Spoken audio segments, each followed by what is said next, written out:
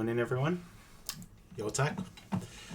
W mainly split for sure. W streamer as well, Tack. Hope you pass the demon Joggerel this time, like I have, because yeah, it's tough. It's tough not knowing about the thing with doubles. Yeah, and you even didn't you even fight him? Like you intentionally fought him to pass him, so you didn't have to do the doubles fight to get into Salation. Kind of crazy that that they did a quiet little hotfix, which prevents you from skipping that double. Yeah, now punished, or just maybe the communication on the update was not good enough. Like we can't be losing runs to that. Like, it's so annoying. And it's crazy because you actually fought him and beat him. Yeah. Prep the double. Yeah. I was deathless to that point. I mean, I did fraud the rival fight by Torterra missing Stone Edge on my Vespiquen, but I did the route deathless until I got to the double and I lost Wish Cash. Yeah, it was unfortunate. I had some visions with Future Sight. Maybe it could do something, but we'll have to wait another day.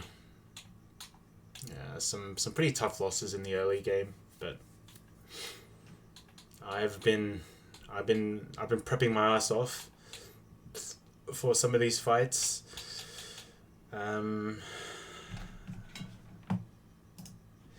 They're not 100% consistent, but what can you do, you know? But this is where I left off. This was the last fight. Got a couple of encounters. Yeah. Yeah, slowly the delay mons are starting to come online. So very promising for sure. We have Geodude in matchup already, so the plan is to at some point evolve both and get the Machamp, because I think I want to use Machamp pretty early into this. Yeah. Man, it was tragic though. Watching Benno get the Torchic again, getting some insane mons, and then that happening in Gardenia. I'd be so tilted. But yeah, I didn't really see much else he could have done, really. I mean, there was Chestnut, but he over-leveled it, right? Like, I don't know. I wouldn't have done that much different.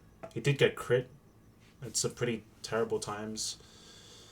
I mean, Delicate, he started off really strong as well. Actually, when it came to Roserade, I was thinking maybe a Sing play could have been heat there, because I did it in this run. My answers to Gardenia was so bad. I didn't have any answers to Roserade, no answers to Torterra, and then the lines for Rotom and Milotic was looking really yuck. So I just, yeah, I've done the Sing strat too. Yeah, no, 70% accurate, and I hit it twice. It was so fraud. It was like, hit the Sing or my Roserade dies, hits the first Sing, and then because of Natural Cure AI, I predicted that it would go to Rotom because it was the one that had the highest damage move. And it actually happened. And then I go into Nido to hit a hard, what's it called? Earth Power. And then I went to, what's it called? I think I killed Rotom with my Delcatty again. It was like, I don't know why I would do that though, because it was probably not guaranteed Shadow Ball. I don't know. Low-key tempted to do the same thing, but the ferret line looks a bit more potent. Very scared of the Rotom. Not fair. I think that's the one thing you've got to plan for, the Rotom. But I think if you can hold the XP with Chestnut, there's some potential for sure. So it's like, yeah, need to get it in on the last burn turn of Miltank or something. Go into Ferret and go crazy, I guess, is what I'm thinking. But yeah, this is not the fight I'm cooking up. It was Noctowl lead. Bit better than just, yeah, no, it's like one crit, like turn one crit, and then it's like, ugh, the line's just ruined. You could actually use Shell Bell or something. True. Yeah, and you'll likely take minimal chip from Thunder Punch, especially if you do the pre-sleep, so you don't have to worry about the para on the switch. But yeah, I'm just gonna try and find a screenshot of the drafts I had for these teams. Penguin, I think it was this one. Alright, so it's Ninetales, it was Miltank, Nido, Mag. Yeah, just I look at stuff off stream. I see something promising, I just screenshot the team and then try to recall it, I guess. Like I wrote some random notes here. This was for just a lead that's coming up, but apart from that, we're gonna see if these lines actually hold, or I was just kind of chilling. Yeah, but to make notes. Oh, for sure. I think if I was like super duper like sweating it, like this battle notes section would be just completely full. But yeah, I have screenshots at least, and yeah. Well, hopefully we get to see this in action, because this is kind of quite techie. Well, not really techie, but just a little technical. Stuff like leftover chip, min rolls, trying to guarantee kills kind of thing, type beat. Alright, what are we doing here? I think it was level 43. 44. Facade isn't calc properly when I go through next time. That Munchlax trolled me. Yeah, true. Yeah, I think, yeah, just change that Facade into a tackle, 80 base power, because I don't think AI sees it doubling to the 160 base power move in Gen 4 at least. Okay. So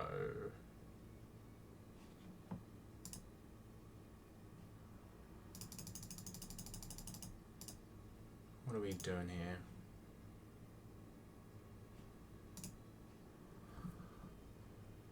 Yeah, that makes it easier. For sure. No worries.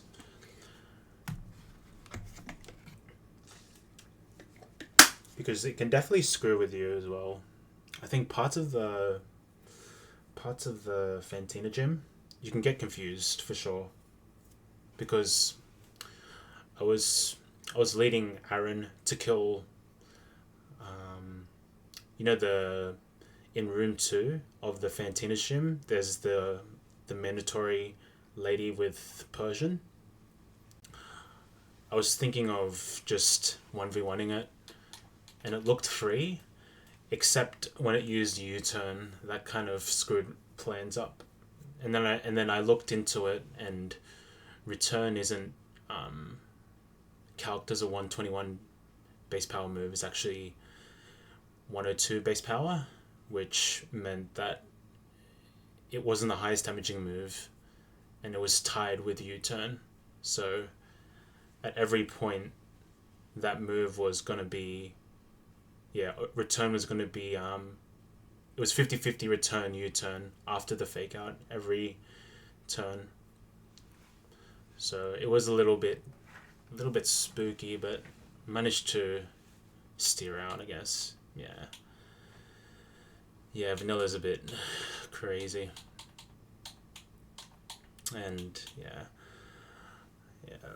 from playing Sterling Silver, another Gen 4 ROM hack, I had a bit of like future sight into all the little traps and stuff, how the AI switch in and stuff. So yeah. But even in that game, they don't use the priority flag, the risky flag, as much as PK does. I think there's only a couple fights with damage AI, like exactly one fight with a risky AI in Sterling. And then you never see like harassment flag and baton pass. It's still a difficult game for sure. I would say it's like harder than Renegade Platinum, bit easier than EK. So it's wedged in between those two games, I think. And a new update just dropped of that game, so I'm thinking of playing that again because I have some unfinished business with it. I wanna beat the post game in that. But yeah. So was this? I should go through my line actually. So I've heard a lot about good things about Sterling. Definitely on the radar. No, for sure. The community banded together once they heard news of Nuzlocke.gg, and one particular runner who fully streamed all his runs, by the way. He posted all his runs on there. I think it was like more than 20 runs of Sterling Silver he put in that Nuzlocke.gg. So he's definitely a GOAT for sure. And it's only a matter of time before he moves on to this, but I think he got burnt out with Pokemon, so he's slowly playing other games at the moment. But someone to watch out for sure. He streams on YouTube. Yo, Benno. 07 to your run, man. All those starters, man. Unlucky, man. For sure. I think once he gets into the swing of things, he's gonna be freaking bang. He'll be in gold split in 40 days, like something crazy like that. Keep getting crit. Oh my god, yeah, it's so annoying. Like I think without that like acid rain stuff happening to you in run 69, there could have been a run going with that one. And then with the current ones, some BS for sure. But yeah, hopefully I had a good stream. Benno, partner, what affiliate anniversary, huge. But yeah, I got some pretty fire cooks with this one. It's always something, infinite metal. Oh, the acid rain stuff. Yeah, go ahead, Benno. It was pretty diabolical. Yeah. Yeah, it was yeah. Charam was just switching forms due to mid-turn switch AI after Benno's Luminion moved second because Nummel used Stealth Rock turn 1, and then he correctly predicted a switch, mid-turn switch, so he clicked Pursuit, which then started the madness. Yeah.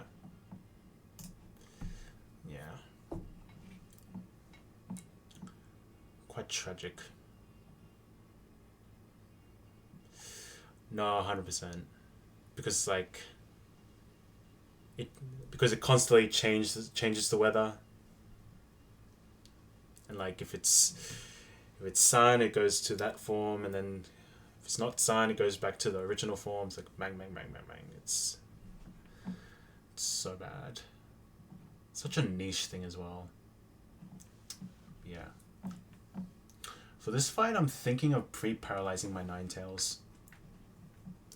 Is that crazy to you?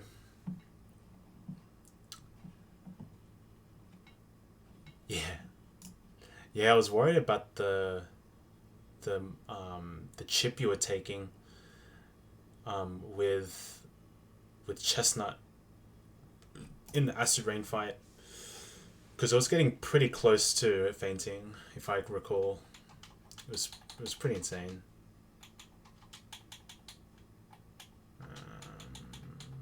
This.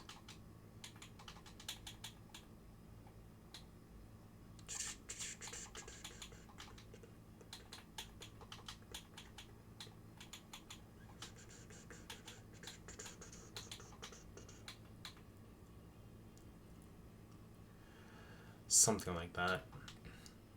I haven't really looked too deep into it. I think Benno might know a bit more than I do. I just know how to activate it, but past that, just looks like a complete mess. And I don't even know if you want to do that for a is it even a cook? Because I feel like it's so RNG. I feel like so many things could go wrong. When proc if you press it in rain. So, right. So maybe take note. Maybe don't do that play in fog, especially if there's a cast form or something there. Yeah. That could be cool for sure. I think the first Cyrus fight is in permanent fog, so there could be a play to use Pursuit, but then Pursuit could miss. Is the thing? Yeah. Well, yeah. As a player, you probably won't have it, but I'm saying with the enemy trainers, maybe they have it. I remember seeing a hyper video back in 2014. Would have been American. God, 2014. Oh my god. 20 years later. No, 20 years later. Oh my goodness. L math. 12 years later. Oh my goodness. I need to go back to primary school. Yo, servers, what's going on, man? I'm in Maylene split, man. I passed that stupid jogger. And we're back. We're kind of vibing at the moment. Doing a cook. Proc the weather. I don't know.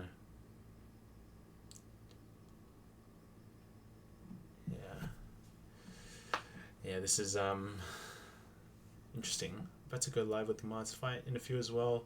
Yo, good luck, surfers. Maybe I'll see how you're doing. If I'm stuck with this cook,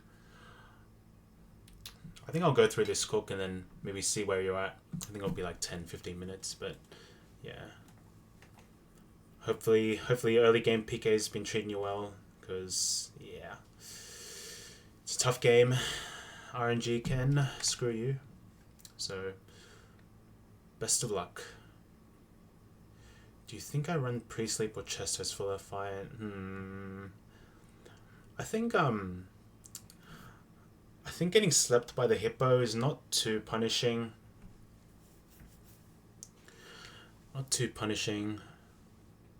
But I mean, if you have the pre-sleep, if you haven't activated the pre-sleep event, you could just use it in Mars if you haven't used it in a previous fight. So you could do that. Yeah. Time to gibble. Yeah, for sure. And then I'll usually save it for Mars and just Chester leads. Yeah, for sure. And then you've got to make sure, if you're doing the pre-sleep route, just heal the sleep off your leads if you're holding chestos, or else they're just redundant and it's just -2 -2 chestos. Yeah, for sure. Yeah.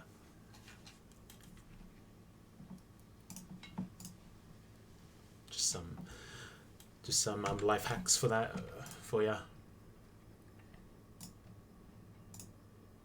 Yeah. Burn a chesto in the Turner XL. Oh no! -1 chesto. But you will get 6 later on. But then after the refill before Hearthome, you don't get much berries after that. Dude, chickens is a curse. Yeah, it's like Bron. Thanks for the advice. It's a really good idea. No problems, Surfer. Just keep sending the questions this way, or in Sterling or SHF. Someone's gonna help you out. Yeah, 100%. Well, you did have a Motham, to be fair, so maybe would you count it as a Bron run? Yeah, 100%. Last time I lost 5 to her because I messed up big time and just reset because I had 4 ones for the forest. Oof. Yeah, no. Speaking of Sterling, yeah, the new update. So I'm thinking of playing it. It's either the inverse patch or the regular patch, the newer one. Yeah, I have some plans. Just to maybe ease the stress of this game. Because I would like to run it back with it. 100%, yeah. Yes, being stuck in briefcase for a couple months, in my experience, has been, it's a bit demoralizing. But ever since I just folded and picked Penguin once, I'm on this super run. Like, of course, like the first run I do of Penguin and I'm already here. Like, come on, man. Yeah, I want an ape run here. I was so close to it as well. I'm so annoyed. It's okay. You're right, Ben. I'll give you that one. But I still wanna push the ape agenda. Show you what it can do. W surfers. Love to hear that. Yeah. No, I think for Turt and Ape, you just have to roll the dice, man. Make sure you hit. Yeah, I wouldn't run Piplup, but in fish maxing. You wouldn't run Piplup if you're fish maxing, is what I'm hearing. Yeah.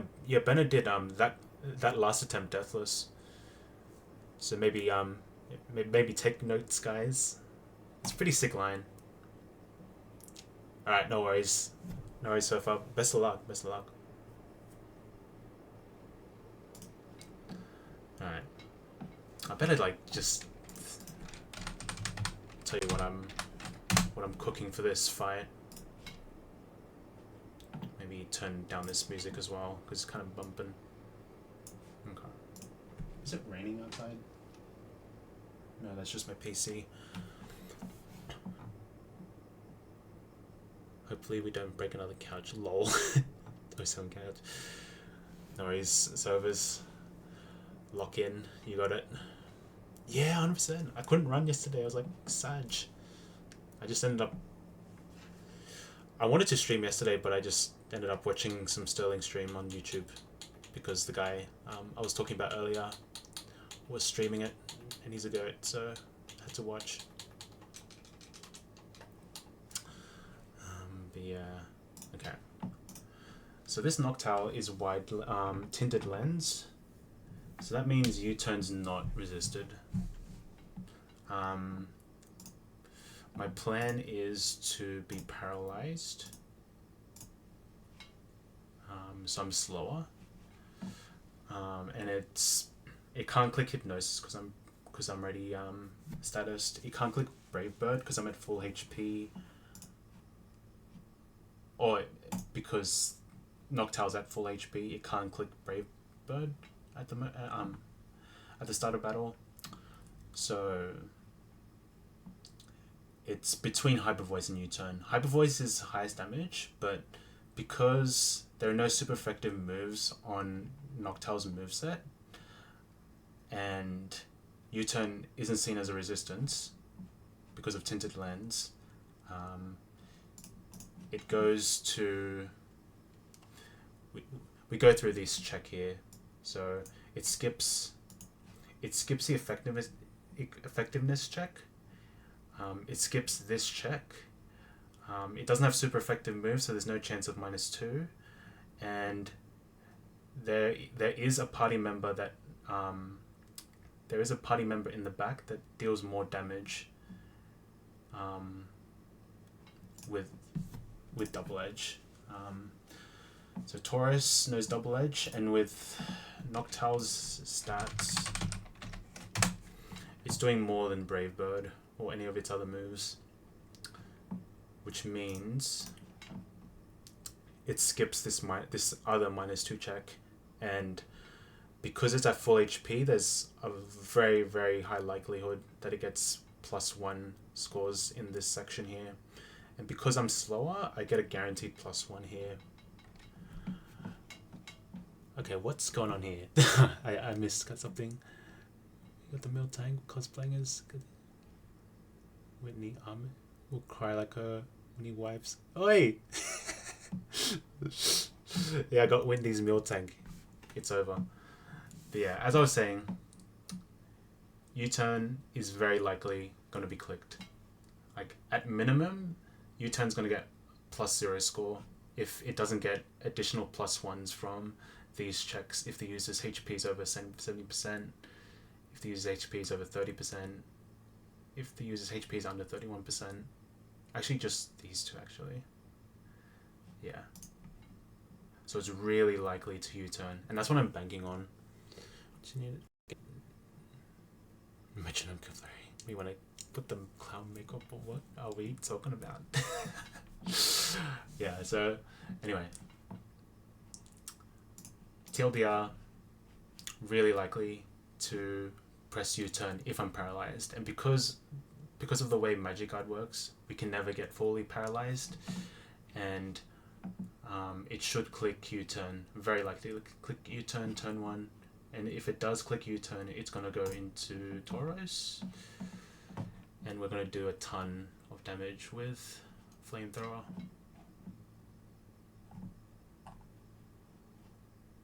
And Taurus is a problem for sure. because this guy can curse on you and sweep you. Super fast as well. I never...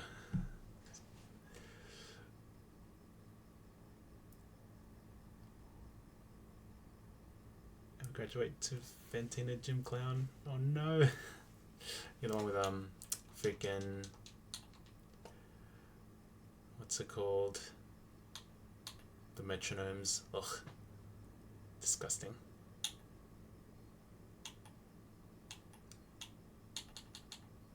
Cursing. Oh no. Did I curse? Oh no. I'm off the sheet. 43. So the idea is to chip this so that something else can come in, and if I go to 45, I'm never dead to double edge.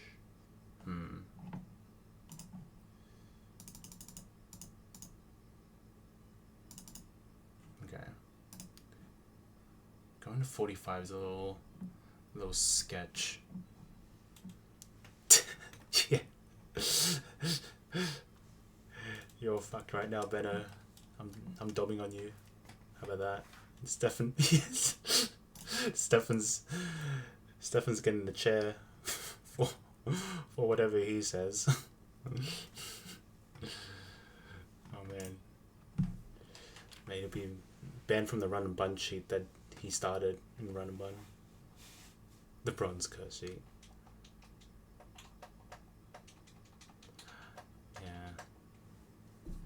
I think at this point, probably people don't really want to play for bronze anymore because there's so many. They just want to go for silver because not many people going. Not many people in that category yet. But I think there are a couple more that maybe just haven't asked to be on the sheet yet. 45. I have to go all the way to 45. It's crazy. I played to want to get that far. No. No, Benno. Now you'll make it. You'll make it to Fantina, man. It's only a matter of time, man. Like, I think you got that early game down. Hall of Fame calls, 100%. Silver calls.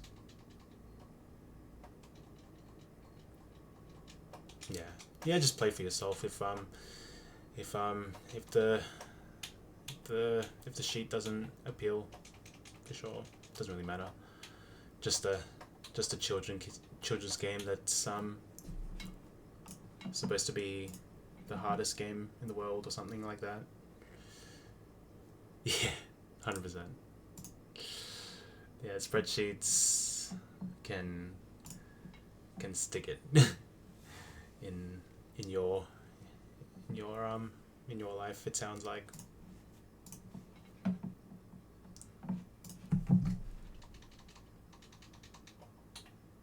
What are we doing here? I really want body slam for the stab. Seismic toss seems chill as well.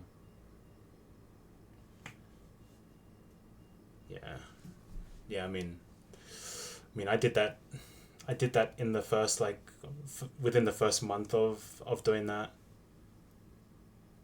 Yeah. But that was before the rule change, and I was just like, stuff it. Am I running yet? I saved the VODs, but CBA. Also got Aqua Freeze on the... Aqua Cutter Freeze? What? I don't know if it's a legal run anyway. I think that's just a glitch or something. Oh, the animation froze. Damn, that's some BS. I already heard this song. What are we doing? What is this?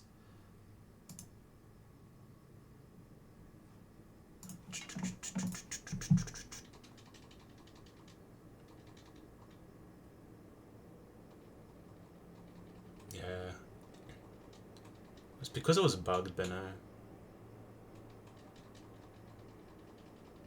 But now it should be fine. I mean, I have Aqua Cutter on my moveset, so, and I haven't seen any issues, so it should be fixed.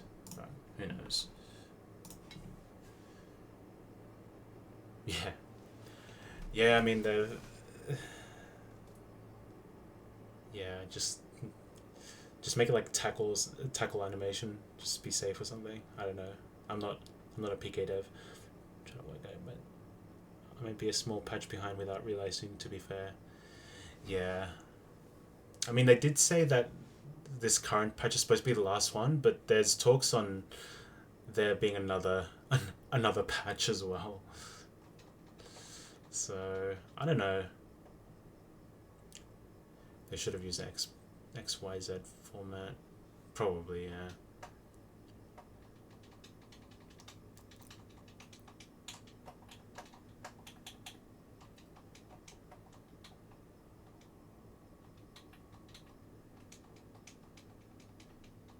Milk drink tech. I wonder if I use a milk drink on Mons during a gauntlet. That'd be cool. Before it was like second, third. Yeah, yeah. It was a bit confusing because I had version 2, 3, 4, and then yeah, the nightmare thing, and then it's like nightmare hotfix v2. Adding a lot of words to patches. But yeah, yeah. Hard to keep a timeline for sure. Alright. So this never dies to a crit. Do a ton of damage with flamethrower.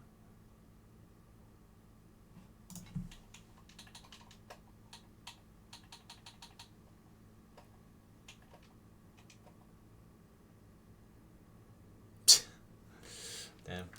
Maybe they, maybe that's where they got their inspiration from. Alright. So at 45, I just kill with body slam.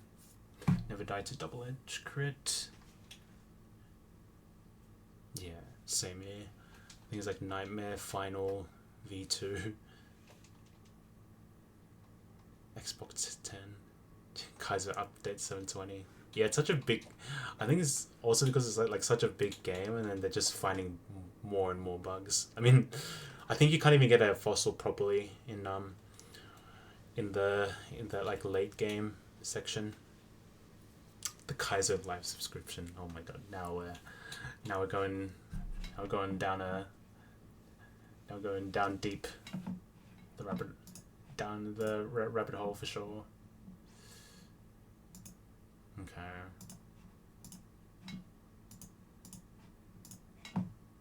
Subscribe for naive. Damn. I think KTZ lost his Makago in the Fantina fight because of the minus special defense.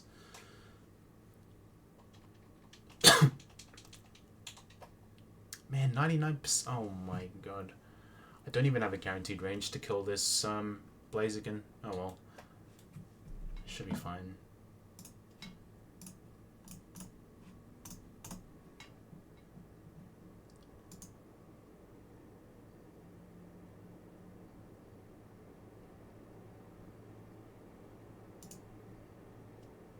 Okay. I think I've got a 44 on this guy. Should be fine against Cacturne. And then I got Chestnut and Empoleon for the Noctowl, I think.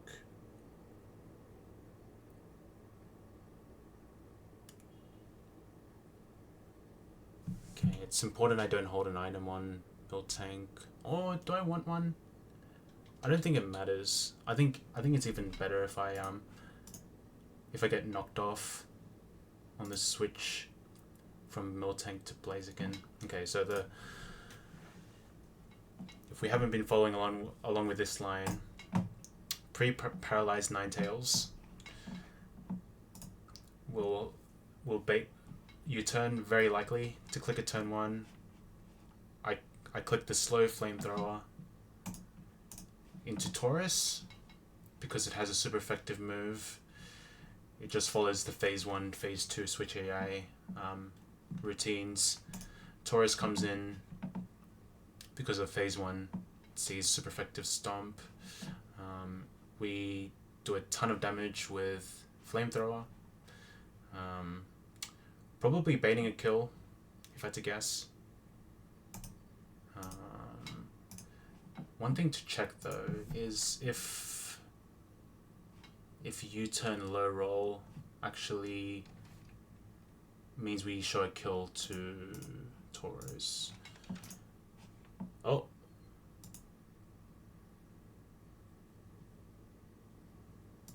Let's get you out. Mods, get him. W1. Cycling road has a cannon weight limit. Just why you only bring 3 guys? Yeah. No, actually speaking of weight, I think the Iron Island has weight limits. I think like if you bring them on that's over 200 pounds, then the amount of Pokemon you can bring is limited. Yeah. Yeah, pretty niche, pretty interesting mechanic. Maybe a pain in the ass to playing around, but yeah. There's a bed I think in Iron Island too, but the chances you get hit with the Darkrai fight is much higher. So if you're a fat runner, does that mean you wipe? No. No. It's all dependent on the Pokemon. Imagine you have to go on a scale. You have to input your weight on stream. How humiliating would that be? Does the chance go up to trigger? I don't think so. I think it's just certain beds can trigger the fight, the Darkrai fight more often. Yeah, that's what other people have been saying, Benno. Like, doesn't really make sense. Yeah, 100%. Yeah, Dawn's just cheating. Dawn needs to be taken off the sheet. Or we need to do some changes. Yeah. L-Law.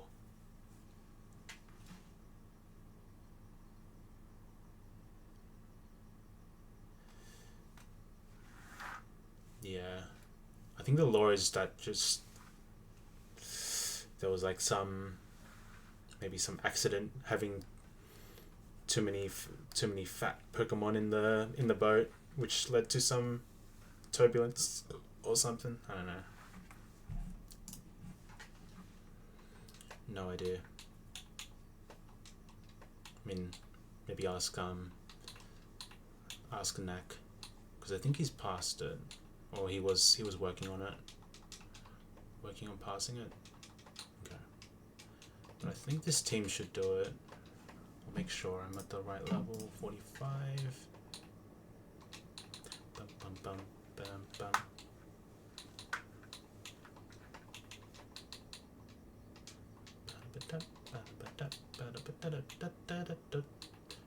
Let's put like Destiny Knot on this, like a Bright Powder on this. Yeah, Squirk is in Candace Split. I saw him. He was in that like snow section. It looked terrible. It looked so bad.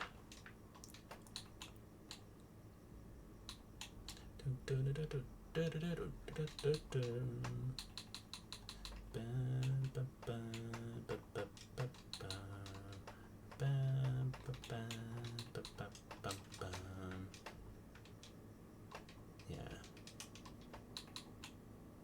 And I think there's another guy, Luck Mission, who passed Candace pretty recently as well. So pushing Volkner.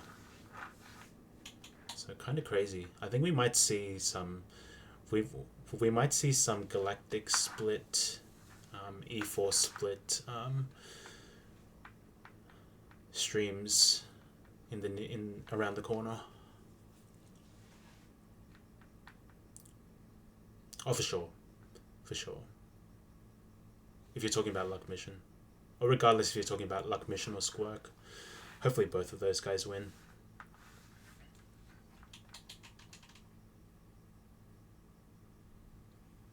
Yeah, both. Yeah, 100%. Yeah. Also say yeah.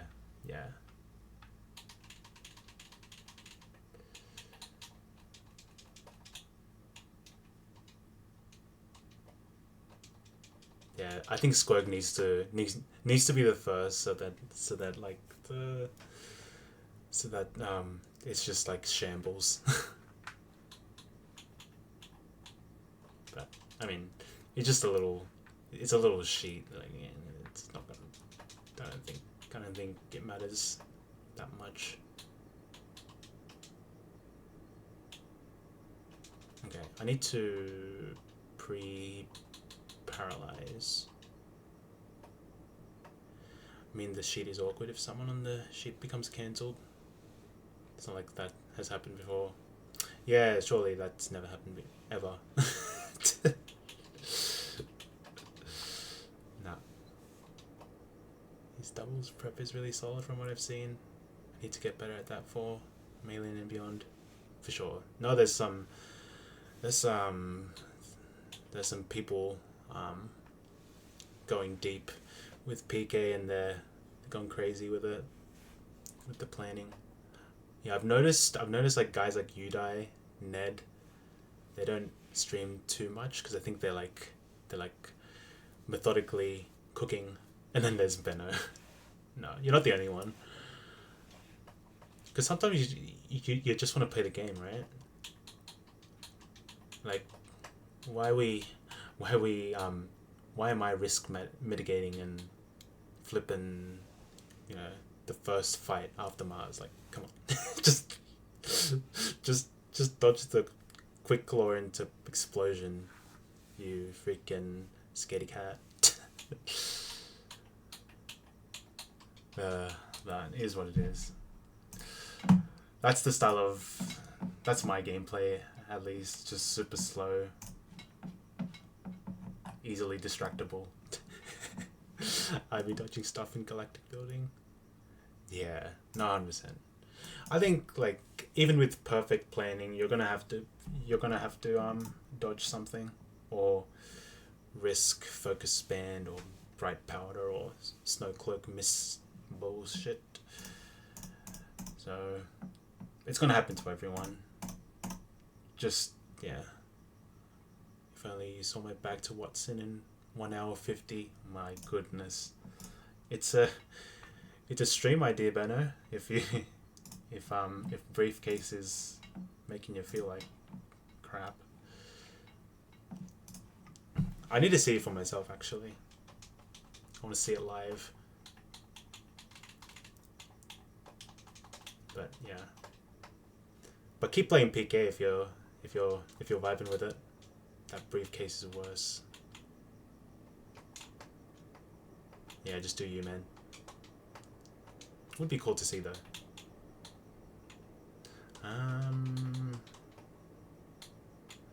Do I want quick claw? Maybe I want quick claw on this guy instead. Just so this guy can this blazer can click knock off.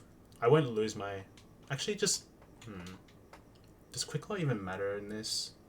I could just go like amulet coin, but who knows? Parrot was stuck there last time. Oh yeah, yeah. I saw Parrot. I do see Parrot in the evening streaming, and it's just like we see the struggles. I think that's the only drawback of Parrot's game style, because I think I've heard it's just send it, full send it, the way that guy plays. But I mean, if you can get lucky enough and get to Volkner split in a week just by sending it, but yeah, you will get punished at some point. I like EK, but people don't want to watch it. You could like pivot games kind of thing. Just bait him with the PK, do a couple of briefcase rounds, and go to change it to EK real quick. I'd be so tilted if I went past Vault. Yeah, Boulder, like some crazy way to end it. I'd be so pissed. Focus band. That was big gaslighting us. Yeah. Yeah, it's just like, oh yeah, you got soft locks, Kaizo, yay.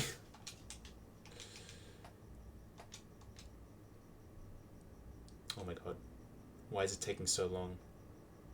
Oh my god, I thought I got Darkrai. If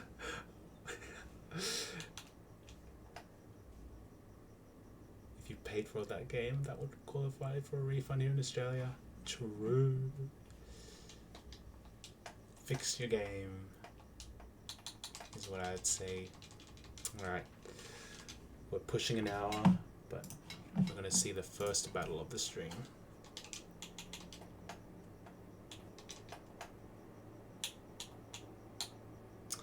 Hopefully I don't lose my Destiny Bond. Oh, Luxa! Thank you for the follow.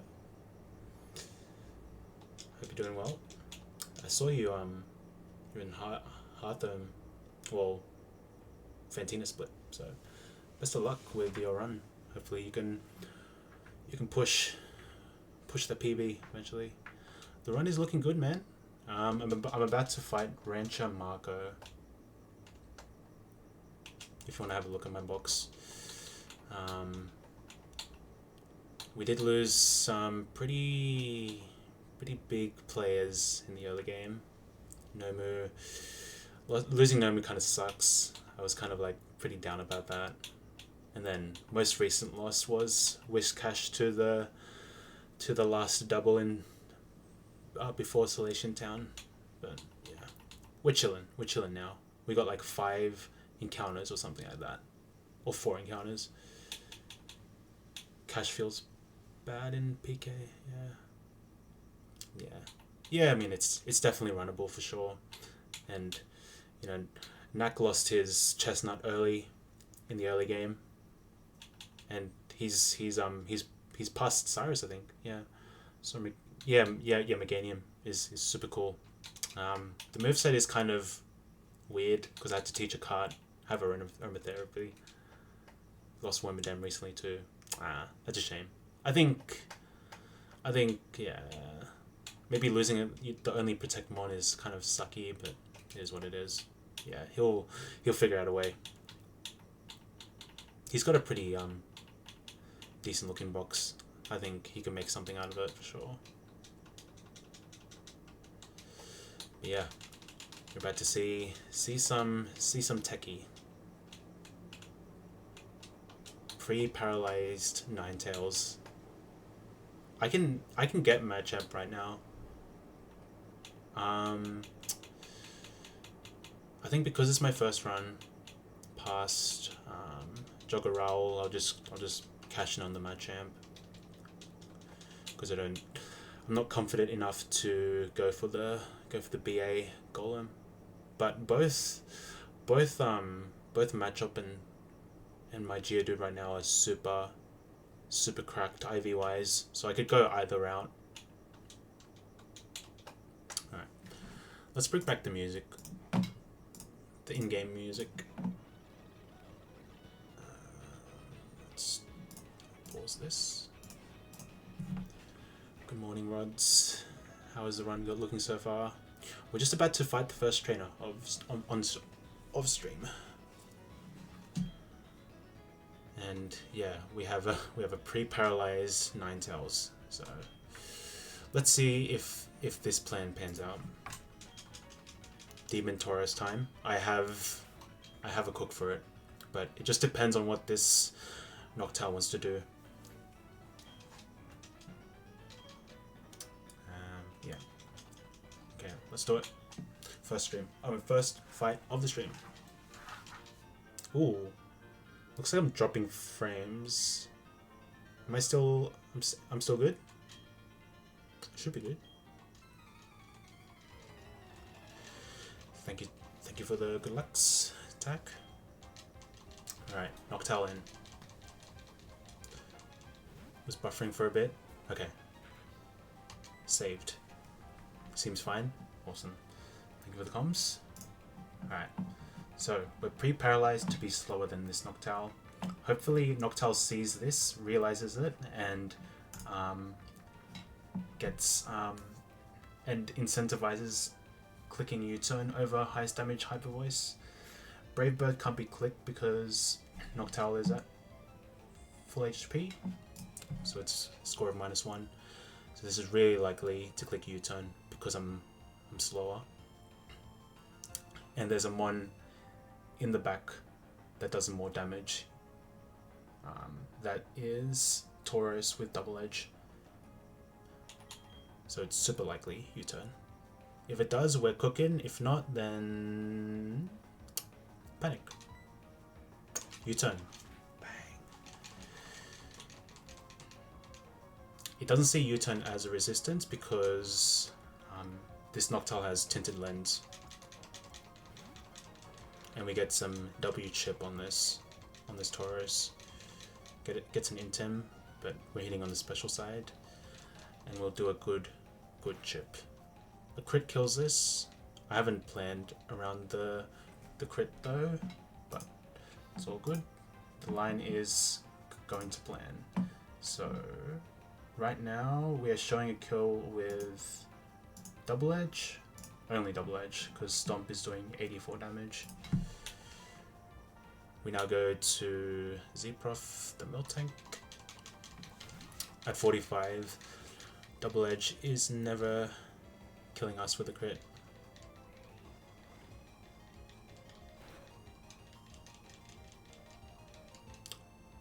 Ooh. Forgot about the Magikarp full power interaction. Yeah, that's a niche little thing. Now, is there a chance of switch AI? I didn't consider that as well. I think there is because I moved last. It could switch out to Blaziken because it resists Flamethrower and has super effective Sky Uppercut. But we're faster here at least, so we have a chance to kill this. Okay, all good. There was a chance of switch AI. We dodged it. Bang. I think the biggest threat of the fight is down. Now Blaziken comes in. Now. Alright, what are we looking at? So Sky Uppercut is showing kill. Nothing else is seeing kill. Except for Sky Uppercut. So for Sky Uppercut we go to Ganon. Ganon, the Nidoking. We held the Bright Powder, I believe. Let me just check that. No, we're holding the Quick Claw for some silly reason. I don't think we need it. I think it was better to give it Bright Powder, but whatever. Yeah, I gave it Quick Claw for some reason. Earth Power is a very likely range to kill.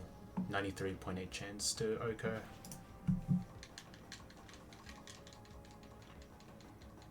Nice. Could also crit as well, but it's all good. Alright. Now it's Noctowl again. And Noctowl's still at full HP. I didn't check this actually, so I don't know the chances of U-turn now, but I think the play is to stay in.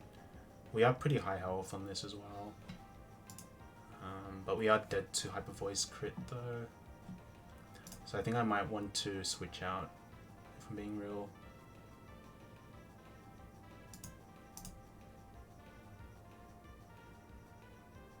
Yeah, because this could go for Hypnosis, could go for Hyper Voice, U-turn. What's the best play here?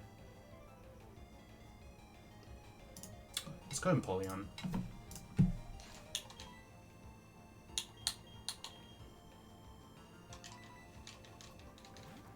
It could U-turn because of the Tinted Lens thing. I'm just not sure what the odds are.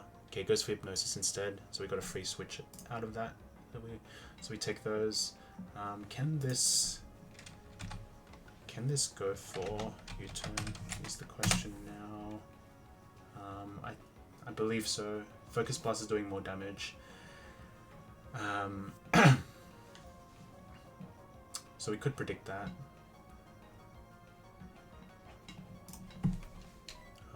but I think we just stay in and just get some big chip. It doesn't really matter. Let's just go for an agricotta, just if it decides to. Okay. I could have gone for double hit expecting the U-turn, but that's fine. Still get a little bit of chip at least. Okay. This can... So highest damage is Focus Blast. Could go for Worry Seed.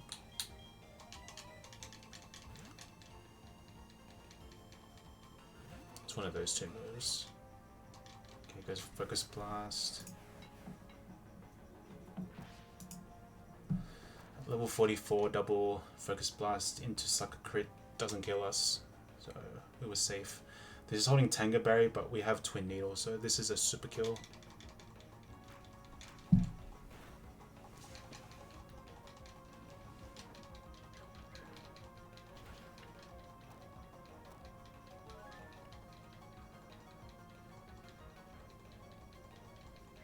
Yeah. Really handy move to have Twin Needle, especially for Tango Berry mons. Okay, learning Flash Cannon is definitely a decision that needs to be made. Do I need Misters is a question. I didn't think of that. Because Steel as an attack is not gonna be that useful, if I'm being honest. But I think I do plan on using it. I do plan on using it. I'm just looking ahead. Just give us a second.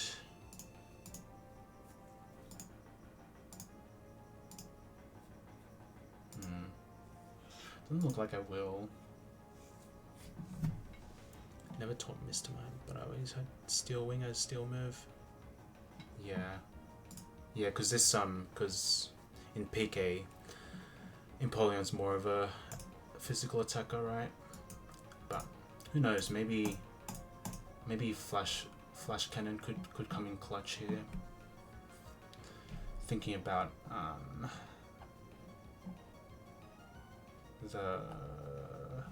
the Veilstone fight. I don't know. Maybe this is gonna be a weird decision, but I don't think I'll teach it this time. Could be a mistake, for sure. And if I am punished for it, then we scale it later. I'm not gonna teach it.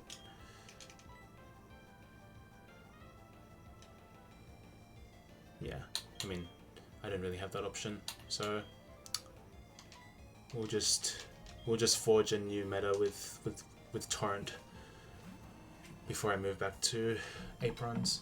Okay, let's go back to where I was actually. Couple more fights. This one, okay. So Noctowl, I mean, Cacturne down, it's only Noctowl left. Am I dead to anything right now? We are dead to Hyper Voice, but this can click Hypnosis. I think it's time for Chestnut now.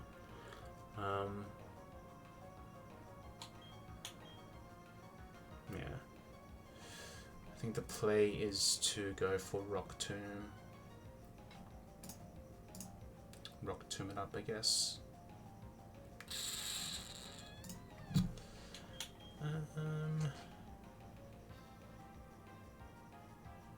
Rock Tomb it up or Will-O-Wisp? I might want to get a Will-O-Wisp off on this Noctowl, because once this gets to lower HP, this will want to go for Brave Bird. Yeah. So the fight's not quite over yet. This Noctowl could ruin my day here. Because of that, I need to recover right away. Or What do I have? I have Shell Belt. Okay. And I only have Heat Wave on this. Okay. Wait, this can't, I don't think that this, on Makago at least, this can't Brave Burn on me because I resist it. That's fair. So you only have to really worry about Hyper Voice. Am I dead to Hyper Voice now? No. So I think I should get a Rock Tomb off because I'm never dead to Hyper Voice crit, and I can count on AI not clicking Brave Bird right now. I just need some damage off. Never dead to this.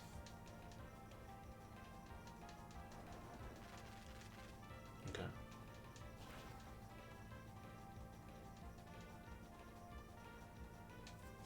Big chip. Big chip. Alright, and big Shell Bell recovery. That was kind of clutch doing that. We are dead to Hyper Voice crit. We probably need to switch out. Are we dead to Hyper Voice crit on Ninetales? We are, sadly. I think I go to Empoleon, right? We'll go Empoleon.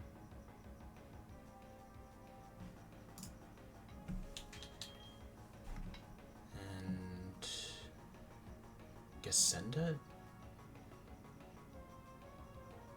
Never dead to Hyper Voice crit. This could also Hypnosis. Is there a check on HP? No. Okay, so this can just Hypnosis on the switch.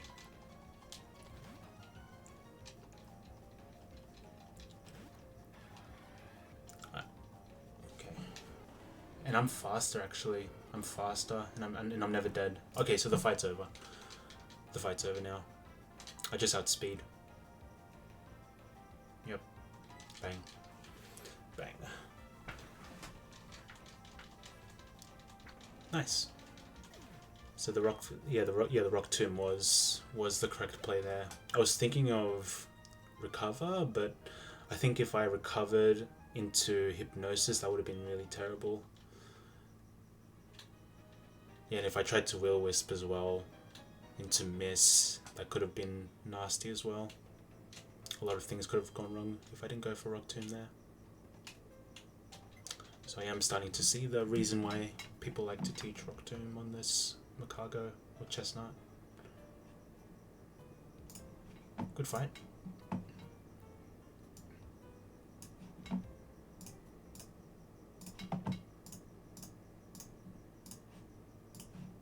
Alright.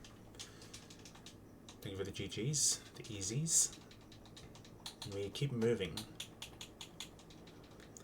So the next fight, I think, is a doubles, right? Well, technically it's Jogger Wyatt, but I think the play is to go left side, right? Yeah. You take your bike, go up the slope, and then you fight the double from below, I think. Or you fight him from above. Yeah. That's what I was thinking. I haven't seen any VODs myself, but I think that's what you want to do, because I think dodging the jogger from below looks harder, and I think there's less time to react as well. Like if you mess up the timing there, you're kind of screwed.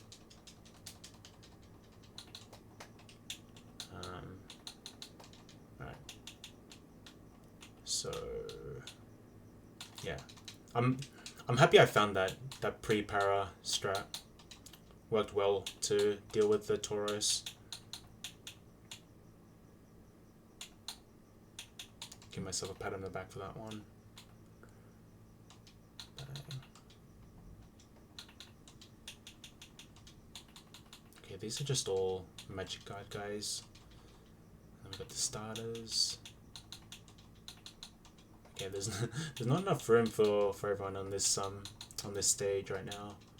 It's getting a bit hard to manage this.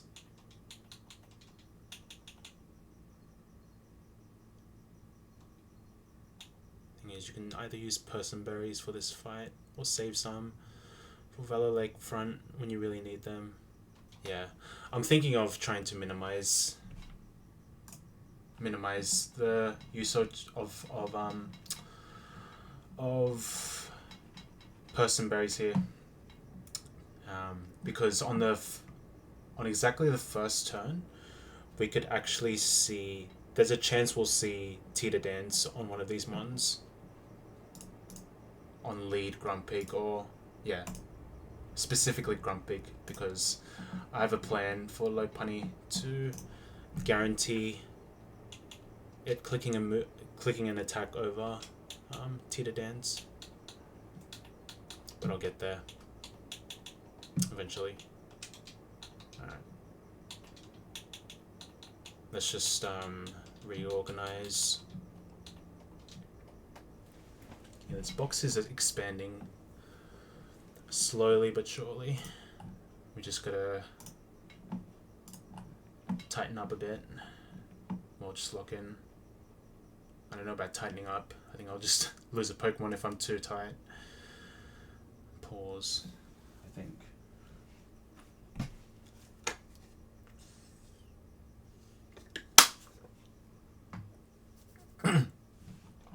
Okay, what are we doing? So let's go back to the screenshots. Alright, what do we have planned here? Okay, so Lotad, Muck, Aaron, Nidoking, Vespi, and Zatu. Okay, what the hell was I cooking? A freaking Lotad. Are we being serious right now? What the hell? Are we actually being serious? Okay, so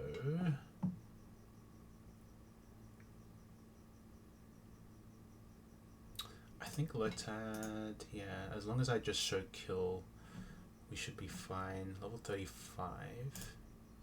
Okay, and I think we need to level up this muck a bit. Lodi W. It's not even going to be a Lotad W. Oh man. Oh, even this learns Tita Dance. Interesting. Maybe I could fraud with it. I also have to think about what I teach this Lotad as well. Because this Lotad has not been a thought in my mind at all. I just caught it in Eternicity, was sad about it for a moment, and then it never saw the field. Up until now, potentially.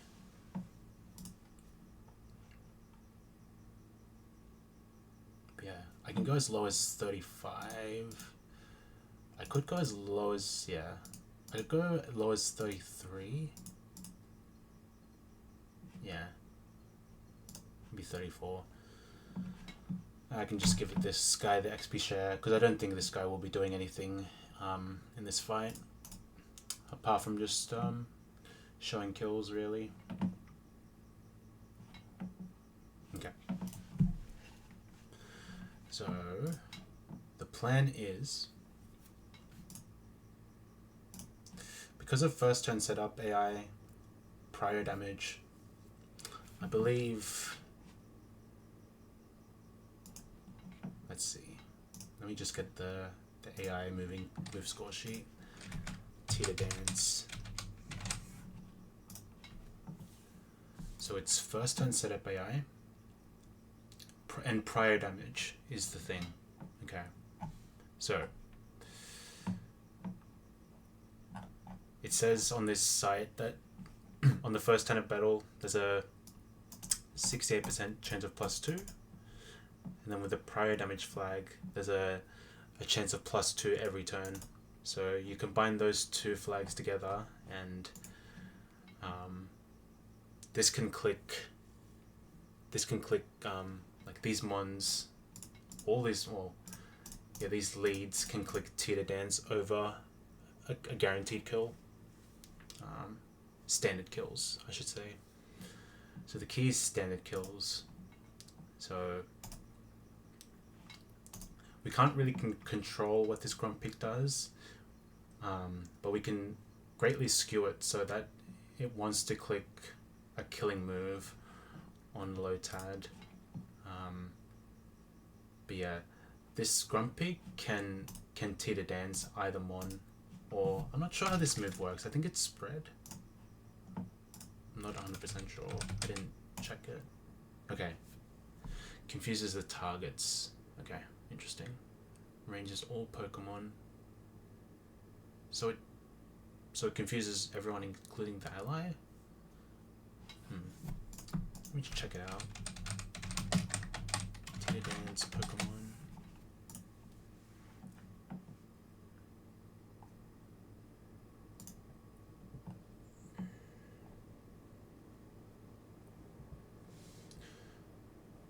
Teeter dance confuses all Pokemon adjacent.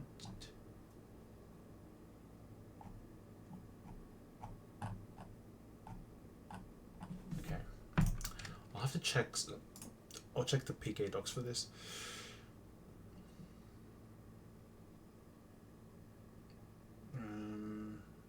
Trainer docs.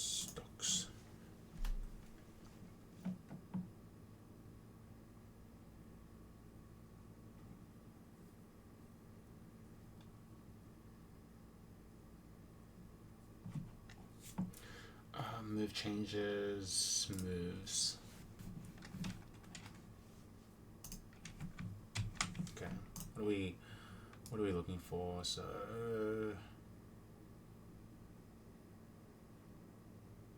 okay, targets. Okay. What's a move that hits everyone? Love Bloom.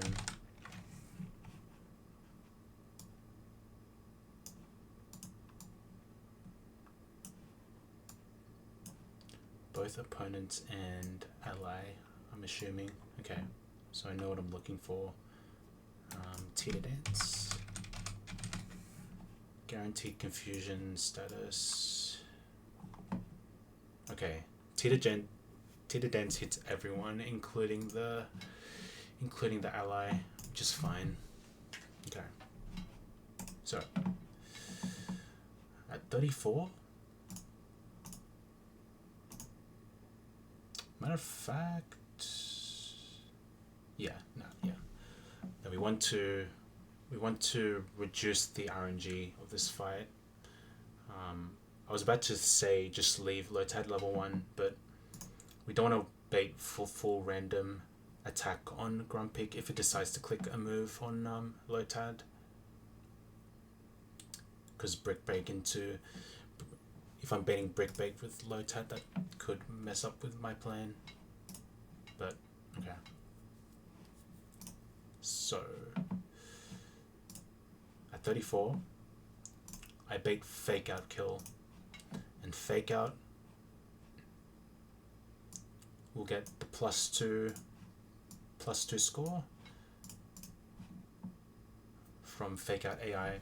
And then you stack that on top of Evaluate Attacks AI, and on the first turn of battle, Fake Out's getting +6, which means Lopunny can never click Teeter Dance, which is really good. Really good. And then what Muck can do is kill Grumpig. Kill Grumpig while it does whatever it wants to. We'll never show kill with Muck, but this guy can teeter dance all at once. So if we hold a Person Berry on Muck, we should be fine. And then with Lotad, we just need to show kill. With Zen Head Battle Bounce, doesn't really matter as long as we don't show kill the Brick Break. And then what's going to happen is Lopunny is guaranteed to click Fake Out. We go to Aaron, and then Grumpig can do whatever it wants.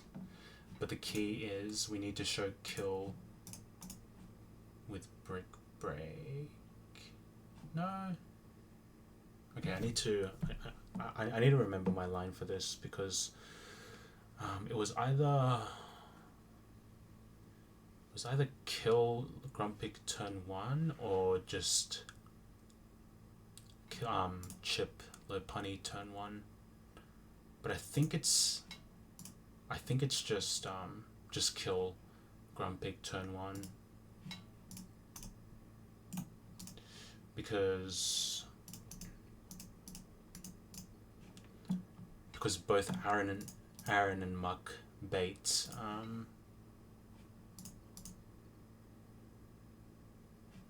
they bait Pikachu, because for Muck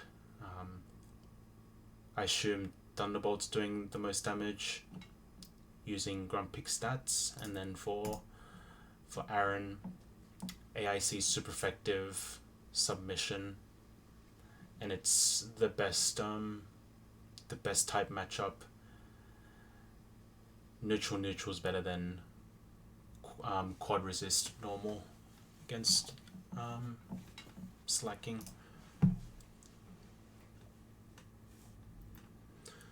So that is quite consistent. I'll just run the tape through before I start doing other things. So, okay. The plan, at full health, at 34, I'm always showing fake out kill on Lopunny, and the way the AI works for fake out, it's going to have a higher score than Teeter Dance. So this Lopunny can never Teeter Dance. It shouldn't be able to, at least. Yep, no chance. And then this Grumpig can be a little bit random, but we're going to be showing kill with these two moves. Doesn't matter which one it clicks. It could even click Teeter Dance and I would be fine with it.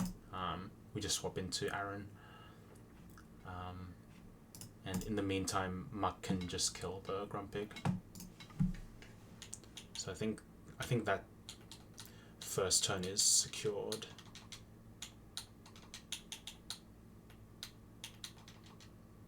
Okay, I need Muck.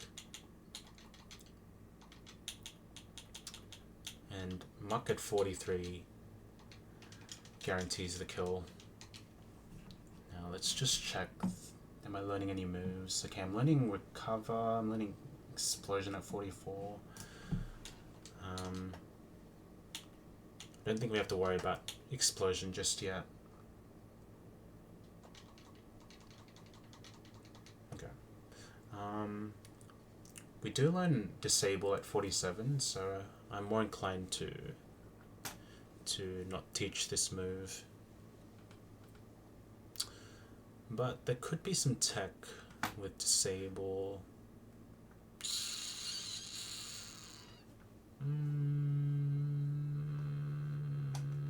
Nah. Okay, 43. 43. I'll give this guy the Veilstone, so I don't have to worry about evolving this. I would like to keep Lotad unevolved, so I get access to the big moves earlier. This is just going to be the super delay mon. It's not even that big of a delay, honestly. I mean, get Energy Ball at 50. Yeah.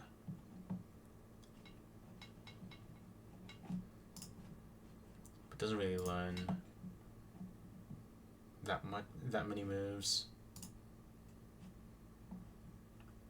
I mean, even Lombre is not really learning that many moves that strike me. Ice Punch, but this is a quiet natured Lotad as well. I mean, I don't really see the vision with Lodi. I mean, with Rain Dish, it's basically leftovers in rain, so that's something. Okay. What are we... It's level 34, right? Yeah. Yeah. Alright, what do we want to... What do I even have on this low tide right now? Bubble, Tackle, Astonish.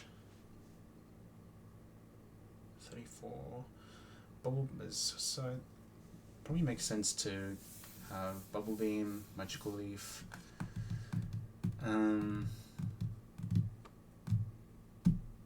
Razor Leaf maybe? I'm thinking those moves are now. Magical Leaf's just good to guarantee hit mons. Absorb just for the dark coverage, I guess. Nature Power could come in pretty niche, could be cool. Although Razor Leaf, I feel like there could be some value with that.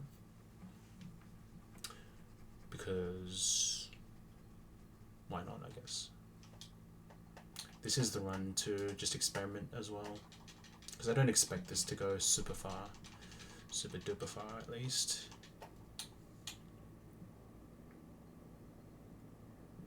Yeah. Just get rid of this. I don't think Astonish is going to be clicked at all.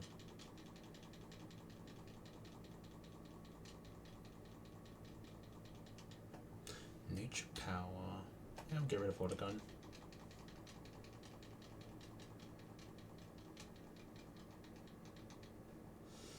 Okay. 34.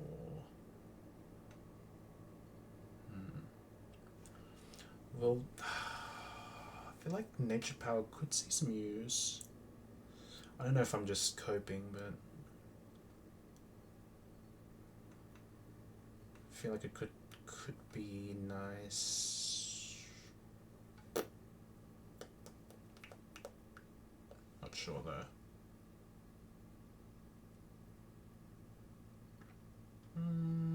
Get rid of... Oh. But I know I definitely want to keep... I want to keep Magical Leaf in the moveset.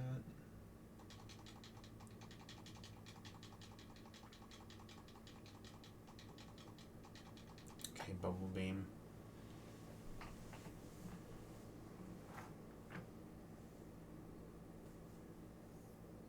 I mean, we'll see. I think Nature Power's pretty random in double battles. I think there's going to be some sections with double battles, so it's kind of swaying me towards keeping Razor Leaf.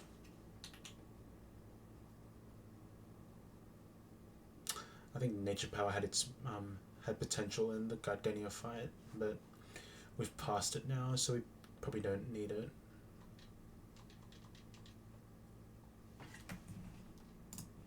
Okay, 34 now.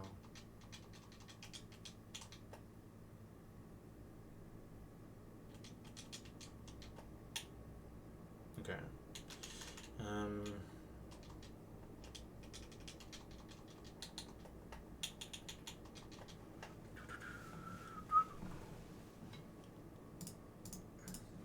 Okay. So turn 1. I show Fake Out Kill. Grumpy can do whatever it wants.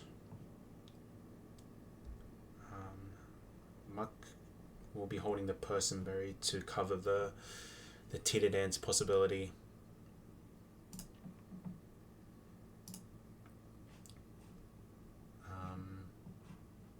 And on all of these moves, we swap to Aaron, who takes nothing from Fake Out. Doesn't really care about Zen Head Bottle Bounce. Tanks them all pretty well. We don't even have to worry about the thing. Mr. Brosnan asked for your diary. No, am I going to get infringement, Mr. Clouded? How you doing? We are chilling. Did I just talk to myself? Damn. Good mate, good. Nice. It's good. Wait, I'm in the wrong scene. I'm calculating a fight right now. So I show kill with fake out. I show kill with these two moves. I go to Aaron on the fake out and attack. Muck kills the Grumpy. And if Aaron and Muck are out, it's always Pikachu. Pikachu doesn't see kill on Muck, only Aaron. Sees kill with both Thunderbolt submission. We swap to Nidoking. In the meantime, Muck can get a poison jab off, or just any sort of move.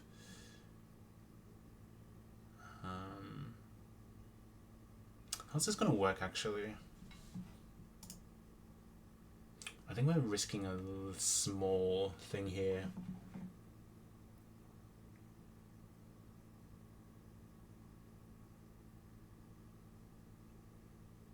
Wait. No, I think it's good.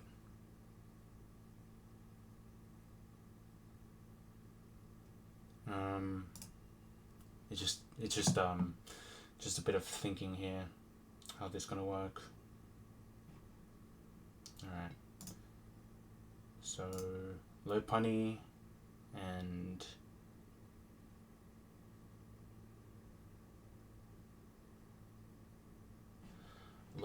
Pikachu is in if I kill this Grumpig.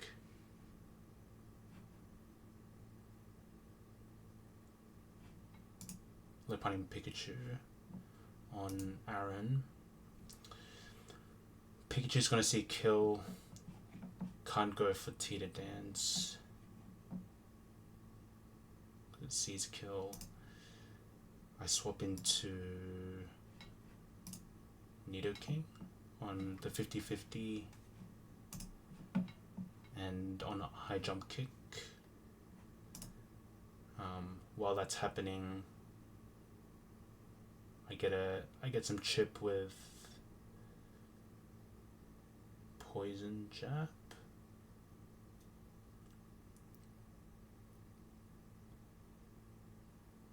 But the problem is once Nidoking's in and Muck's beside it, low punny should be 50%, half health. And then Pikachu is in as well. I outspeed the Pikachu. But then the issue is the Pikachu is faster.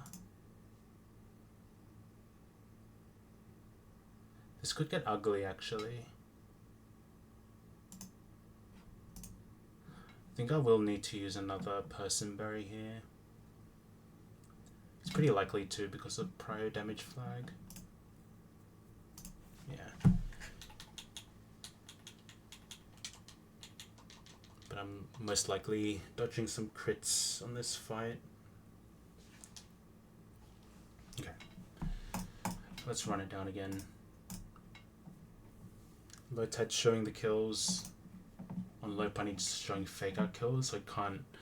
We'll never see double Tita Dance shenanigans. We go to Aaron.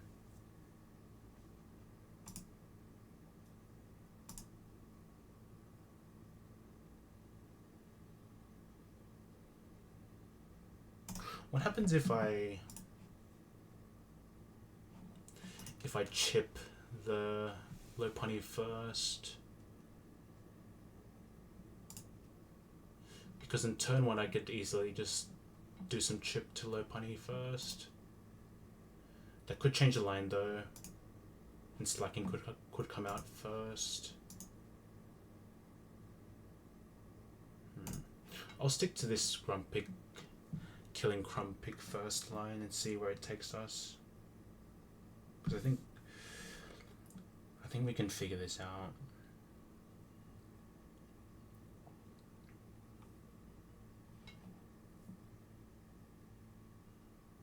Okay, so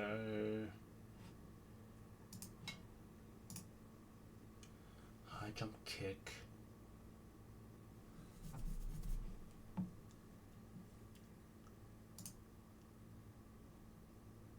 So I swap in from Lotad into Aaron.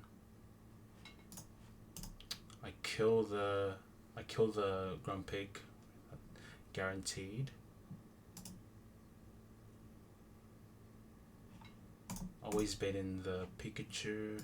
It sees kill, which is good. Do I want to kill Pikachu is the question now. Because that could be better than what I had in mind originally. Because I can definitely go like 45 at that point. And ignore the...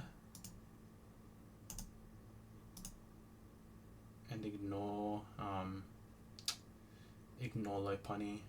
But then Lopunny is just kind of going ham with its moveset though. I kind of want to get rid of Lopunny as well. Yeah, I'd rather Lopunny kind of out of the way. Yeah, let's just write it down. Like Lotad baits plus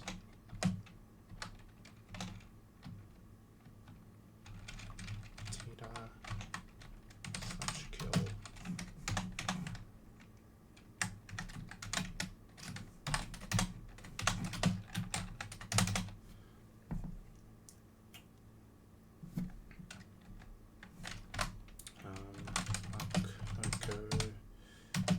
Goes Pig, Lotad, Aaron,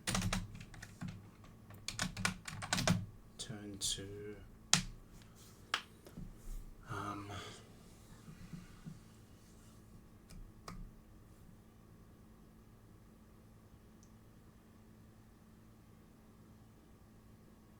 yeah, turn to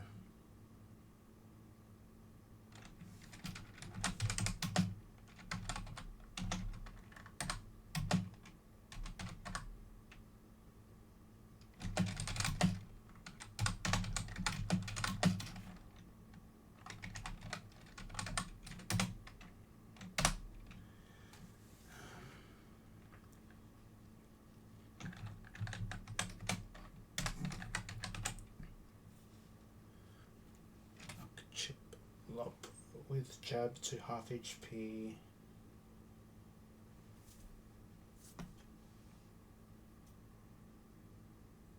Okay, and then Aaron pivots to... Could I go to Vespi instead, or one of these guys instead? What happens if I do that? Because I could definitely use Xatu to kill Lopunny. The problem is Pikachu.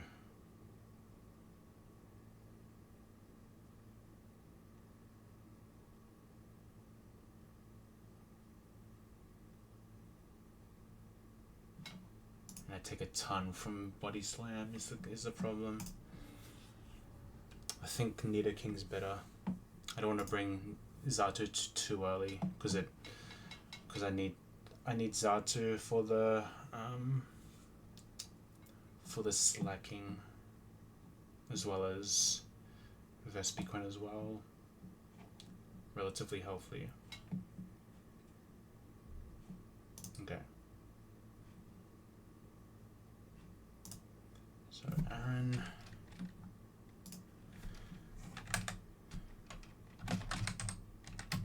Get in on Pig slot. Muck chip with punny with jab to half HP. Aaron pivots to Nido on high jump kick plus T-bolt slash sub.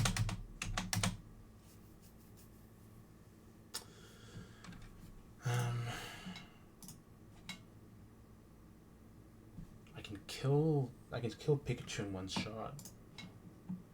That's pretty cool. I probably just have to dodge a potential crit on Nido. Here's what it is, I guess. Maybe even a body slam. Body slam.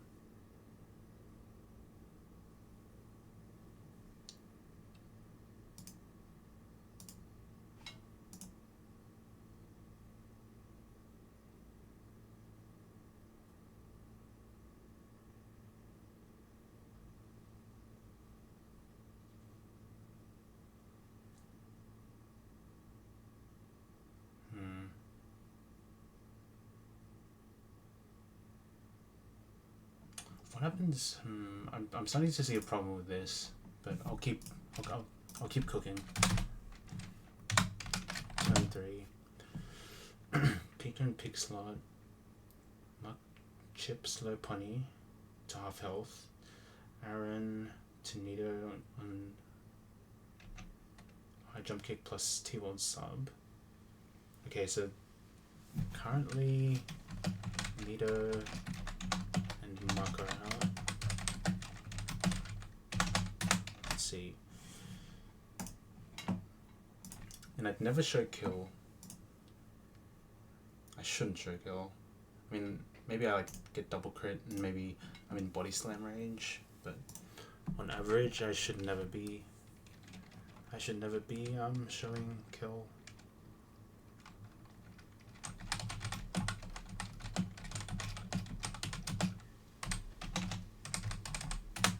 Both Mon don't show kill. Moth is half HP. Pika is at full.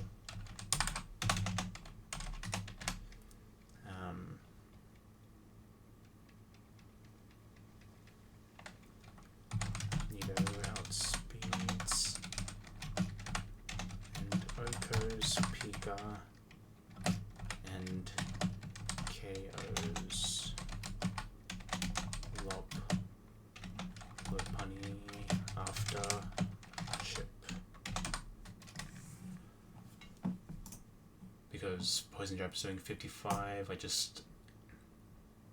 I click a Poison Jab. I could go 47 to outspeed.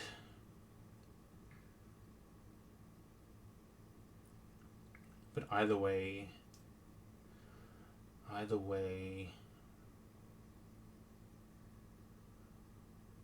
think Nido has to do something here.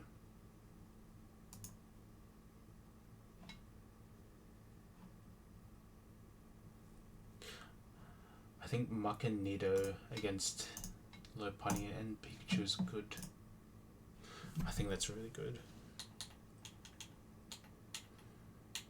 And the hope is that turn 1 I don't lose my Person Berry on Muck right away, because then we're safe from Teeter Dance. One Teeter Dance.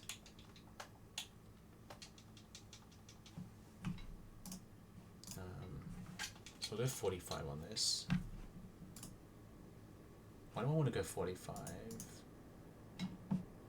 Can this still work with 43 is the question.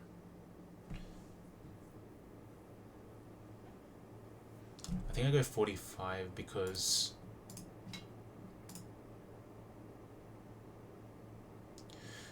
Muck can kill Pikachu, and then with 47 I outspeed the Lopunny. I think that was the play. Yeah, and then if Muck crit kills the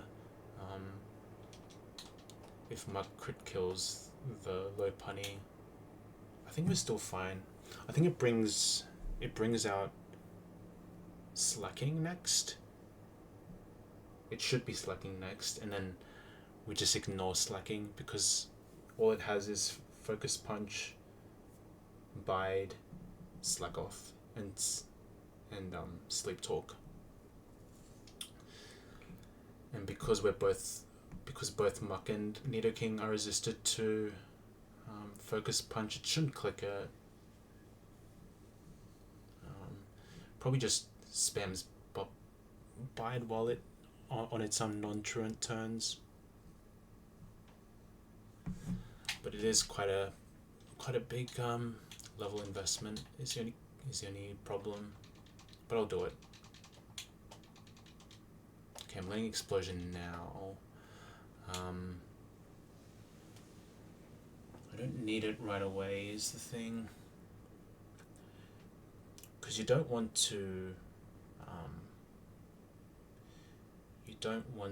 explode this. You just want to have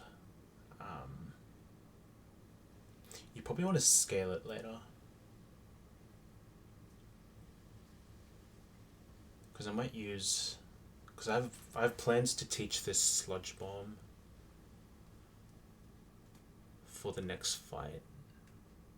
After this, an explosion, I don't really see it being clicked at any point. If I need it, I just scale it in Pistoria if it makes it that far. The reason why I'm doing that is because, I don't know, I feel like losing Muck, having that options, like, in the short term might be good for tempo, but in the long term might decrease my chances at getting further in the game. Because the goal of this run is just to make it as far as I can. Anything beyond this is a bonus as well. Okay, so what are we doing here? 45, 47.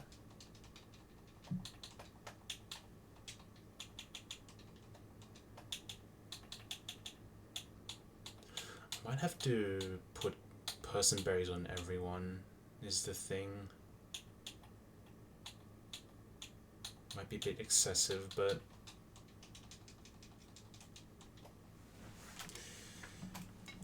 let's see. Okay, so we're up to turn 3. So at this point, Grumpig's down. Pikachu comes out guaranteed. Nidoking's taken a bit of chip from high jump kick and potentially submission. So okay, I'm never dead to Thunderbolt on Pikachu, on Muck. Okay, double target is an issue for sure. Also Thunderbolt could be bad, but I don't think there's any play around it. I think this turn 3 is just going to be the deciding turn. We could see a potential frag from the AI, which would be terrible for me, but I don't think there's a better way to get out of that. Yeah.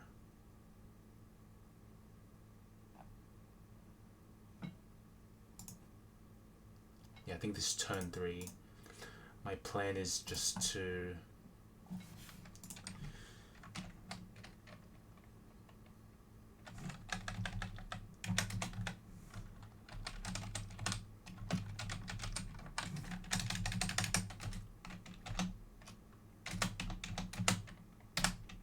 for Nido outspeeds Lob and kills with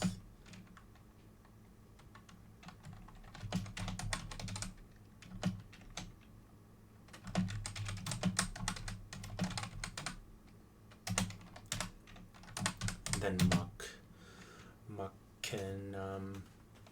can kill Oko, Pikachu from full HP at 45.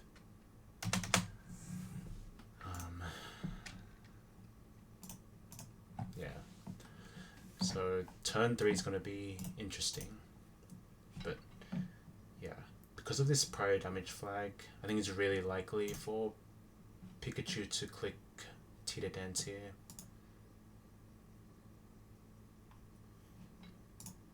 Even though Bunny could click Tita Dance, but because Nido will be faster, I just kill it before it can do double Tita Dance.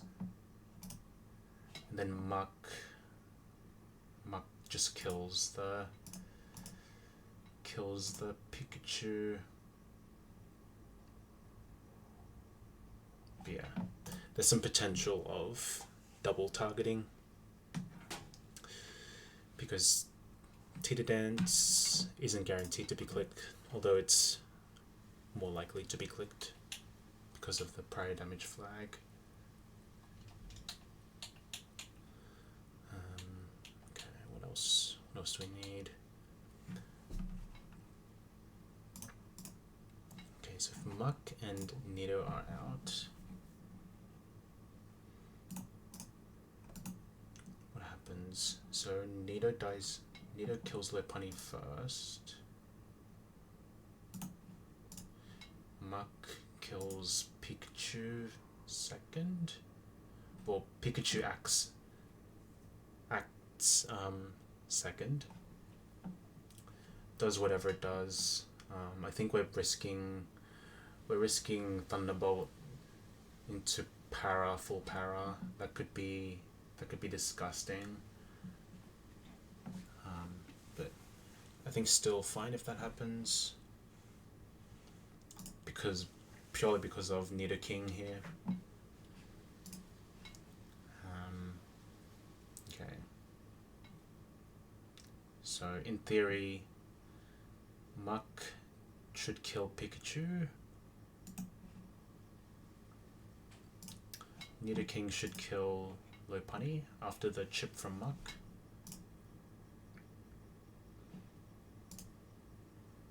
And then, according to the Switch AI, the highest damage, the P2 Switch AI, it should be Slacking next on Lopunny's side. And then on Pikachu's side,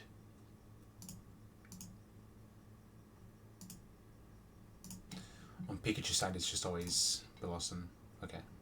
Well, I guess that's the only really logical thing, because those are the only two mons left in the back, so it doesn't really matter what order in which they come in, they will come in. Okay. And then Nidoking should kill the Blossom before it can set up, before it can click Stun Spore, Tita Dance, or attack. And then Muck can do whatever, really. I have Quad Resists in Vespi and Xatu, so we should be fine. Also have Confuse Ray for the slacking. It shouldn't be too difficult at this point. It's just this turn 3 is kind of a bit RNG. I think we could get unlucky. Also, we could start off with some bad luck if we lose the Person Berry on Muck turn 1, but we'll see.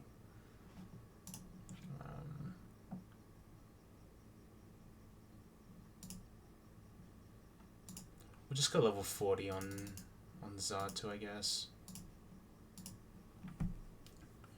We don't need to use the I don't think we use the pre-sleep at all on this fight, now that I think about it. Could be nice though. I think it'd just be nice to have, just for the peace of mind. Because maybe there's a world where the line goes wrong and then I could potentially get stun sport or something on maybe my Vespi or something. Yeah.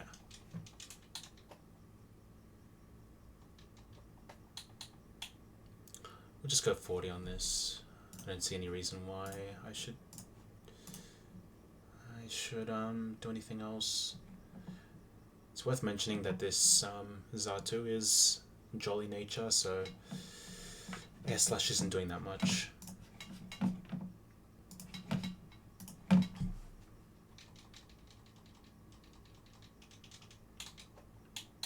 I think that's how I'll start this up.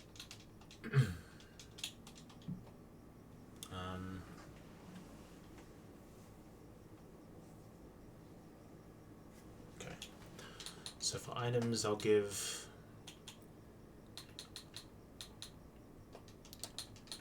I'm willing to use 2 persons, but if the plan doesn't go to, if the plan gets spicy, I probably need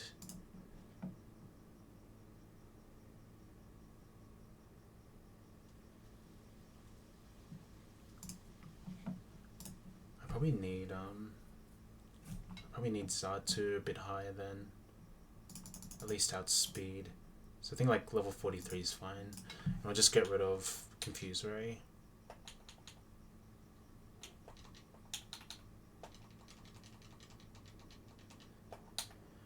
For Air Slash. Because even though this is minus special attack, I think Air Slash could still have value. Because this is a magic art, I'll be looking forward to clicking Brave Bird on Zatu.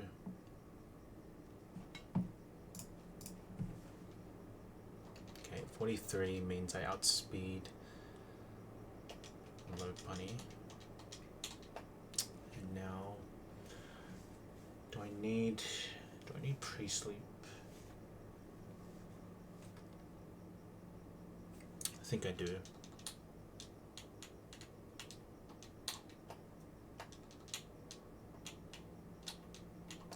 Just don't do it.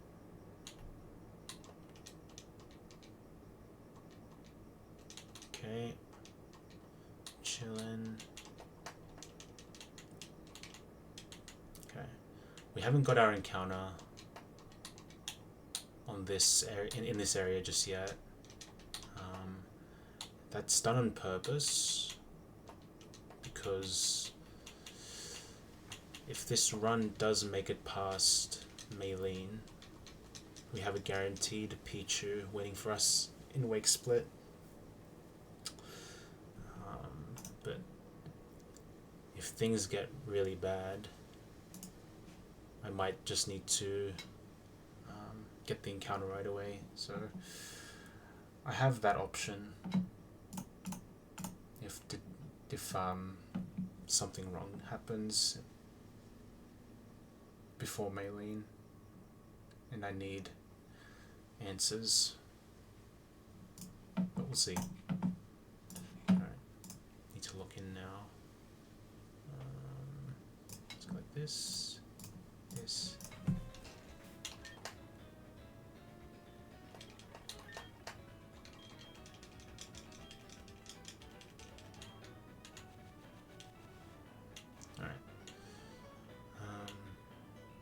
Hold on. I need to do another fight before this, don't I? Wait. No. No, I have to approach this fight from below. Okay. I'll have to lock in, super lock in now. Okay, I wanted to go. Okay. Alright, how am I gonna do this?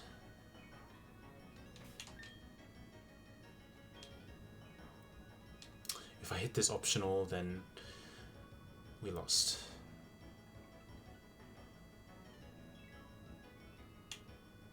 Okay. Oh no, no, no, no, no, no, no, no, no, no, no, no, no, no, no, no, no, no, no. I messed up. I messed up.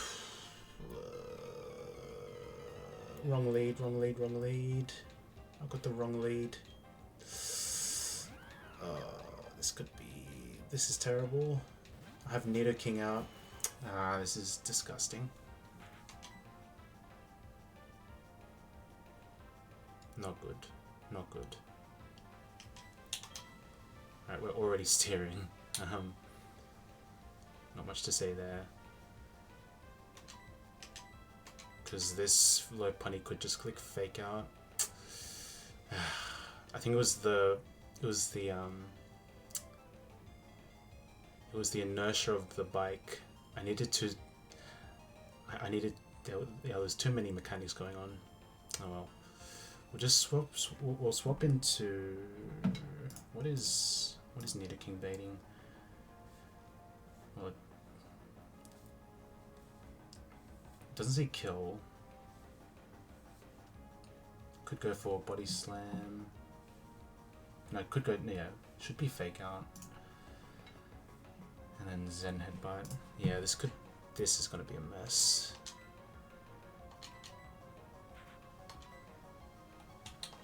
Okay, just let me get this payback on the grunt pick and we should be fine. Oh, man, I had a full freaking line cooked for this. Oh my god.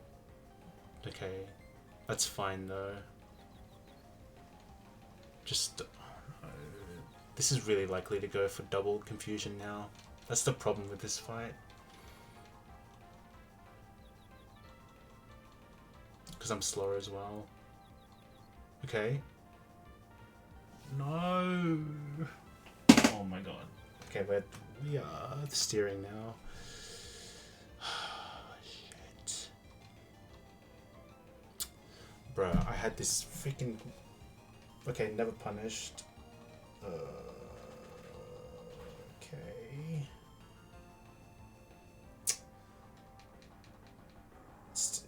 It still could be fine, but now I'm at the mercy. I'm at the mercy of what's it called? Use Celebi. W-coms. We're at the mercy of confusion now. We just have to hit is the main thing. We're showing kill. So it's basically the same position, except Muck is confused. Is the only problem. So we swap Aaron into Nido King. Yeah. No. I could, but I lose some momentum. Because the plan is I need to get some chip off on low punny, and then Nido King and Muck get a double KO. Yeah.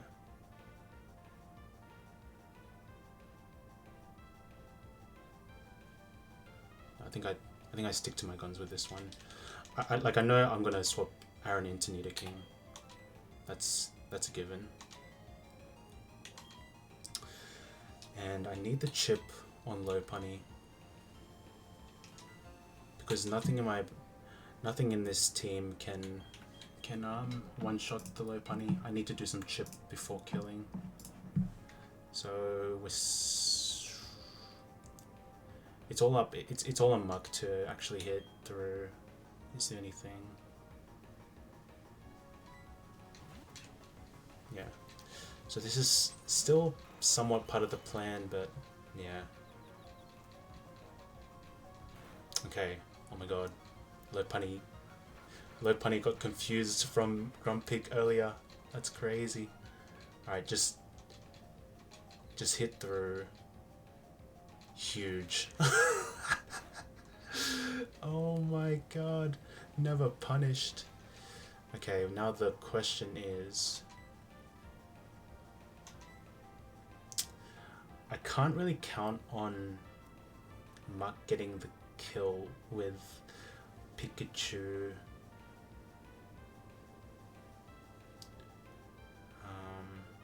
So I need the guaranteed kill with Nido right now. and then I just try to hit with low punny. It might, yeah, true. It's been a couple of turns. Okay. If it hits one more time, where I think we're so back. We're so back. Still could go wrong. Come on, just snap out, snap out. Okay, low punny snapped out. Oh god. It's okay. Hold on. It's still not the worst. Mark is still confused, so it shouldn't be able to. You can snap out though. Yeah, come on. Never punished for not switching my mon out. Yeah. Frauding. Frauding when I had an actual plan. What are we doing? Because this is slacking and Blossom. So now we're in a good position. We kill the Blossom before it can do anything. And this slacking can't really do much to us. I mean, if it's gonna click Focus Punch on Nido, it's gonna do less than a quarter. And we both resist it, so in all likelihood it's just gonna click the Bide, the move Bide, which is just like Metal Burst but Dark type. We're faster than Blossom, we kill, and I think we just swap to something else to save XP. Yeah. We'll just go into the Deanster, I think.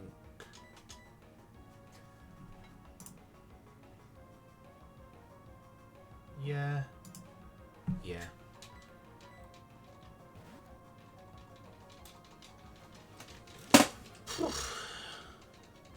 Hope that Muck clutched up and hit every single move. Well, did it hit every move? Yeah, it did. Oh, did it? I forgot. Yeah. Okay, now it's on its Truant turn.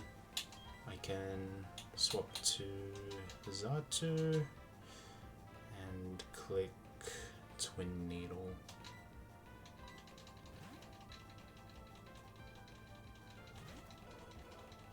Oh my god. Poison would be nice, but not mandatory.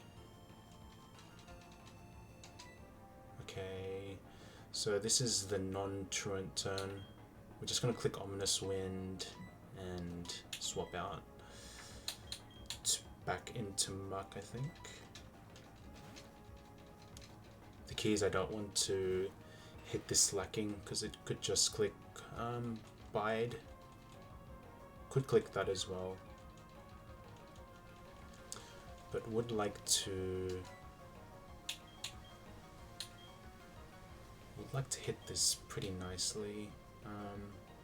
Just hit it with max power, pretty sure. Either way, we're just fine. Is Air Slash doing more? Let's see. Air Slash is doing more. Okay, I should go for that instead.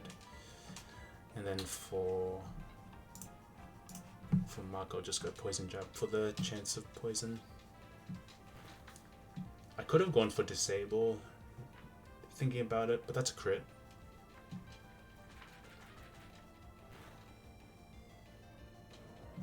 Crazy.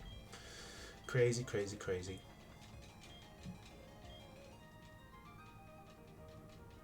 I mean, you saw how that fight was probably gonna go if I had Lotad in. Because it would have been the exact same position, right? Only thing is I would be baiting Fake Out, going to here. We would only see one Teeter Dance.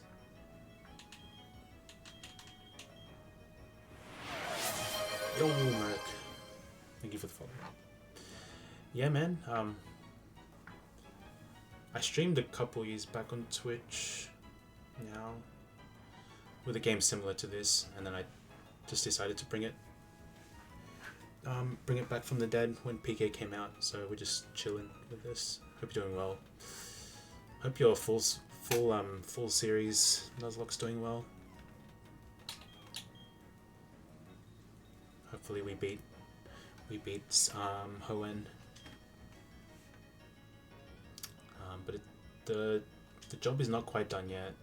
We need to avoid this jogger. And we'll complete onto Diamond. Oh, good luck. Good luck.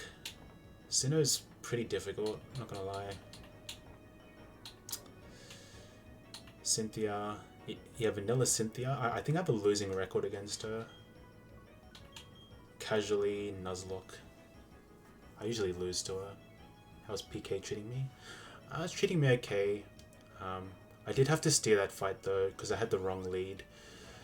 I was planning to lead off with my Lotad to bait kills, but because I had Nidoking at the front and I didn't switch it, I was in battle with the wrong leads, so we got confused,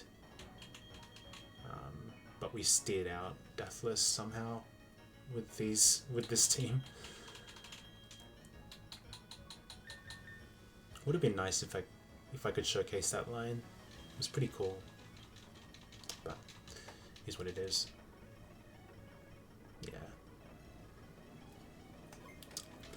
I think Diamond and Pearl, a bit more RNG going on with that game. I think maybe Platinum you'll find is a bit more, I don't know, a bit more predictable. I think Diamond and Pearl is kind of a bit of a mess. Okay, but we need to get out of here. AI is random, yeah, that's what I've heard too. But I've never really played it ever since. Oh god. Okay.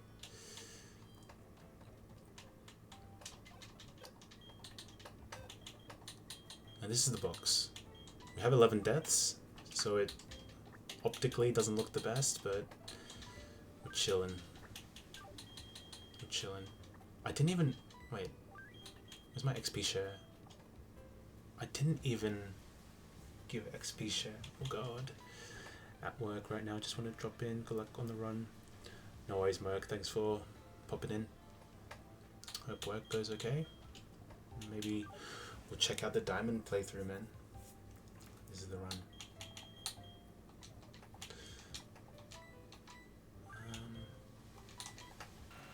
Okay, XP.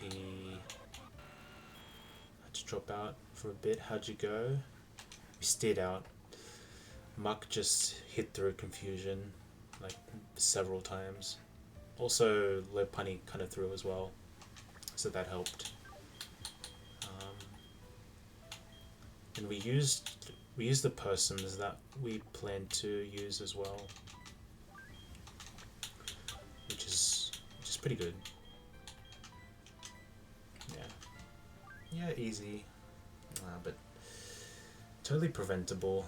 If I'm being honest, I think I was scared of encountering a Mon in the grass, and then I realized I couldn't approach the doubles fight without doing the singles fight before it, and then I just forgot to switch them out. It's whatever though. So no one was really I don't think anyone was holding the XP share, so I got a bit more experience on Mons. I'll have to be pretty careful with XP now.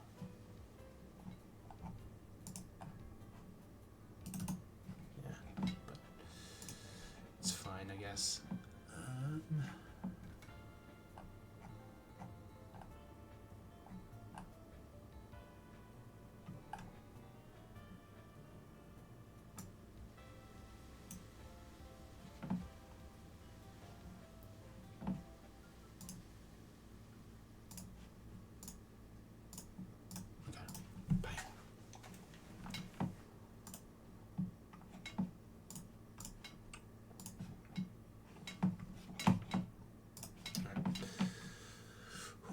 we get out there.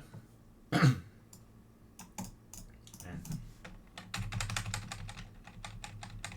I'll need to like run it back just to see if the plan actually worked.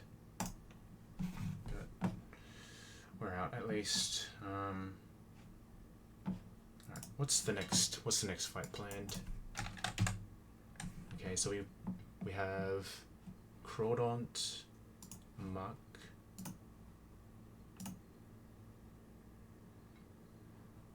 Cargo, Ninetales, Empoleon, and then I have Machamp, which is pretty cool.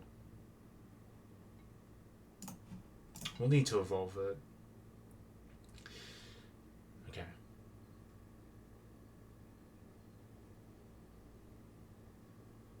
Alright, let's see.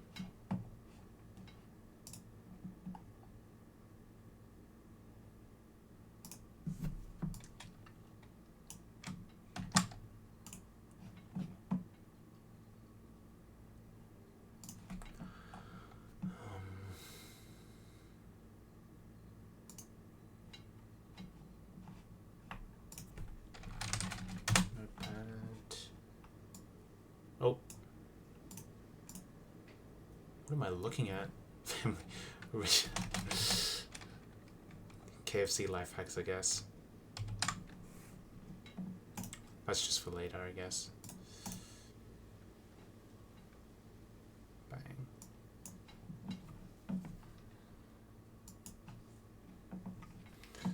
Alright. This doesn't come into play just yet.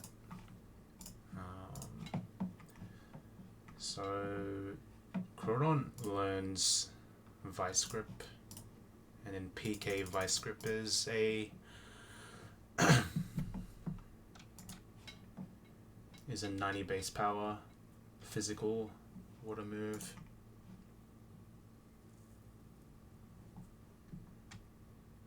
Do I need Aerial Ace on this is the question now. Probably not, if I had to guess. Like, what am I clicking Aerial Ace on? Like a grass type? A fighting type?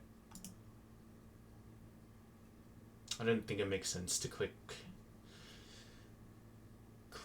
Aerial Ace on those mons because we just died to him. 1,000,000%. Yeah.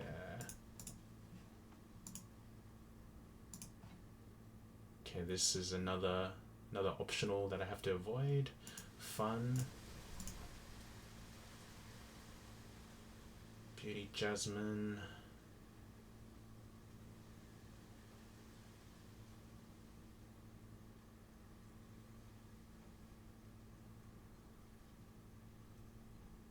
I just don't see any point where we're clicking Aerial Aces helpful. I mean, potentially for this, but I just super dead to Bug Buzz if I'm not careful. Yeah,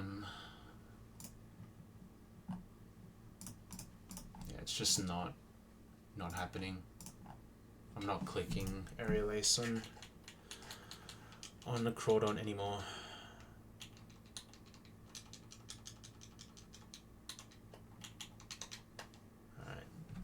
What are we learning though?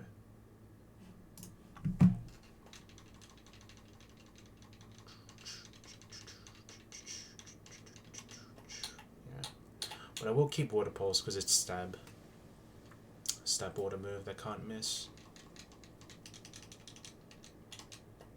Alright. How does that go? Just gotta. It's quite a few fights, so I don't think I'll be doing. I don't think we'll be making it to Veilstone this stream. We'll try though.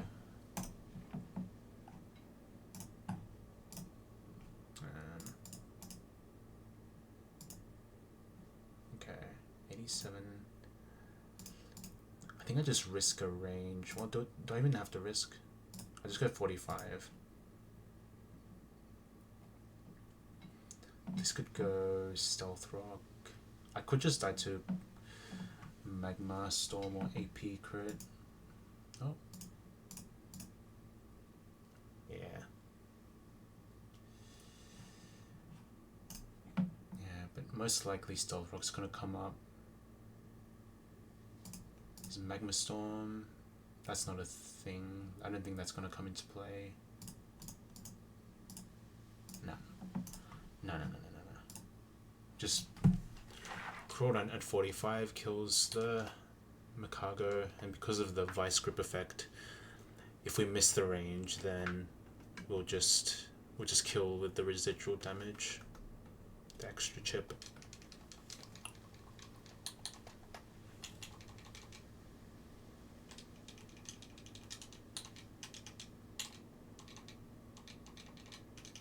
Yeah, that should be fine. Okay, and then super effective move. There's a couple of mons that have it, but Tangler should come out next.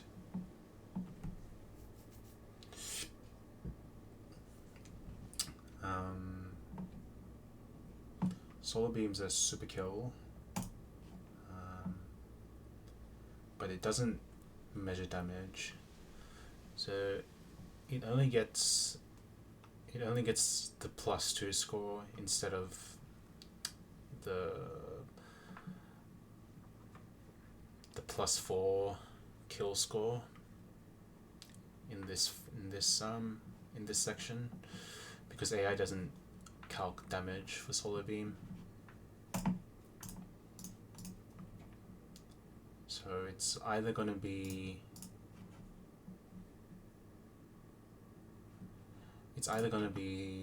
Sleep Powder, Ancient Power, or Sleep Powder on this turn. And my plan here was to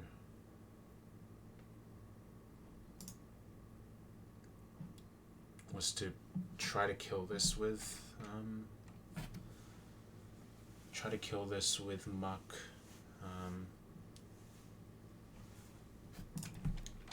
And use my Sludge Bomb TM specifically for this.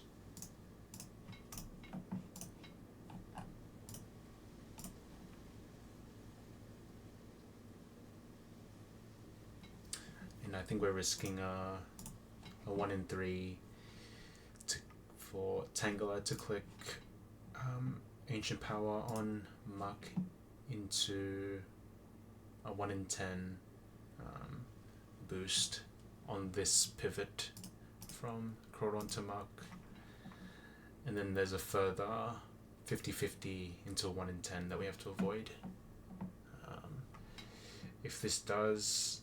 If I don't kill this in one shot, then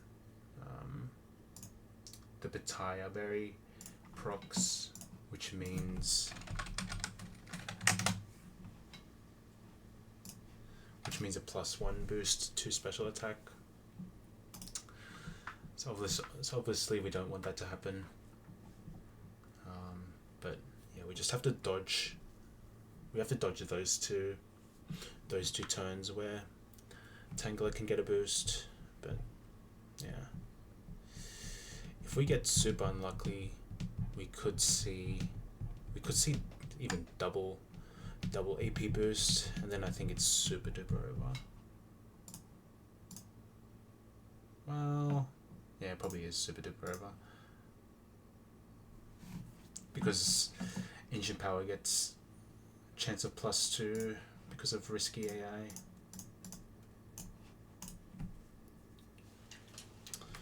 But I think that's the best I've got against this Tangler, because everything gets outsped. Oh, except for Luminion, to be fair.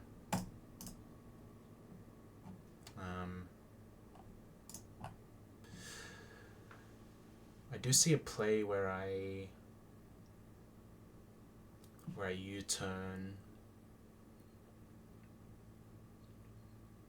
U-turn into Poison Jab instead, and I save a level save a level and a sludge bomb TM potentially. Okay, I think I'm running out of space to for what I'm trying to go for here with my box. So I think it's time to switch it up.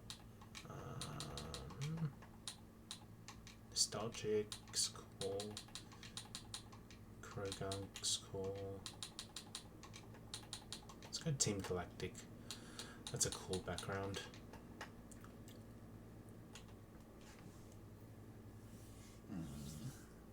Okay. Let's go to this.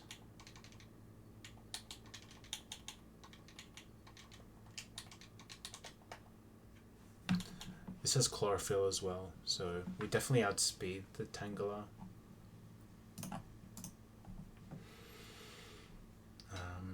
But yeah, we're still risking the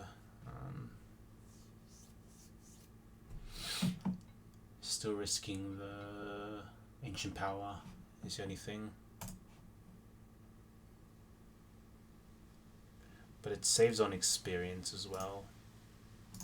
Saves on experience, and we potentially have a kill with poison jab afterwards. And the reason why I can't go straight into Luminion is because of the potential of Solar Beam.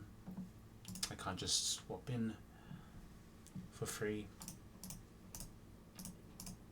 Okay. Alternatively, is there another thing I could do here?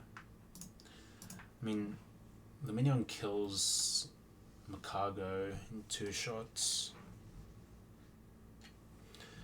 There is potential for Switch AI as well. I don't have Pursuit anymore, do I? I think I got rid of it. Yeah. It's fine though. I think I'll just stick to this start though. It is risking potentially 3 turns of AP boost, but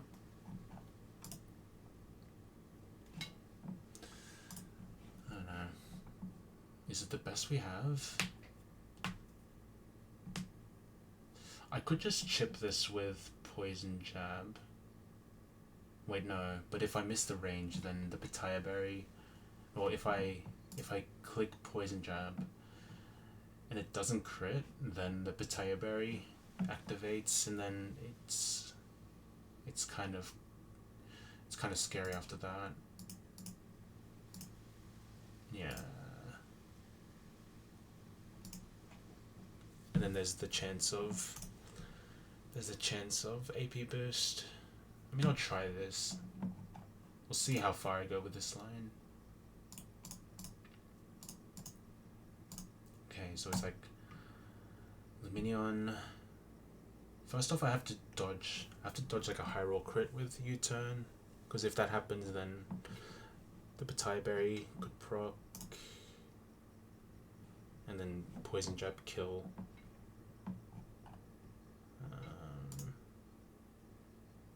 That should bring out Macargo or Magma next.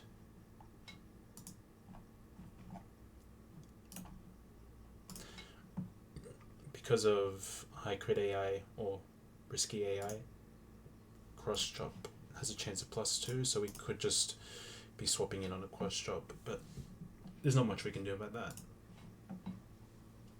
But really likely for Magma Storm. Yeah. And then I just try to kill with Rock Tomb, I guess. And then it's Licky Licky. Who's in the rest of the squad?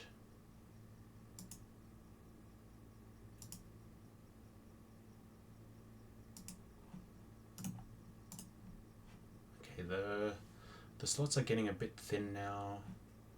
Need to be a bit careful.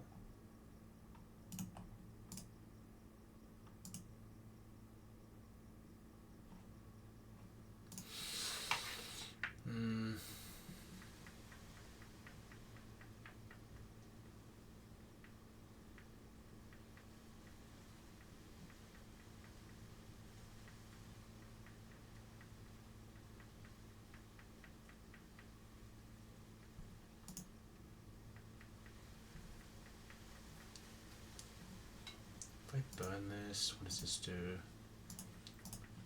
That'd be cool.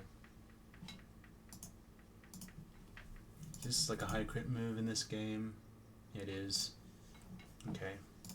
So maybe worth burning this, because this could randomly click Power Whip.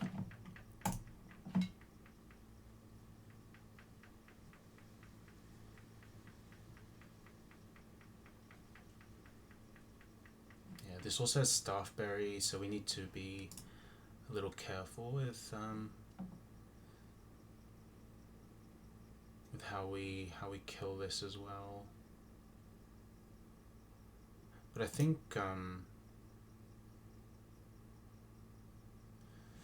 staying in with Macargo, trying to get a burn off, and then once it clicks Sweet Kiss and we get confused, we can just go into Polion, I guess, and try to knock off the Staffberry, because I think Staffberry boosts a random stat by 2 stages. Crazy. So we need to get rid of that, surely.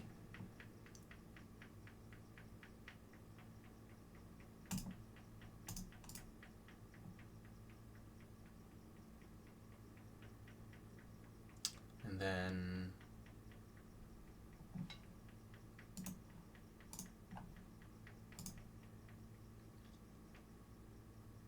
looks like it's Smooch him next, because it has a damaging move. Okay, I had a bit of a plan for this. I needed to pre-burn this though. Is there anything? So I don't think the Luminion plan is gonna be good here.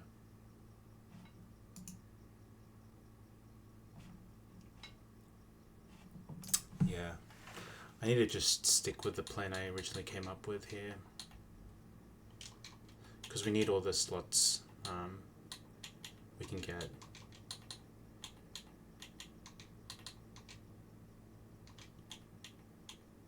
So I think Muck just has to learn Sludge Bomb, and then we just dodge the 2 chances of AP, and then on average we should be okay, but not guaranteed.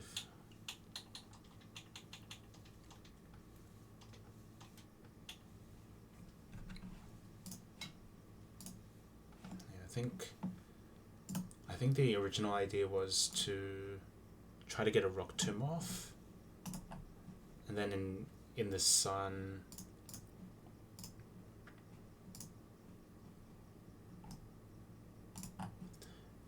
I could just kill this.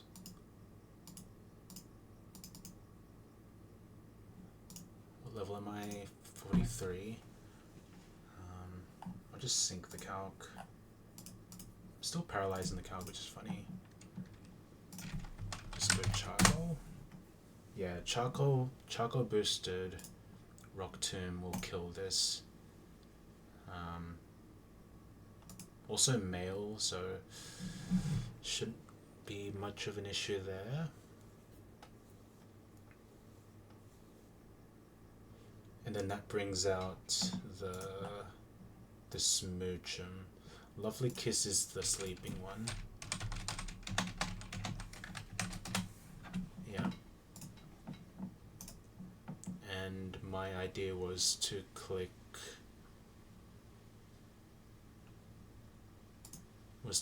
knock off twice.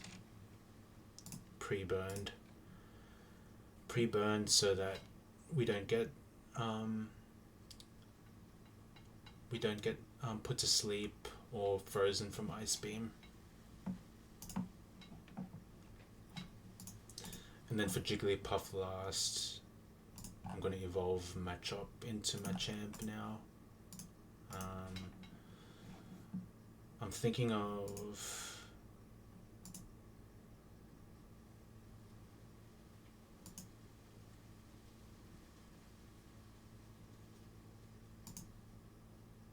evolving for submission, level 36.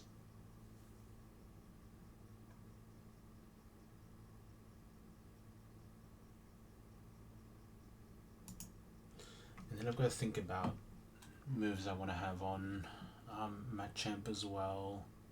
Okay, if I bring this to 36, I either get submission.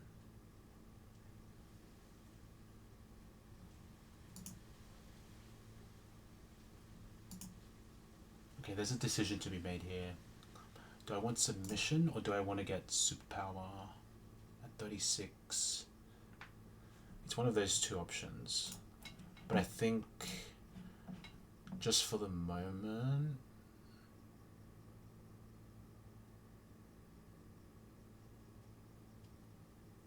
for this focus band Jigglypuff, I need the submission.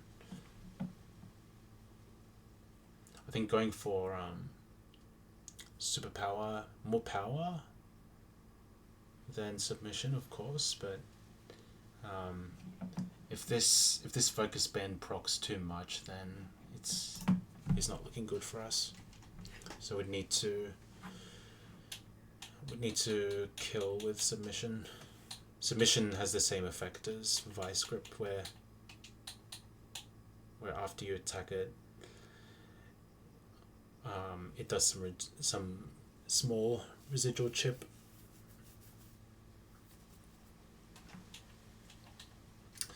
Is protect risky AI? No. Okay. Alright, let's do this. So to evolve my Machop into Machamp, I will need to overlevel Graveler. Or overlevel and evolve my Geodude into Graveler is the only thing. But that's fine. That's fine because I don't really need Graveler for this split.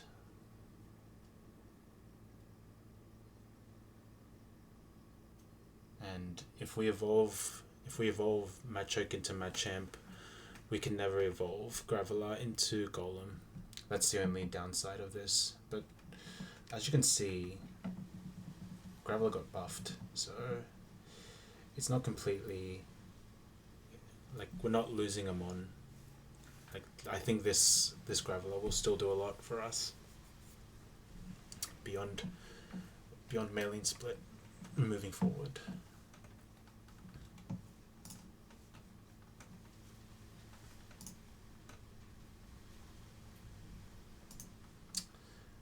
Only question is, do we want to evolve? Do we want to what's it called? Don't want to get rid of any moves on this. I like the moveset the way it is. We'll get Explosion at 52. If I don't evolve it.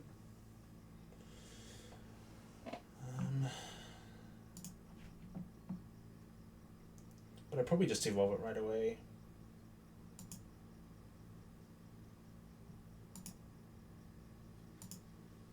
Yeah.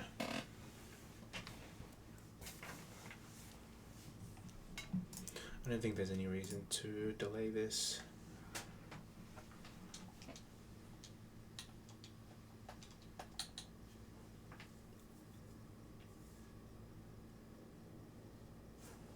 I think this is how it's going to work.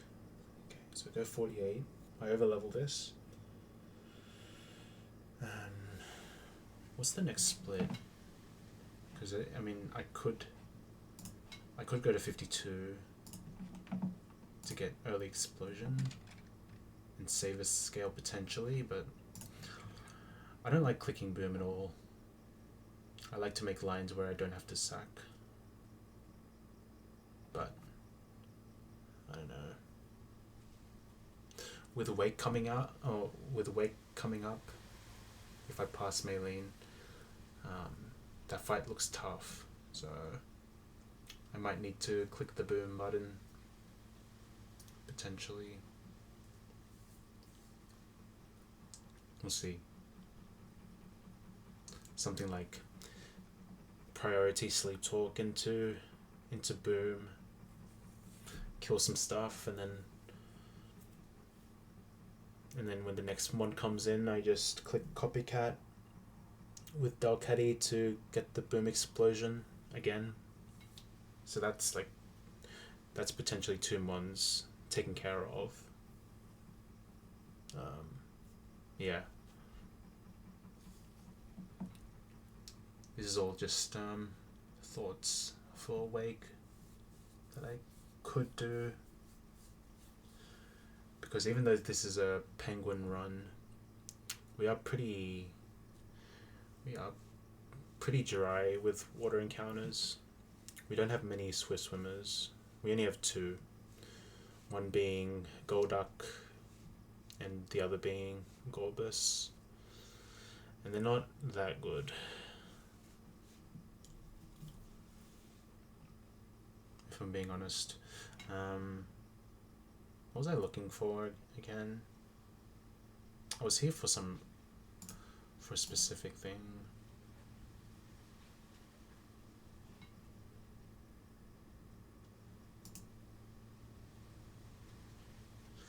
Six. All right, the level cap for the next section. Because I think getting early explosion is good and all, but if I'm about to overlevel for Wake, then that's probably not great, is it? I think I just instant evolve the Geodude then. We don't need to push levels all the way to level 52, because I don't know if we need Graveler for the fights in Wake Split.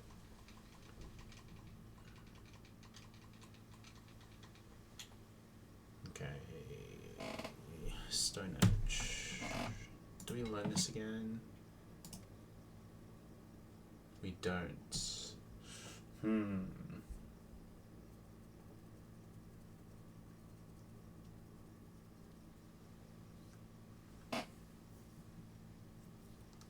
Is this worth it at all?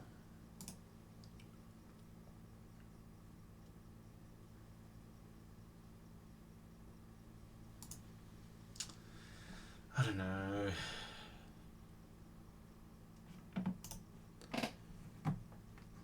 My heart's telling me no, but my body's telling me yes. I mean, if I miss, it's over.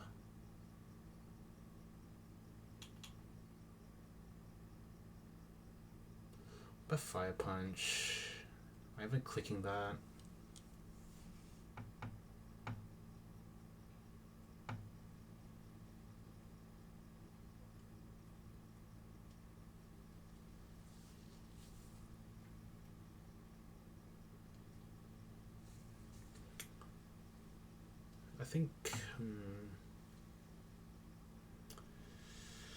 I think Fire Punch is past its use by date. I think I think there was potential to be used in Fantina Split, but and maybe Stone Edge could be more useful. We'll try this out, because I think Hammer Arm in the moveset's a bit too good not to have it. And maybe I need to have the Stone Edge extra power to kill something. But yeah, would need to be a bit smart with it, I guess. 48. Alright, Graveler in. Looking like a beast. But we can't use it this split because we over leveled. And we evolve. We use the hard stone.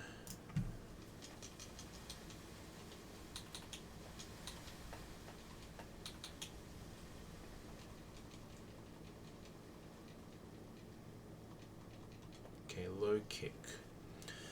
Do we use this? I think we do. Let's get rid of seismic toss.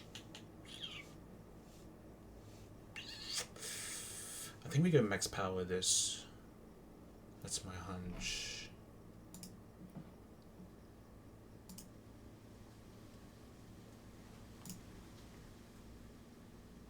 So I think once we evolve this, so we need to evolve at 36.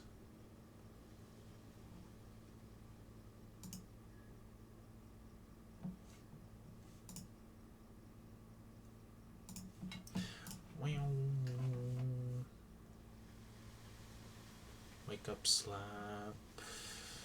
Bang. Bang. Bang.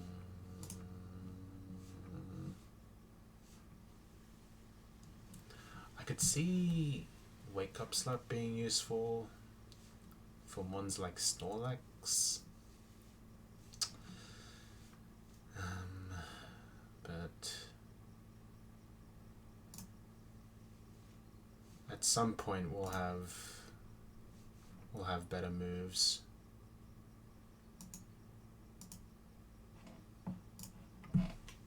Let's get rid of wake up slap for now.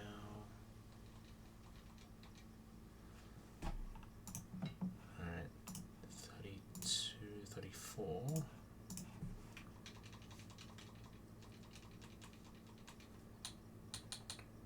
Yeah, Mega Smelly Salt's doing more damage than Mega Punch. Get rid of this. Okay, and then 36 is when I evolve it.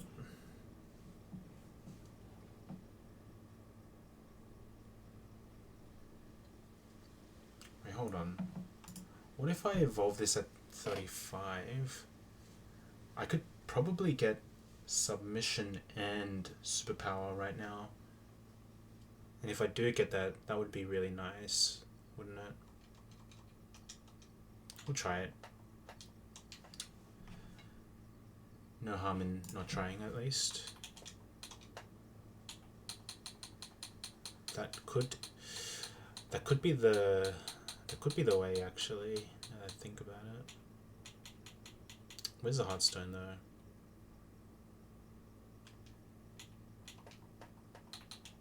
Okay, let's make sure we evolve match up though. Okay, so it's level 35. Level 35 means I evolve this.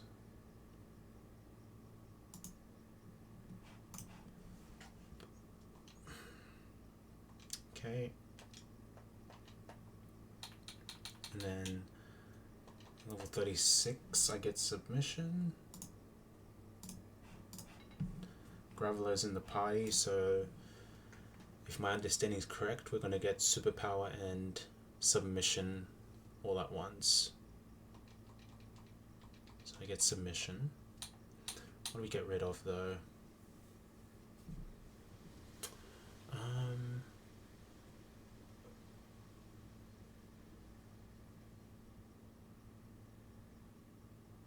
I think we want seismic toss. Like, smelling salt's good and everything, but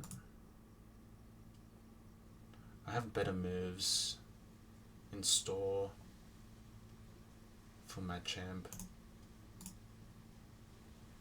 I'm pretty sure I only need Thunder Punch for now. And then low kick could be good for big mons as well. I think we just go full fighting full fighting moveset here. Gotta be honest.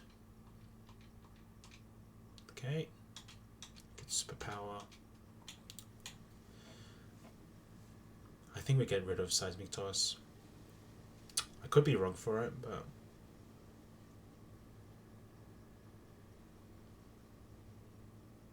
if it comes to catching mons, but if I'm really desperate, I'll just scale it back, I guess.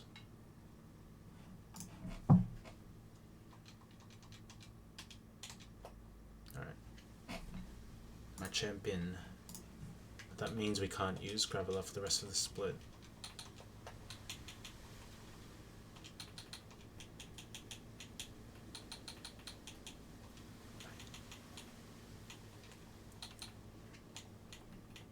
Alright. So where's Crab? Crab's in the lead. And we wanted Empoleon here. The question now is who holds the XP share. I think it's going to be Crawdon, but I think I need to hold the focus band because I could die to crit is the only thing. And I need the charcoal on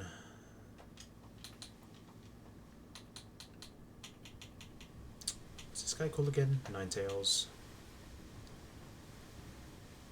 And then for Muck, I needed to teach the Sludge Bomb.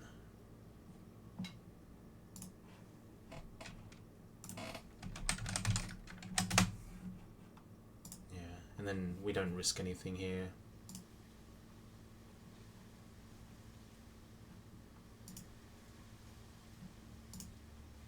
Well, it is an 87% chance to Oko. I think that's a range I can accept. Because sometimes, you know, having the guaranteed range is cool, but there are multiple outs here. For example, Minroll into poison chip kills it. This Sludge Bomb crit.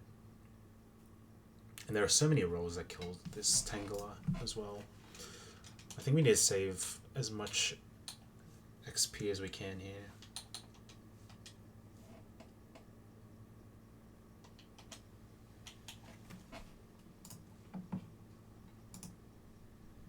Okay, that's fine. Do I give this a Personberry though? We did just use two in the previous fight. So our Personberry total is not looking the best. I think we have to just risk the confusion on Chestnut here.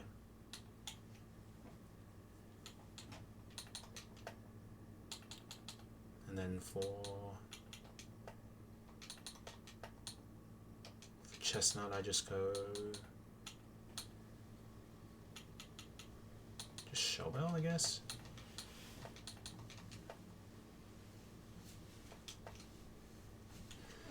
And then there's the question of Machamp.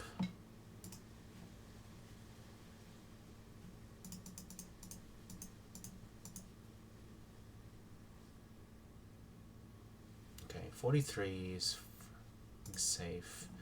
How much is submission residual doing? 1/16. 208 divided by 16. Oops. 13.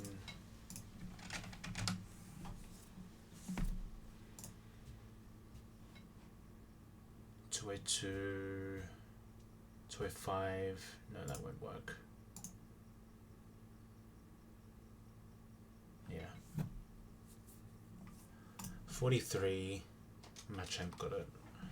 At 43, Machamp has it.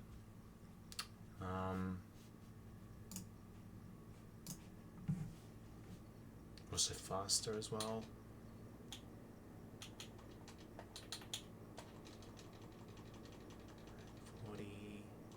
I'm letting Ice Punch right now. Oh my god. Oh yeah. Bang.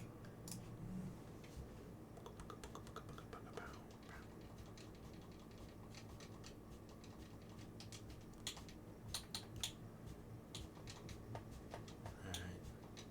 I think all things considered, I'd probably just go XP share on Machamp.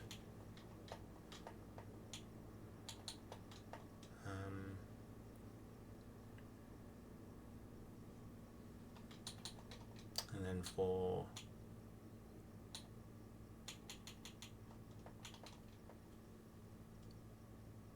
because I think Chestnut really wants the Shell Bell just for the extra healing. Because I will take a bit of damage from Cross Chop. And I will be taking damage for sure.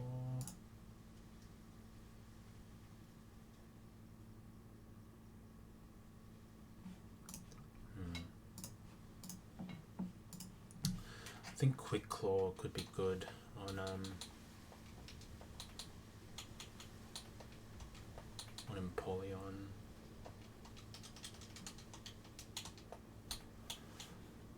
We need the pre-sleep is the only thing as well. Focus Band on Crab in case of some shenanigans. What am I doing here? Wait, I have Poison Barb, don't I? Yeah, Poison Barb improves things, doesn't it?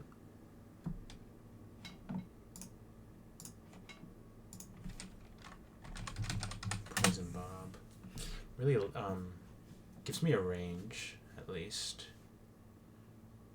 and with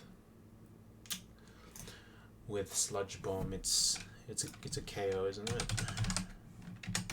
Yeah, that's pretty good.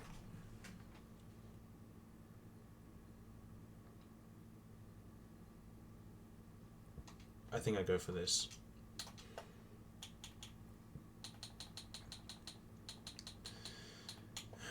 Using Sludge Bomb here, maybe not the best, but I think it's what I gotta do. Because otherwise this Tangler could go crazy on me. Yeah.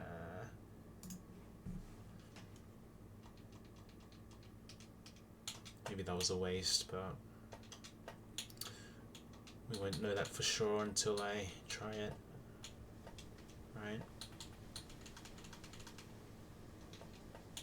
Yeah, a lot could go wrong in this fight still. But you just have to pray, I guess. Alright.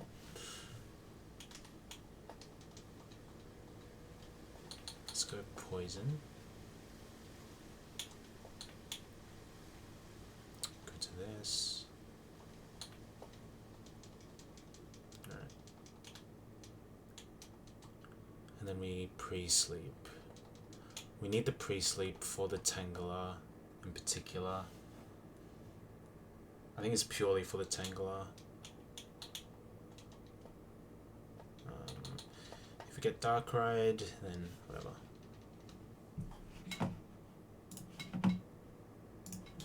It's 1 in 20,000 chance to happen, but the chances do accumulate.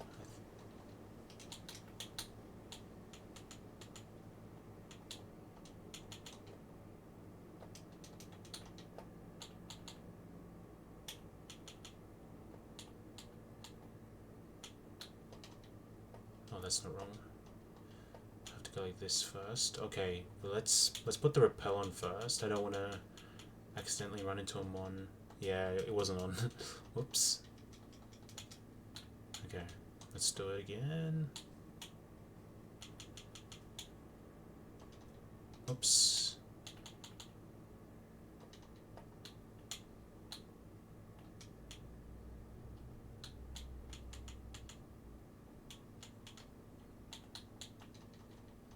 Okay, another dusk ball. That's nice.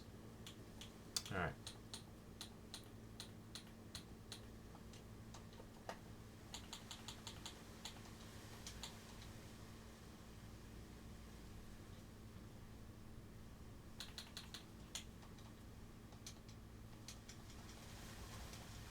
In case I'm in range of this jogger, I'm just gonna approach him from the grass. I think I'm safe here. And the rappel is still on. Yeah.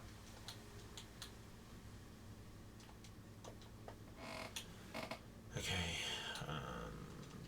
Potion. Okay.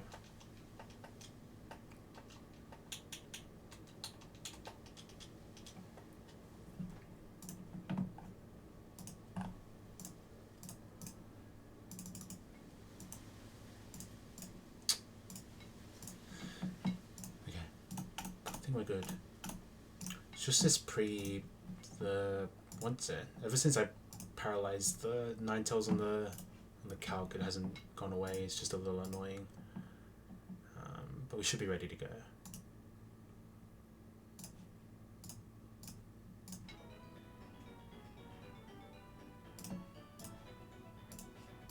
Alright. Second fight. 3 hours in. Or third fight. We're on world record pace.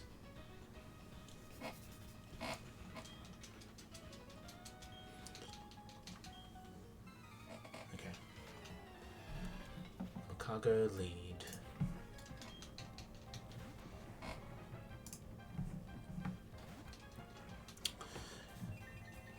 This Mikago's drought.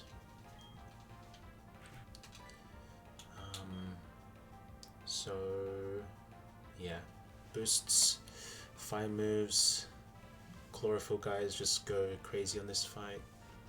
But I'm just gonna click Vice Grip. Here I'm equipped with the focus band in case of some crits.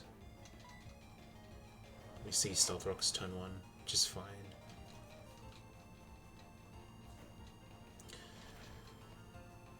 This has a focus sash, so even if we proc it, we should kill after the residual damage. That's just a little glitch, that message that popped up. Rocks are not set up on the other side of the field, only on my side. Okay, tangle it in. And as I said in planning, this could be solar power, solar beam, could be ancient power, could be sleep powder as well. But whatever happens, we just go to muck. And if it's AP, then pray for no boost.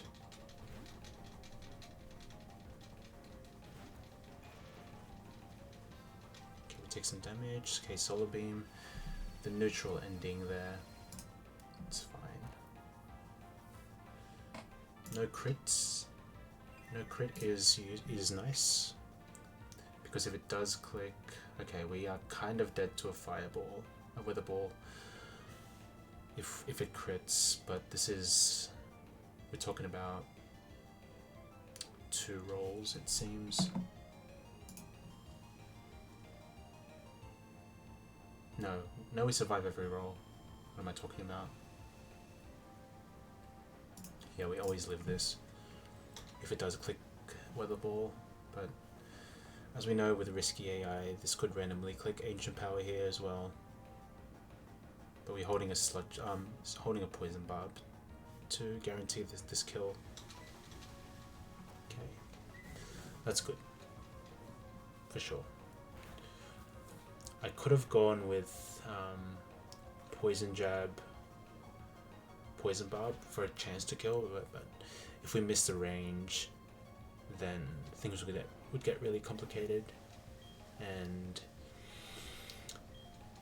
even if we had like a guaranteed kill, we'd probably have to be at level cap. Okay, magma in. Magma should see kill from this range. Yeah, we're less than 50%. Magma Storm's doing 75 to us. Yeah. So that's the chance to go to Chestnut.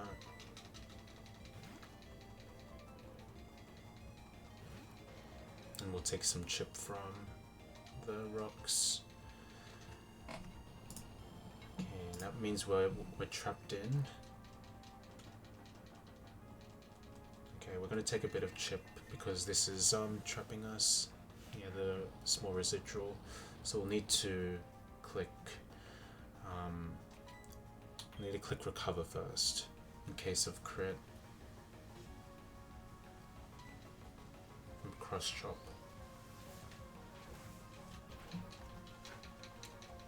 We're just gonna spam the recover. The typical Chestnut thing to do until we're at close to max health as we could be.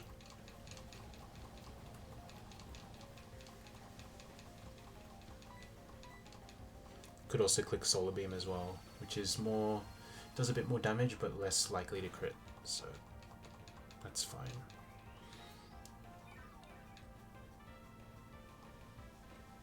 Nice, we're at full health.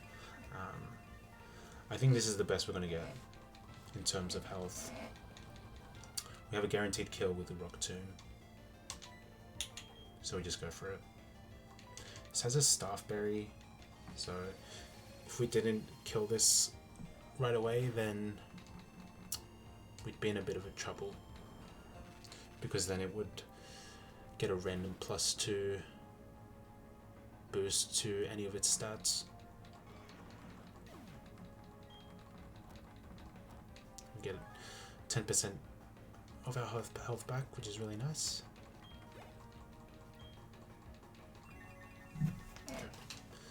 Okay. Oh, I forgot something. I forgot to pre-burn the penguin, so we're not quite out yet. We need to do some tricky stuff right now. It's definitely not over. Okay. We'll just continue with the plan. We'll go for Rock Tomb, because beyond this we probably don't need Chestnut. Or do we go for Recover? Is the question. Okay, Power Miss is huge.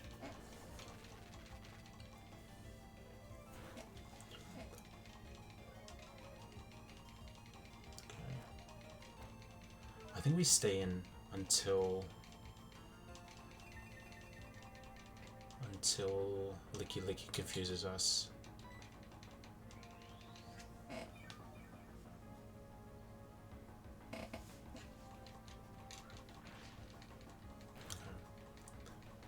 Yeah, we have all the time in the world for this. How much PP is Power Whip? I just want to make sure that I don't get screwed by Sweet Kiss, because if we check the HP bar, okay, we're above 70%, which is fine. And because of Sweet Kiss AI, there's no score change if it's over 70%. Okay. And then Power Whip yeah, has high crit AI and has a boosted chance of +2 as well. So it's not likely to click Sweet Kiss, but I think we've got to stay in until it Sweet Kisses once. But I think at some point I have to just switch. Okay, we saw the Sweet Kiss at least. Nice. Okay, so now it can't Sweet Kiss on the switch because we are already confused, which gives us the opening for Ninetales to kill with charcoal boosted, sun boosted flamethrower. Might do a little bit of damage. It's fine though. Okay, but here comes the scary part. After we kill this Licky Licky. This always kills. And because Jigglypuff in the back doesn't have any damaging moves, and Smoochum has Ice Beam as an attack, it'll go to Smoochum next.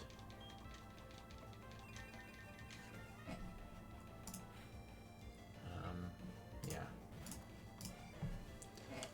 My answer to this was supposed to be Empoleon, but this is not riskless anymore because we forgot the pre-burn.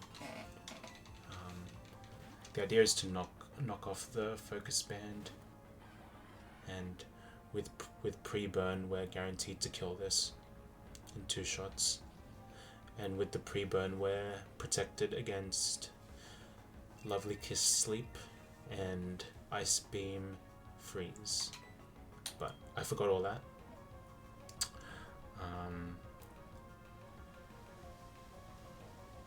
We can knock off we can knock off the focus band, but I'm pretty sure it can still proc. There's what's it called? There's a 10% chance it procs, and if it does proc, then we're in a bit of trouble. Okay, we're good though.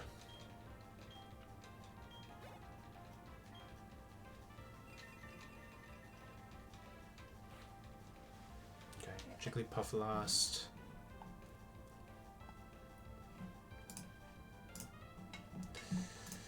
Swap into Machamp now. Okay. This has Block, Perishong, Soft Boiled, and Protect. So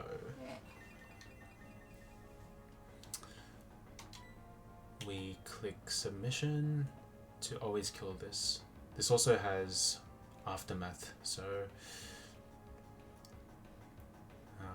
we'll take a bit of damage if we kill right off the bat, but we have the submission move. In case of focus band proc, we'll still kill. Yeah,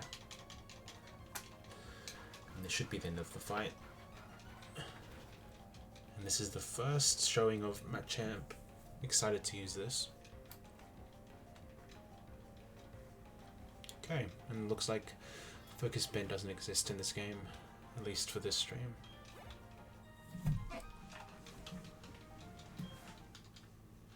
So we're chillin'. Chillin' like the berry that is still in our bag. At some point I will have to use it, but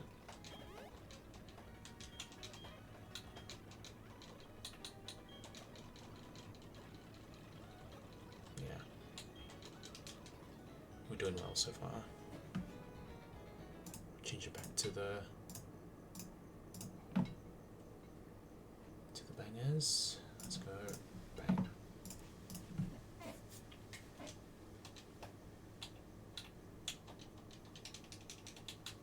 Alright, where is this guy? Alright, where am I going? Yo, Tilted. Yeah, doing okay. I'm a little I'm a little frustrated at myself, if I'm being honest. I cooked some lines that should have been riskless, but I'm just forgetting little things. Been forgetting little things today, which has been a bit annoying. But we've avoided that jogger twice, and we're schmoving. Yeah. That's me in general in the EU heat. I see. Must be pretty hot. I think I saw London was in the 30s, like 30 degrees Celsius range. So it is heating up there at least. Must be the middle of summer. or the start of summer. Up there.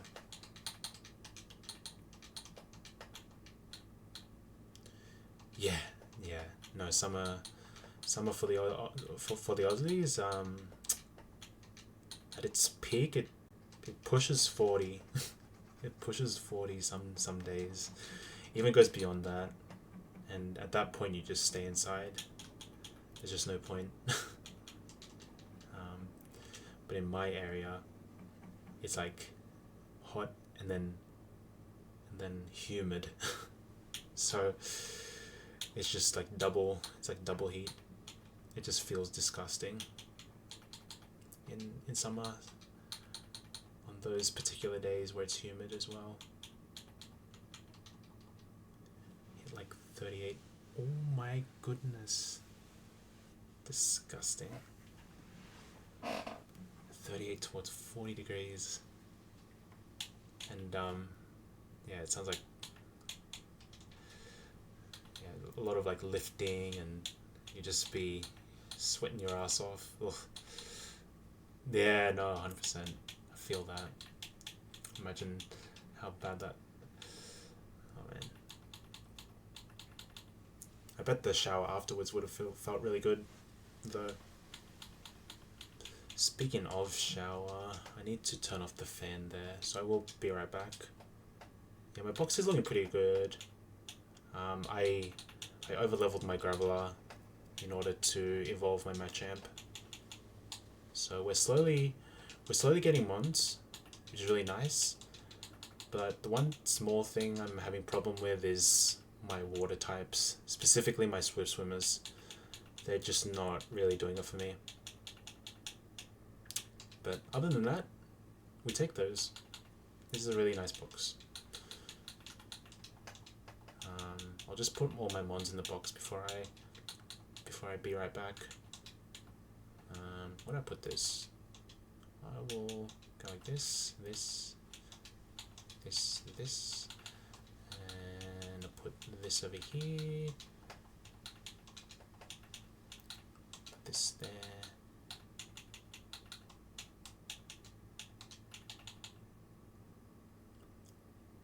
Oh yeah.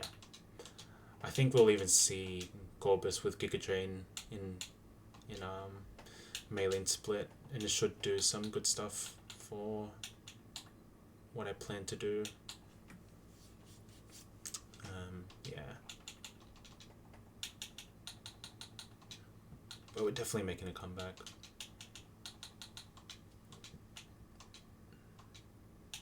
Okay.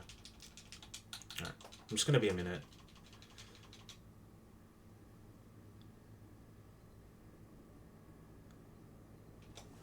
Three fights, 3 hours. Might have a couple more fights in me, and then yeah, we'll see how I feel. All right, be right back.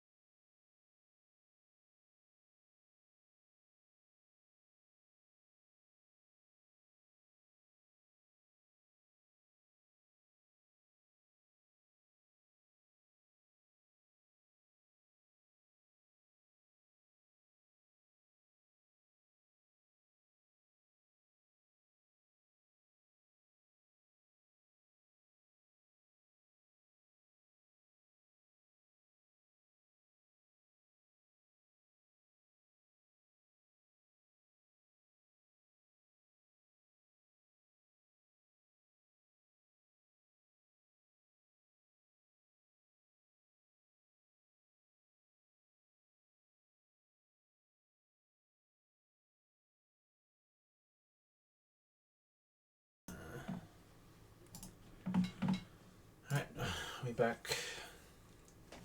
Just made myself some tea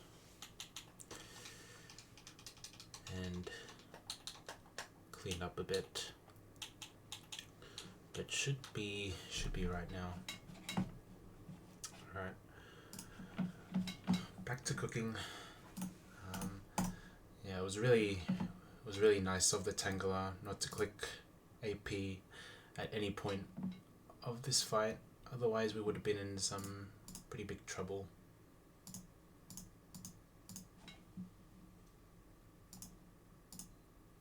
Yeah, because like any ancient power boost, and then I'm falling into this problem with sludge bomb,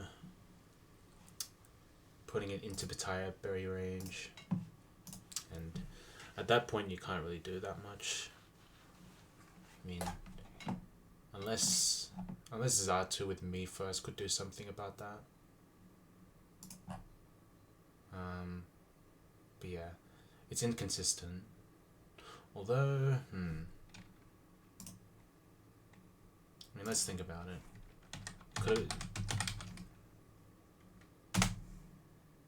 Yeah, I'm still not killing with ancient power.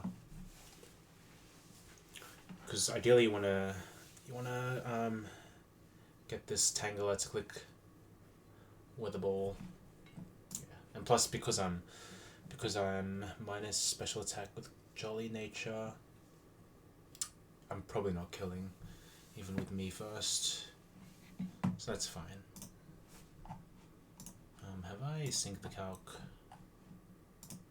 All the items should be out at least. I got a dusk ball in the route above me, so I think it's good to check out the item decks, the item sheet every now and then to see if I've missed something.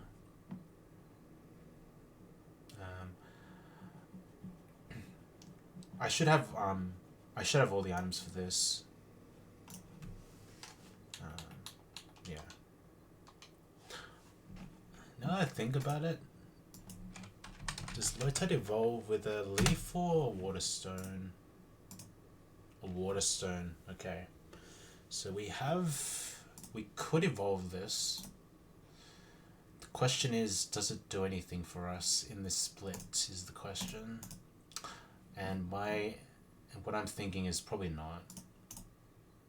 Especially because we're not Swift Swim. I could see a world where maybe you'd want the Swift Swim to outspeed, kill some guys. And especially with my box, with the lack of super Swift Swim guys, could be a possibility.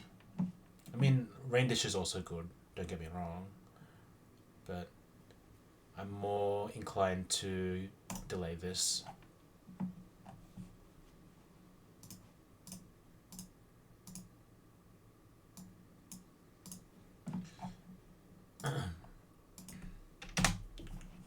Okay, what's the next fight? Okay, I believe it's, okay, the Credilli fight. And this is where my little battle note comes into play here, because I did a bit of planning for this. And I think I need silver powder, right? No. U-turn. Okay, at 43 I do U-turn. Giga Drain, max heal. Okay.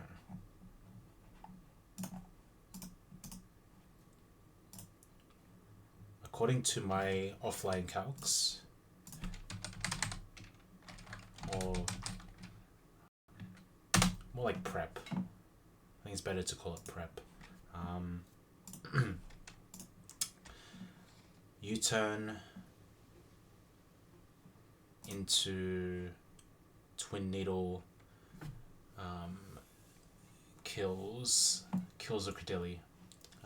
But for this to work, we need to pre-damage for 78 HP, because if Credilli gets the stealth rocks up, then we just take a chunk.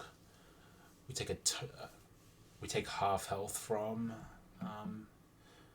stealth rock chip, and then that might mess with the plan. I mean, I could even get into waterfall range if I'm not careful, but with with pre-damage, Giga Drain, click U-turn, doesn't have quick claw or anything. We go to this. We'll take a little bit of Giga Drain chip, but we should always kill this with Twin Needle. And I've done the precise calcs here, so I'll take 36, or Credilli will take 36 damage.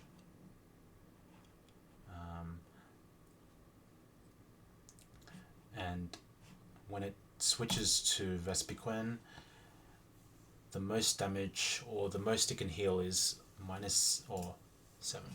My phone died, but we're back. Okay, welcome back. We haven't done much. I mean, we did one fight, but we dodged a couple of fictions, but all good. Now we're just planning for the next one.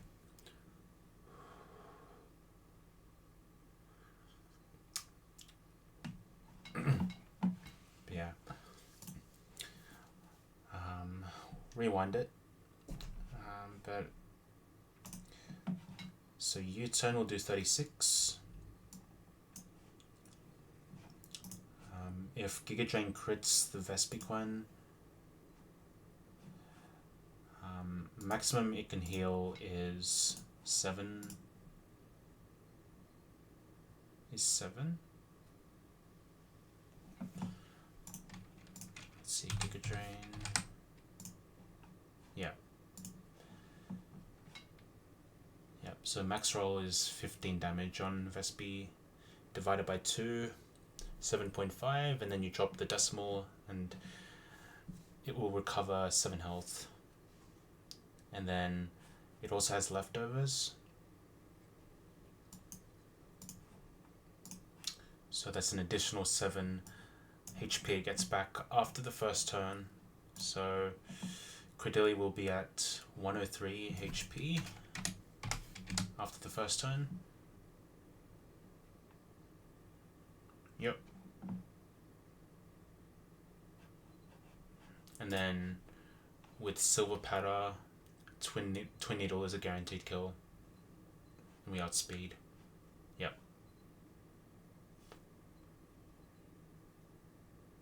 Because Min Roll, Twin Needle will do 110.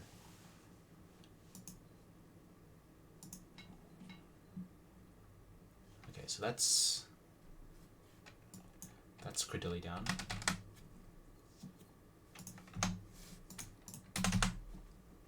And now the rest we just figure out now. So Kabuto and Omanyte have the best type matchup against Vespiquen. So Rock is quite effective against Vespiquen. Water is neutral. Same with Omanyte. Anorith has quite effective rock type, but the bug typing is resisted to Vespiquen, and then Clampel's water type, so it's just double neutral against Vespi. So it goes off Kabuto and Omanyte. They have the best type matchup against Vespiquen with a super effective move. And because they have the same typing, it goes off Team Order. So it should be Kabuto in next, wanting to click Rock Slide. We are slower because this is in rain and has Swift Swim. So we'll need to go into, let's see, what's the next screenshot I have here?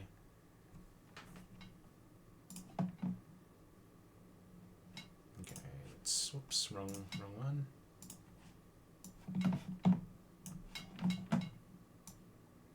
This, this, this, and this. Okay.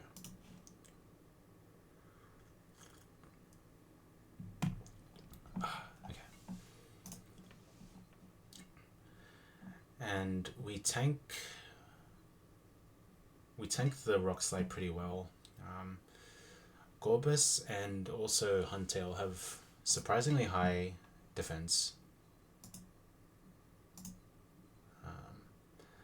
With guaranteed swift swim. I was thinking of getting Huntail as well, but because my box was looking thin and hard in Fantina split, we needed to evolve straight away into Gorbis. This is impish nature, so the defenses are really nice here, but the minus special attack is really not great for us because we just hit. We don't hit as hard as we don't hit as hard as possible, but it should still do a lot. Don't get me wrong. And we have a guaranteed kill with Whirlpool.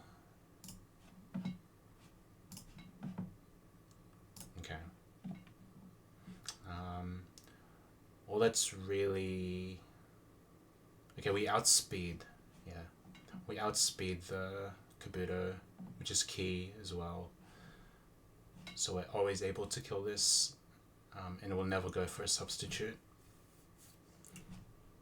over guaranteed kill or max roll kill.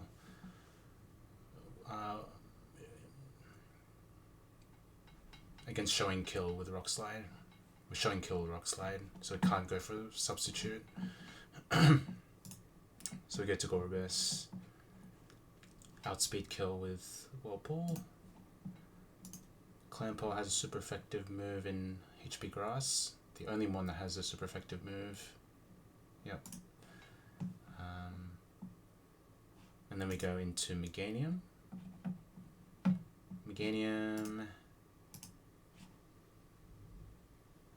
Meganium's likely to taking a HP Grass, but because Rock Slide could crit, a high roll.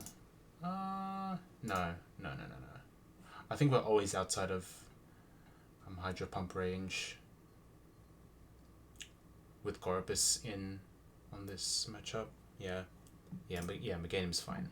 Yeah, I was just looking at max roll rock slide damage and eyeballing it. It should never be Hydro Pump here.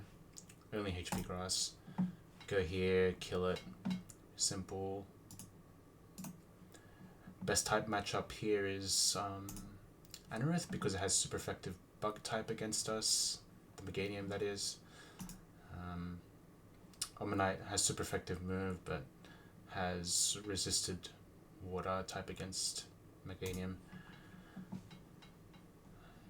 And at this point, this could click X-Scissor, could click Stone Edge because both those moves are high crit, have high crit AI.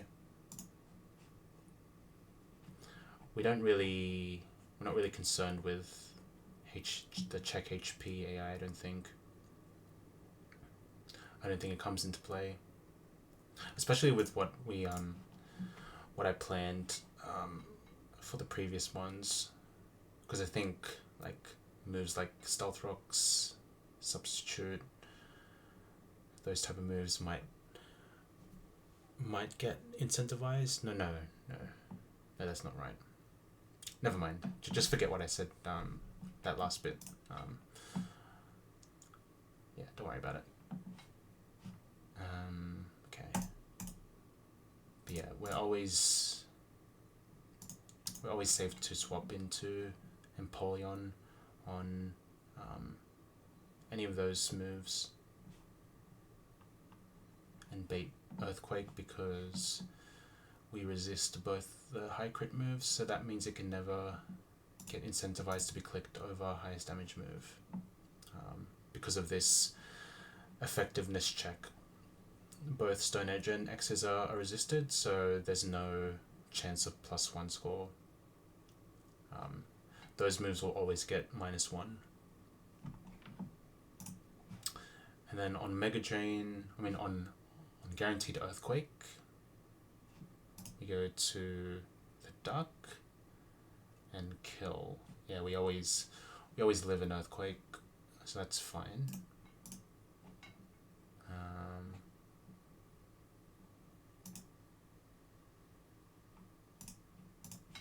Now the only small thing here is, do we have to, yeah, the small thing is here is the Omanyte. We don't have a nice way of killing this Omanyte. So I think this is the part where like I kind of abandoned the line in planning. But maybe there's something better that I haven't considered yet. For example, Luminion? No, so I'm not fast enough. If I was Swift Swim, that could have been different, but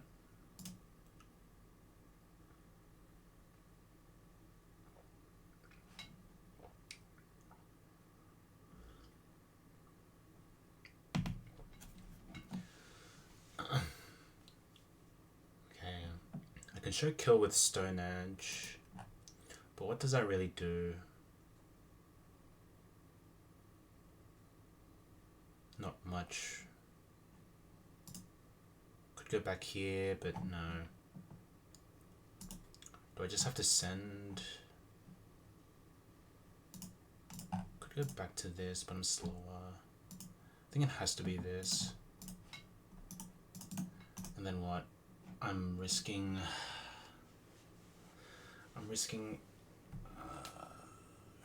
Golduck maybe?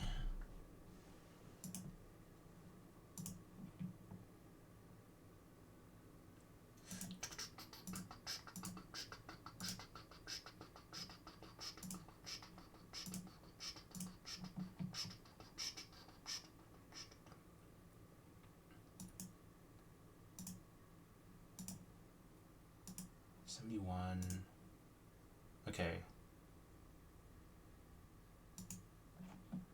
2 water pulses kill this.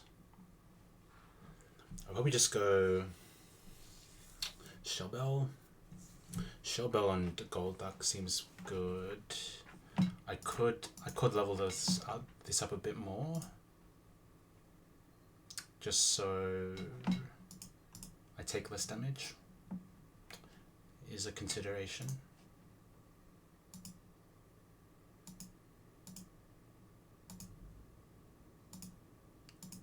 Yeah, maybe like level 44 is a good medium here. I'm just concerned with crits is all really. I think 44 is the most comfortable I'm gonna be with that.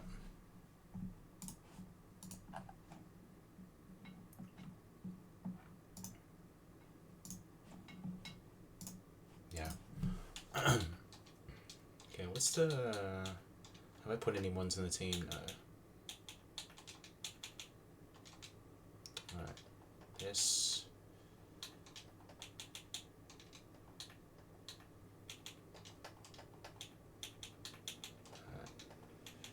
Corbus... Meganium... Empoleon and Golduck. And I believe we're learning a move on Golduck. Do we want to learn it? It's Psychic. It's another minus special attack guy though. So I'm not liking... Do I teach it though?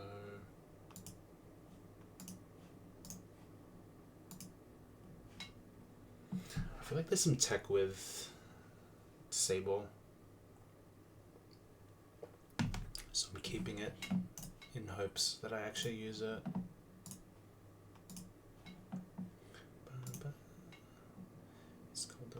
It's called the Rainbow Road. What would I get rid of? Like, I think Ice Punch is too good to not keep. Psychic. I mean, what am I clicking Psychic on? Okay, there's Twins, Terry and Tia. I might just stop before that. Looks a bit too tough. I might need to think about that one a bit more. There is an optional Jogger Scott, I'm guessing, because they're all level 66. You probably don't want to fight this guy, if I'm being honest. And then Beauty, Jasmine, Nate and Liza. These are tough fights. Like, what the hell am I doing? Double fight with Electivire, Floatzel lead. Oh man.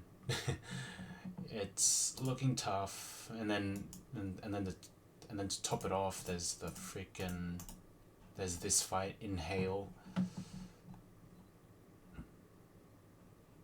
Like Bright Powder, Snowcloak, Pizza Bron, or What Madame Sandy, Bright Powder, Snowcloak, Glaceon, Snowcloak, Bright Powder, Jinx. The same thing on Frostlass. It's terrible. It's terrible. Thankfully I picked, well, regrettably, I picked Penguin, but that might be a good thing because we give, hold on, no,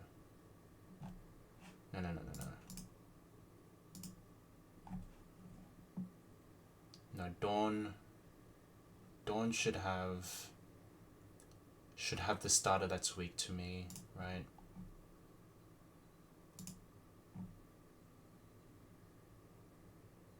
Yeah, I picked Piplup, so that means Dawn gets Torterra. Wait, no? Wait, what? No.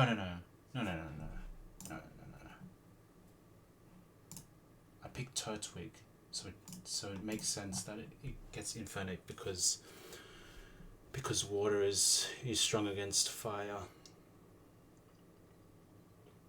I'm just getting tripped up with the secondary typings, I think.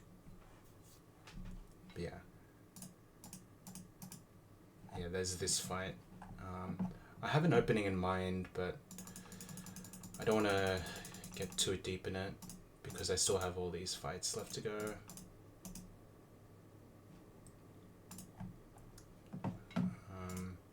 Yeah, and if we look at the map, this is 210. These are the encounters I've got. A couple of dupes, which is really nice. I'm looking at delaying this route because I have a guaranteed static mon waiting in Wake Split, and if I do get this one, then getting Electabuzz is really likely. 55% likely. 55% likely, yeah. And if I can bring this all the way to Candace, Faulkner split, we get Adaptability Electivire, which looks scary.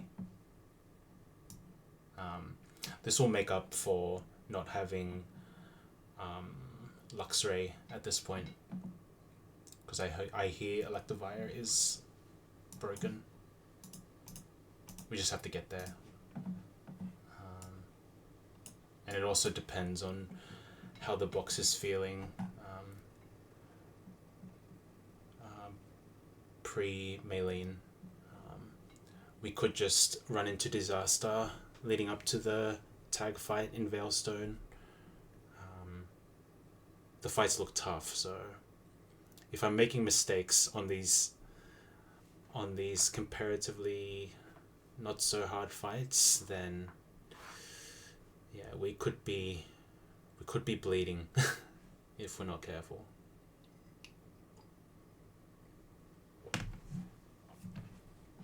Yeah. So this route is open for grass. Could also go for honey tree. We only have Burmy and Combi duped out, so we're most likely going to get a Cricketot, which is fine, but with this potential, even going for like just raw grass, I feel like there's so many more better options. The only thing is, they're harder to catch for sure. Would need to plan it out. Also, these mons in the local honey tree seem good, but I don't have enough dupes in the global honey tree table to justify it, because I could just get a Butterfree or a Dustox or a Beautify, and wouldn't be too happy with one of those. But maybe Butterfree could be good, because it gets Sleep Powder, and with Compound Eyes, more likely to hit those. So yeah, lots of options.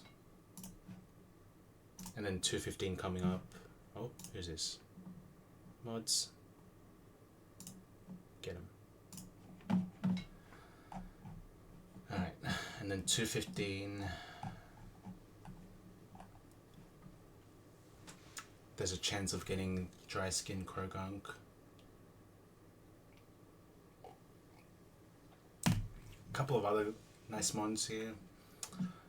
But getting Azumarill here doesn't feel nice. Gonna be honest here. I think Azumarill only really shines getting you through the Gardenia split, and then after that it kind of gets outclassed by mons like Ferret, because it always has huge power, but I don't really like it. This route alone is the reason why you get Azu and Twin Leaf. That's true. Yeah. Yeah. Because then, yeah, you have Marill duped out too, so you have and then you'll probably have some dupes at this point. So for that reason, I'm probably going Rock Smash. Rock Smash might seem strange, but if I get Shuckle, that would be good. Spinarak's got the +4, the quad resist to fighting, so surely that has value in the Maylene gym. Bonsly, I think is the one I'm looking for, if I'm being honest. Can learn block. Could be a great mon for catching other mons that can teleport. So that's what I'm looking at.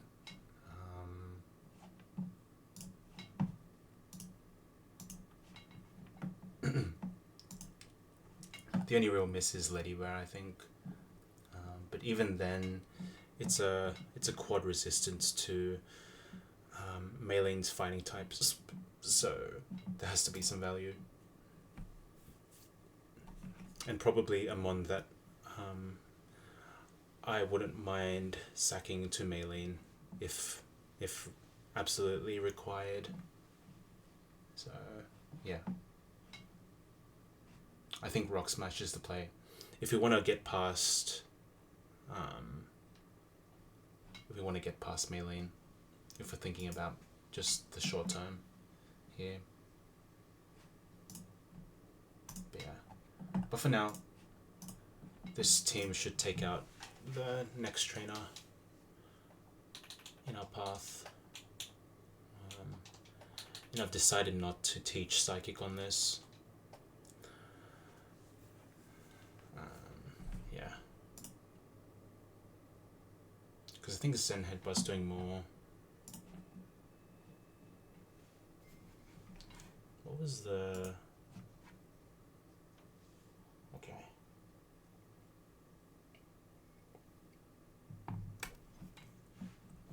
Level 54. How fast is this Golduck against the Wake fight? Just gonna check this real quick. We're slower. Yuck, yuck, yuck, yuck, yuck, yuck, yuck, yuck, yuck.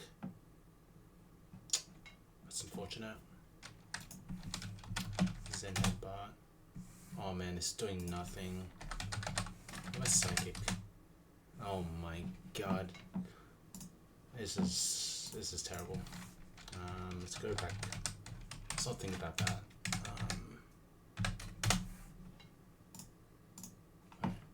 Let's just do this fight.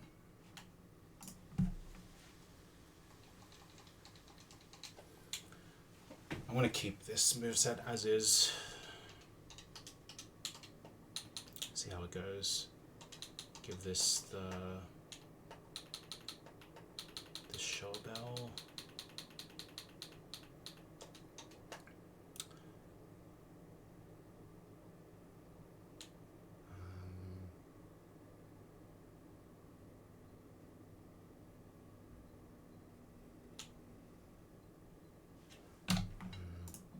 I don't think I'm using Gorbis at all in this fight. It's purely just to kill the Kabuto. So I'll give Gorbis the XP share, and then for Meganium, nothing really. I just need nothing. I mean, potentially Quick Claw. This needs the Silver Powder though.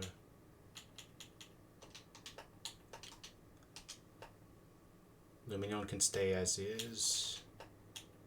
Silver Powder. Okay, so we need U-turn in the first slot.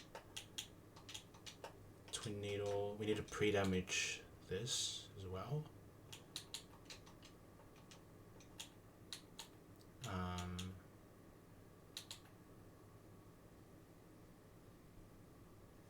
Yeah. And I don't think there's any reason to pre-sleep as well. So that saves me from doing that.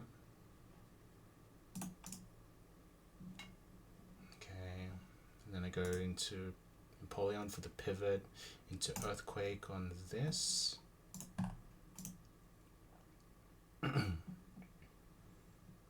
Earthquake. I outspeed in the rain. And then we should be fine. Yeah. If things go terribly wrong... Meganium has me. Meganium's got me. Yeah. But you pose a valid argument for Azu for that particular route. In my opinion, I think I'd rather still go for Grass there or Good Rod. Because you have a potential of getting Delibird and Farfetch'd from that grass. And if you get those, then the fog section is probably nicer. You can get rid of the fog as well as the hazards as well with those mons, which seems really powerful in that route at least.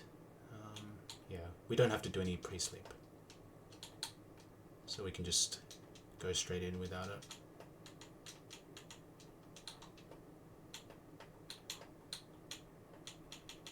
Just use up all these repels.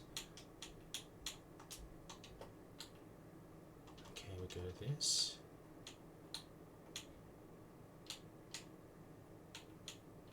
Okay. Alright, how am I gonna get screwed here? Do I want to talk to this guy? Don't. These maids won't even let you order anything if you can't prove you're strong enough. My birds are weak. That's why I need the milk, ladies. What? Yeah. If I walk into this milk house, then I wipe. I think Peach Owl did this on his PB. He ran into that house and he got hit with a fight right away. I have not watched any VODs of this, so I don't know exactly where things are. I'm pretty sure there's a jogger here. In vanilla there is, but I don't think it's coming up here. Okay.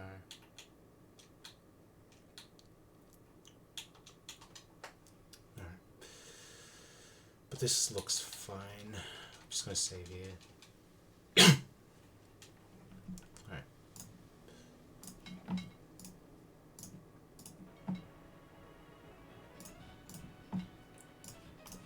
Alright, first fight of route. What is this? 215.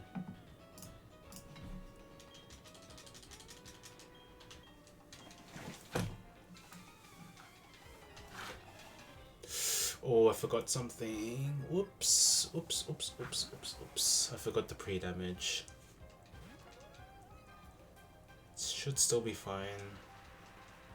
Just means I take a ton of Stealth Rock Chip. If it does click it. But never punished. I think I clicked Giga Drain.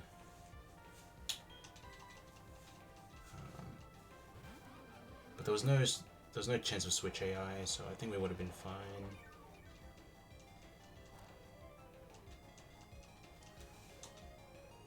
I also forgot. Oh my god! I forgot to level up on Credilli. Okay, we gotta check this now. I think we messed up again. Oh my god.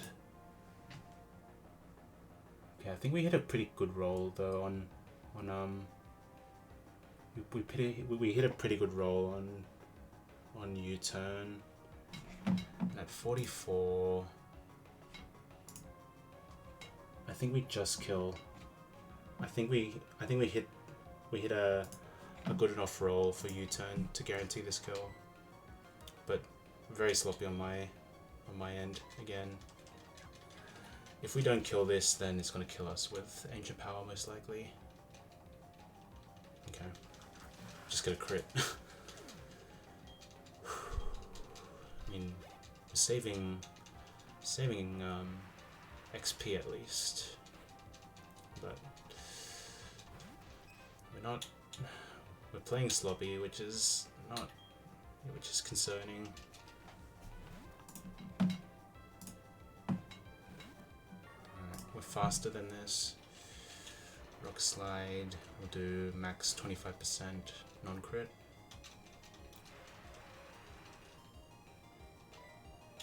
Whirlpool's a kill.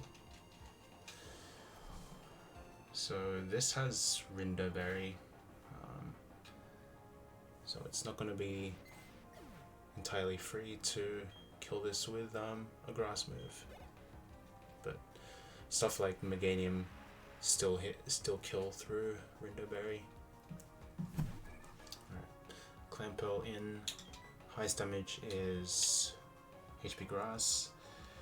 It can't really click anything else, especially because we didn't get crit.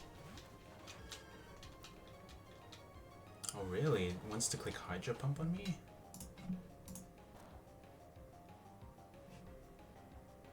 I mean, we always live it, but that's weird.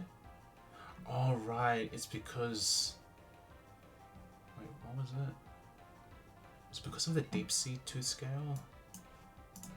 I better check the Annis calc, because I missed this in I missed this in the calc. I'm just gonna check though. Just give me a second. Clampo. That's crazy, by the way. Maniac Calvin. Okay, I was definitely dead to a crit. Okay, never punished. Okay, so the HCLA calc didn't have the deep sea tooth in the calc, so I just kind of believed it. I mean, we lived, we never got punished, but still.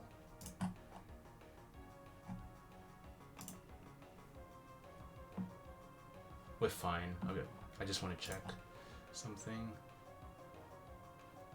It still should have been.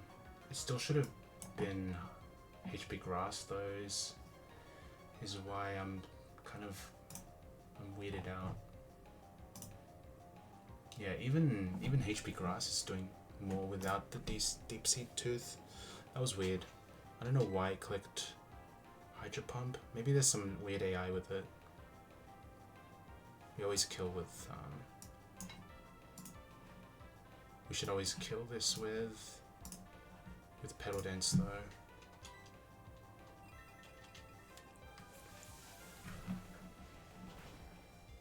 Okay, I almost got screwed by the calc. Never punished.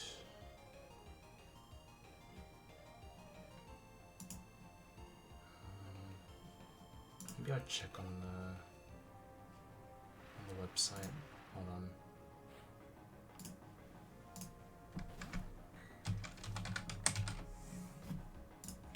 I'll just have it up when I'm ready.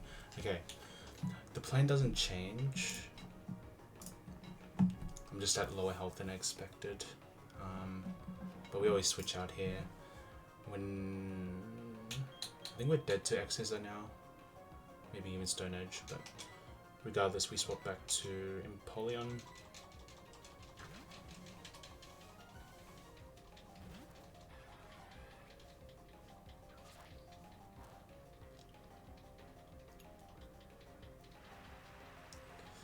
Earthquake incoming. So we go to Cold Luck now.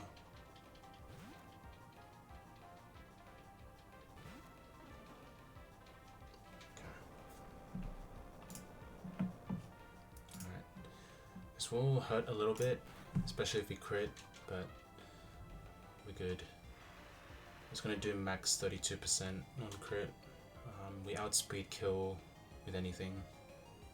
That's a water move. So just click Water Pulse.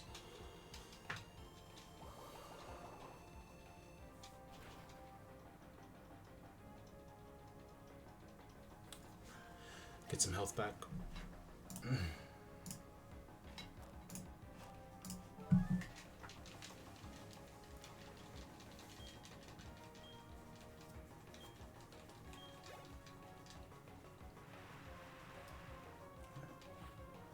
Night's Last, Swift Swim, Rinderberry.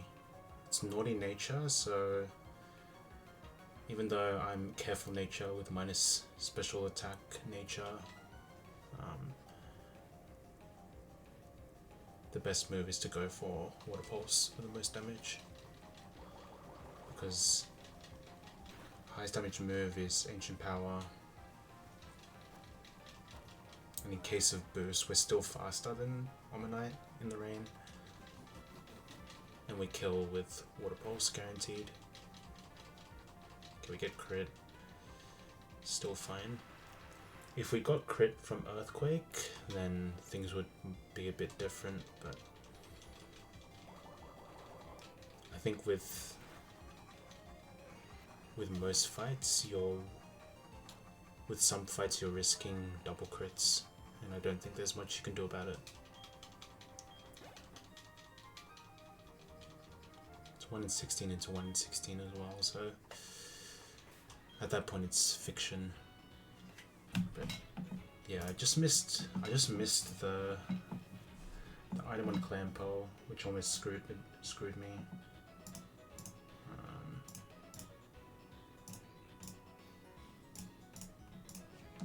what would I have done differently is the question though. I'm just gonna head out to the head back to the poker center though.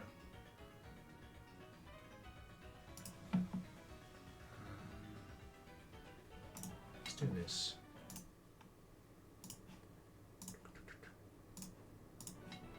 Oops.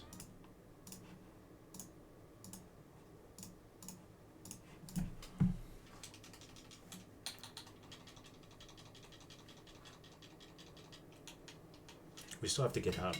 We still have to go back to the poker center. So just keep it on here in case something happens.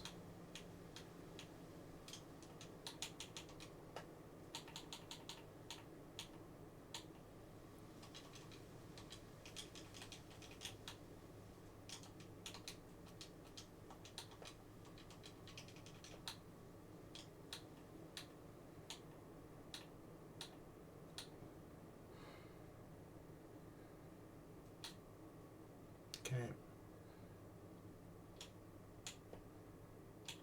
All right.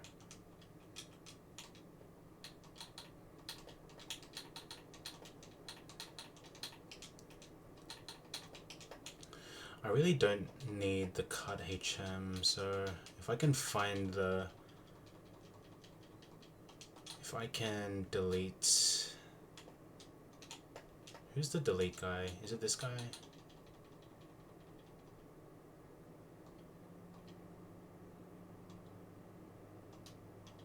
Yeah. I'll get rid of cut on fruit salad for now, and then teach secret power.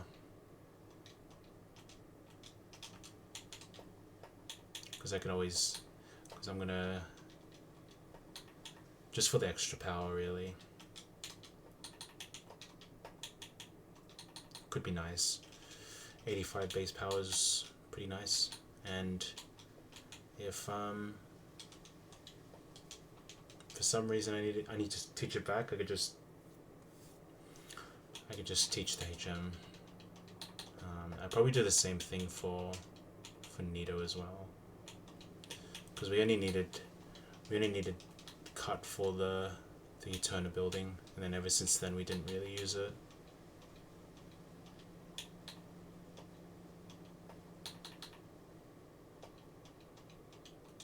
There we go.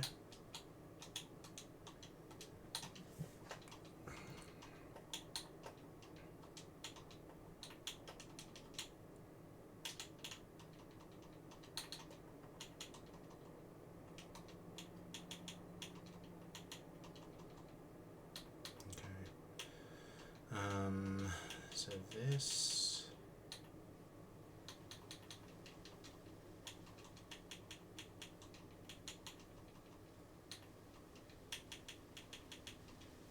right. Just reorganizing the team, the box, I should say.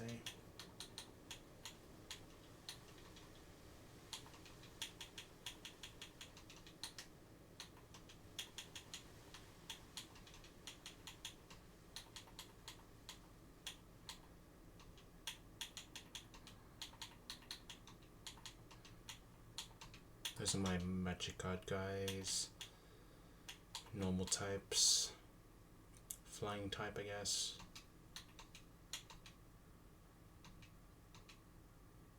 Yeah, this fits. This is kind of a nice configuration for now. Yeah, and then chestnut can be chestnut here. Okay.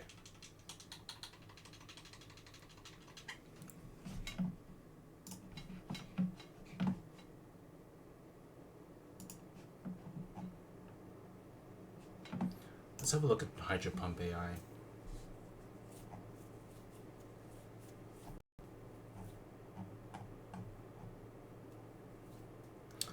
There was nothing special about it, is the thing. It doesn't have any special behavior.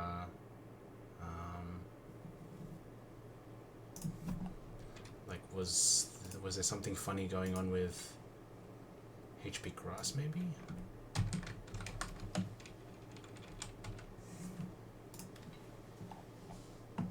That's all I could see, really. Yeah, that's weird. Why was HP Grass doing... Well, why was it not clicking HP Grass on me?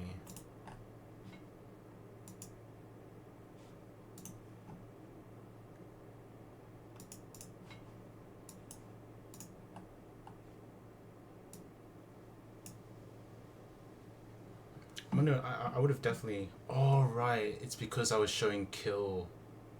Okay. No, I get it now. With the Deep Sea Tooth, I was showing kill with both HP Grass and Hydro Pump. Yeah. So it was a 50-50 there. So that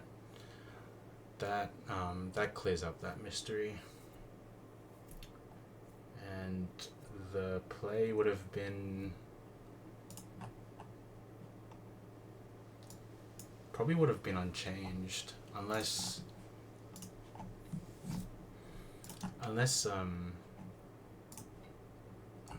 Ludicolo could do something here. Ludicolo, I mean, get 43. Deep Sea Tooth. Okay, I think Ludicolo was the play there. I did just gamble my Meganium because I didn't see the item. Yeah, 100%. I just gambled. But never punished, and we can still use our Ludicolo for... We can still delay Ludicolo for Energy Ball if we really wanted it. But yeah. I think with those types of things, you could probably risk those. Probably not a big deal.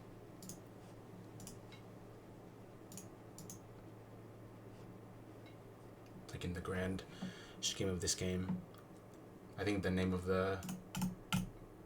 this part of the game is you kind of have to risk some things to get a bigger payout later on in the game. Okay. Alright, what's next? Okay, so I have Golduck as the lead. Empoleon. I should have a Twisted Spoon in my bag for Natu or Xatu. I've got Ninetales, I've got Leafeon, and Machamp again. Okay. So let's see.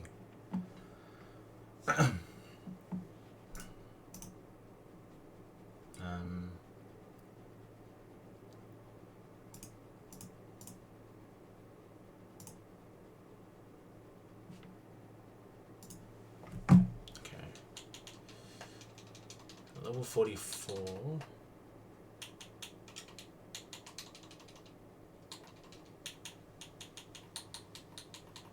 Level 44. I'm never dead to anything, and there's a similar situation to the very first fight of the stream where I'm slower. And this time U-turn is the highest damaging move. So it's guaranteed. It's guaranteed to click U-turn. We don't even have to worry about Confuse Ray turn 1. So we could save a Person Berry here, because I don't think it can get a score above 1. Whereas with the U-turn, because I'm slower in the rain, this Lumineon is also Swift Swim and super quick.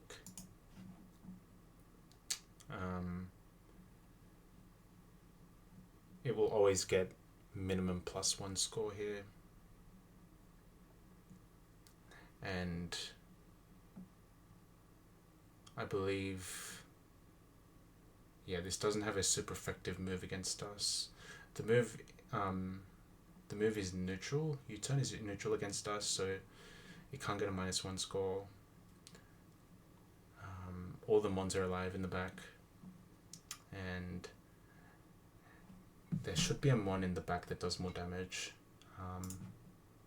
That mon being Electrode with Thunder. It'll do more damage than U-turn. So if we check that with Luminion stats, Thunder's doing 56%, U-turn's doing 31%, so it will never get the -2 score here.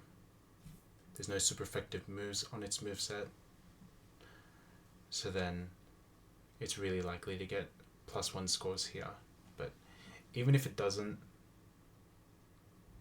the user, which is Luminion, is faster than Golduck, so it'll get a guaranteed +1 score.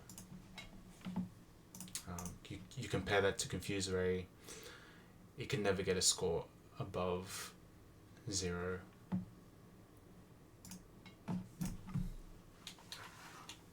Which means we can get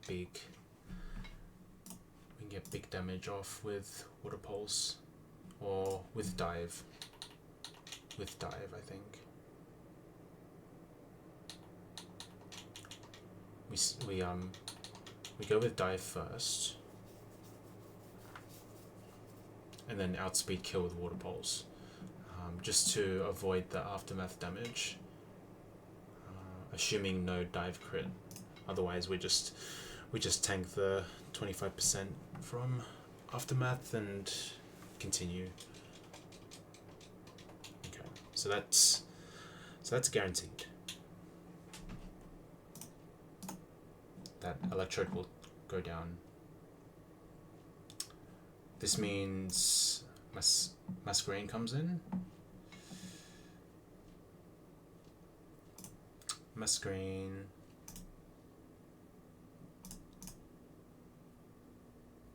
Masquerain means I can swap into Empoleon.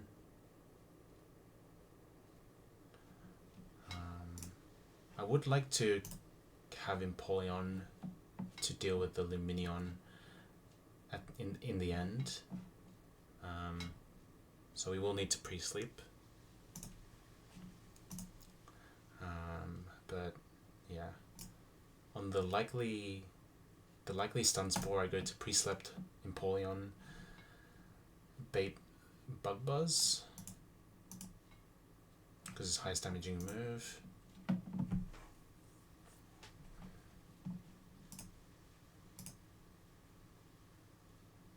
Okay, but the thing is, how do I kill this?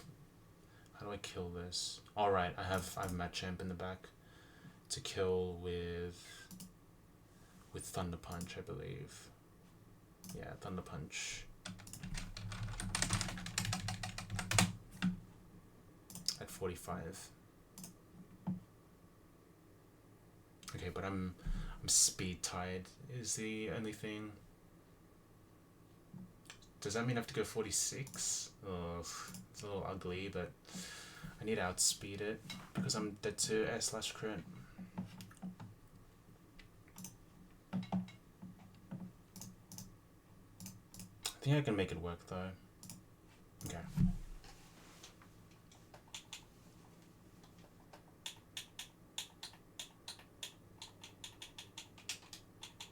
Alright, this will be a little ugly, but it's what you need to do, I suppose.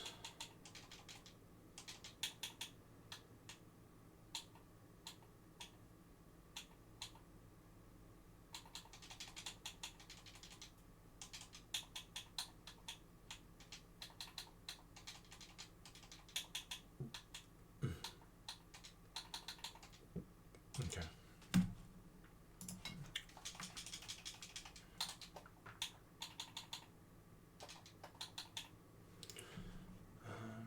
Okay, Thunder Punch incoming. I need to evolve. I need to bring this to 46 to outspeed the Masquerain. Outspeed and kill as well. So Ice Punch, we get rid of it. 46. Right. I think that's all we're really doing against this masquerade. And then for Bronzor,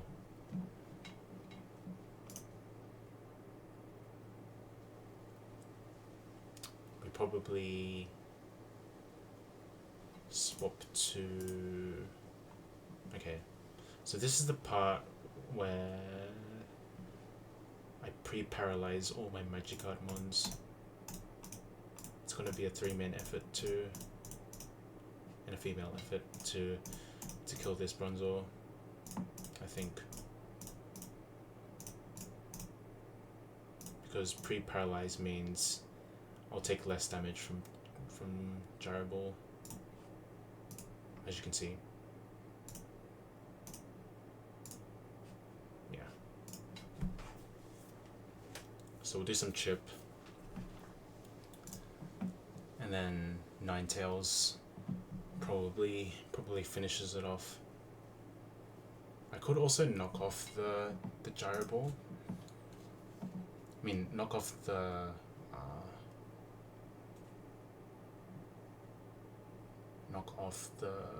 Macho Brace to make it faster. It's probably not necessary, because I'm also dead to Earthquake crit. Don't have to risk that. Yeah.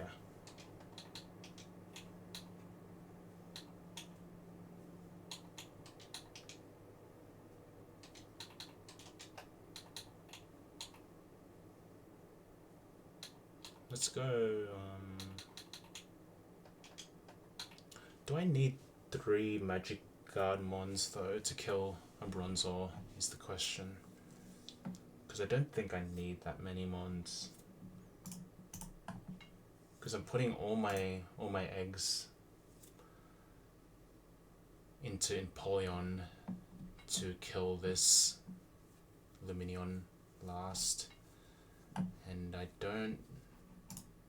It's kind of suspect, if I'm being honest.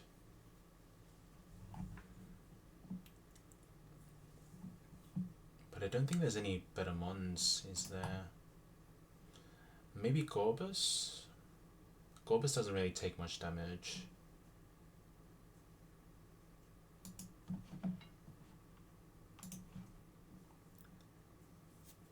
I probably use Gorbus to kill Luminion.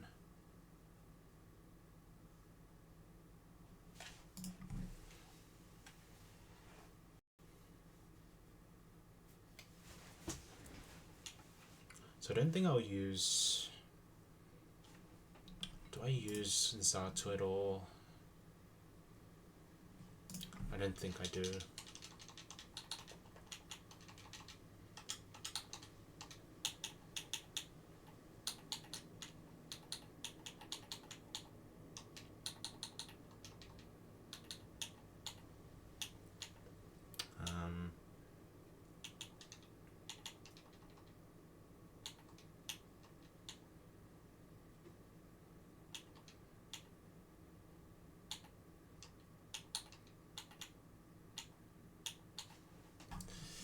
Is there any reason to go through Empoleon though?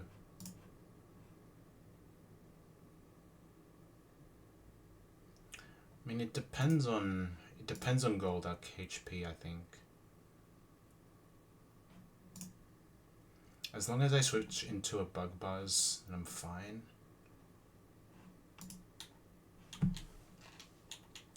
And I have the backup Empoleon in case I get into range of Air Cutter, because there's a world. Yeah, there's a world if I like get crit by U-turn into some shenanigans with Aftermath. I could be at really low health, and I would need to swap into Empoleon first to confirm the bug buzz.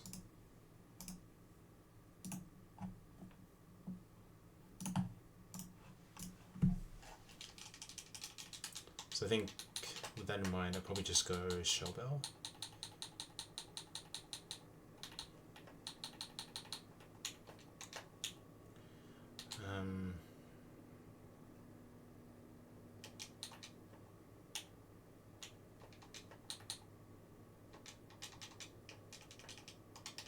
Okay. And then for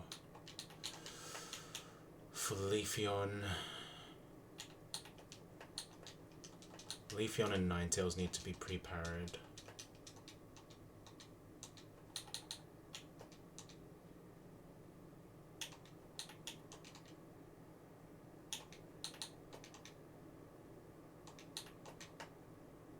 Okay, it's done. And yeah, Gorbis is gonna be the plan B against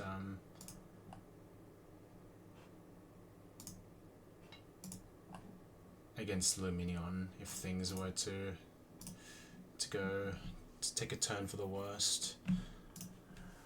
I think I go Quick Claw on it. Wait, what did I just give this? I gave Leafeon the Quick Claw. I give the Leafeon XP share, give this Quick Claw, and then give this Flame Charcoal. Yep. And then for Empoleon, do I just use a Personberry? I probably just gamble with Empoleon if I'm being honest. And then for Machamp doesn't really need anything. I think ideally I don't want to take that much damage with Penguin, just to give myself the most chance to kill the what's it called? The Luminion. So that's the ideal, because I don't want to be taking much damage. And then that puts less pressure on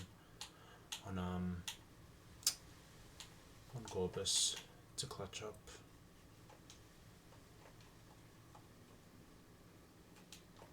And I was thinking of Machamp as well, but in the rain, crit is killing, bounce is also crit killing. It's just a bit of a mess. Also super slow. And I could go Bright Powder. I haven't given anything else.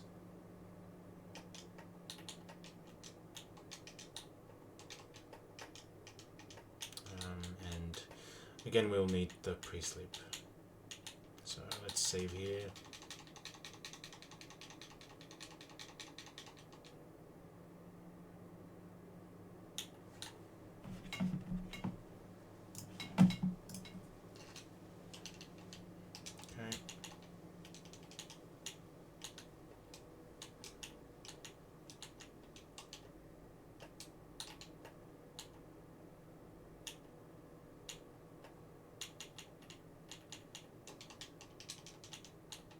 Alright. 44.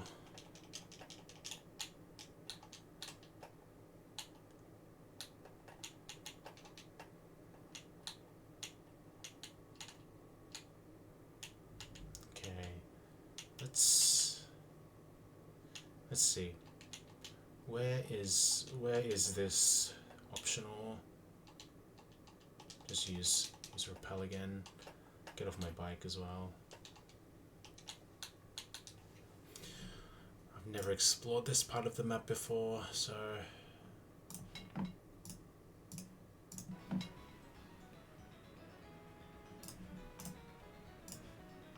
let's focus.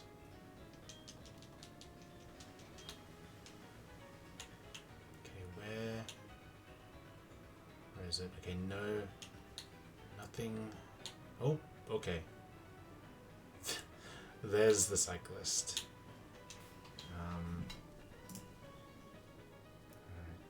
And then the next fight's twins. Okay.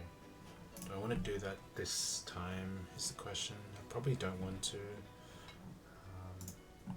I have this cyclist planned, so I should just do it now. It says silver powder lead. Okay, we're chilling.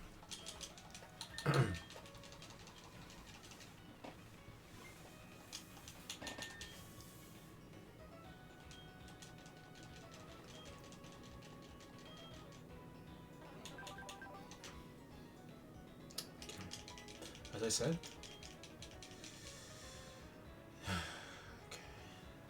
The main challenge of this fight is going to be how I handle the Bronzor into the Luminion last, because that's how I'm planning this fight. Luminion will be killed last. It's not going to be completely riskless, but we'll see.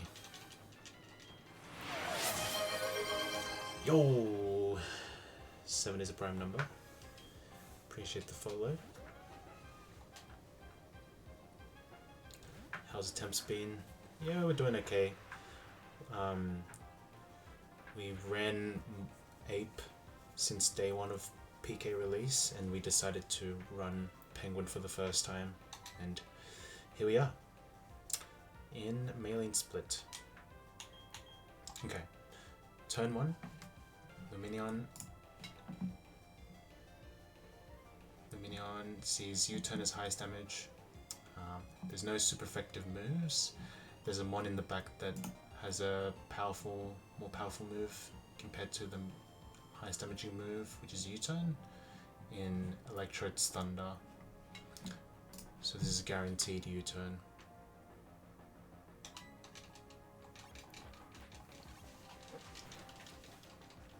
It also had, this Luminion also had Confuse Ray in the moveset, but because we're slower, U-turn was always getting guaranteed +1. Because Golduck was slower, yeah. A crit is a bit nasty, but we didn't see it. This Electrode has Aftermath, so a crit from U-turn into Aftermath could have made things a little bit spooky. We are faster than this in the rain, and we kill with Water Pulse to dodge the Aftermath damage. And that means we don't have to worry about Thunder, Hyper Beam, Thunder Wave stuff from Electrode. Okay.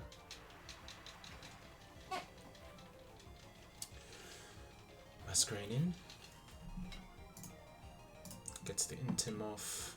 It's fine. Air Slash isn't a high crit move. Skull doesn't have any special AI. Highest damaging move is Bug Buzz. And because we're faster, it's really likely for Stun Spore, so we swap into Machamp on super likely Stun 4. Yep. We're chillin', and at 46 we outspeed and kill with Thunder Punch.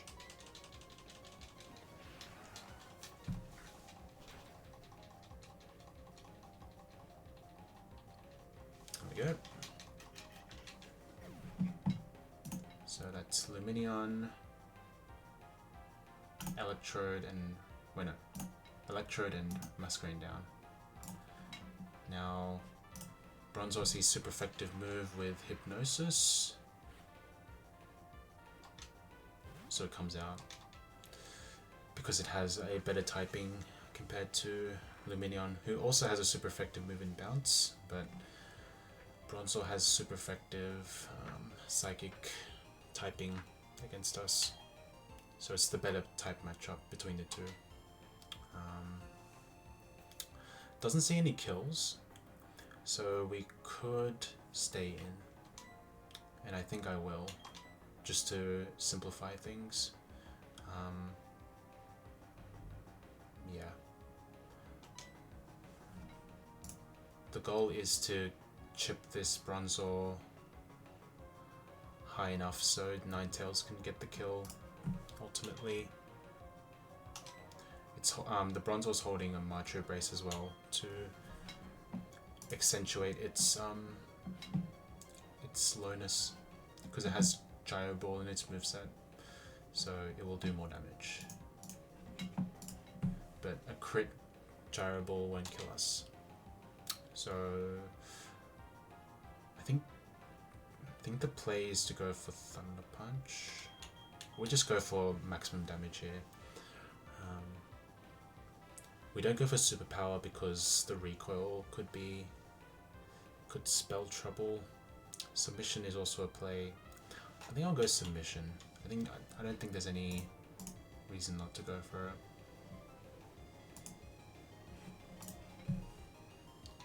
If it crits, then it's fine.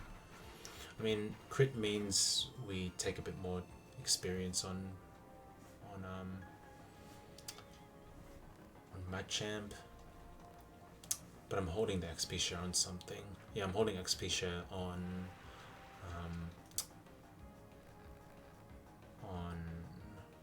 Leafeon. I'll stay in one turn in case this wants to go for Confuse Ray.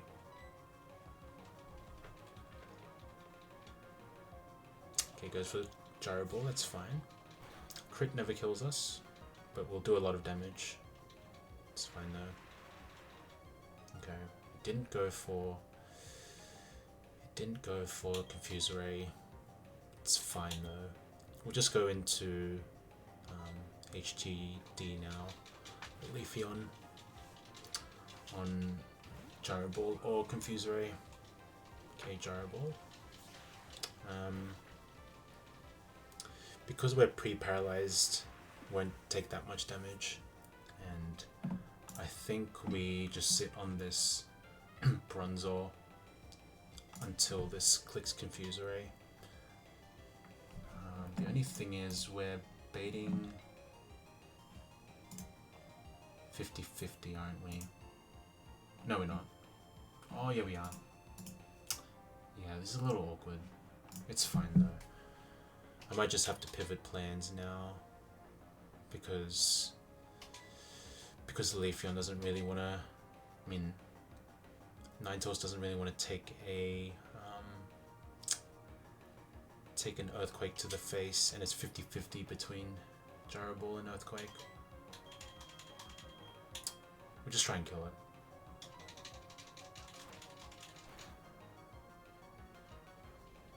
Okay, Gyro Ball. Just keep going until this dies. I think it was a good decision to do the chip with Machamp, because yeah, as you just saw, this can click Earthquake. It's 50-50 if it wants to go for an attack. Could also go for Confuse Ray, but I think because Bronzor's at such a low HP, it just wants to go for attacks now. Okay, now Lumineon last. What can we do here? Okay, we're definitely dead to a crit, so that's not what I want to do. This could also Confuse Ray as well. I think we go into Machamp, or I could go into Ninetales as well. As long as we're not baiting Waterfall, it's safe, and it is safe. Yeah, we're not showing any kills at the moment, but this could be Confuse Ray, and I'm holding Charcoal.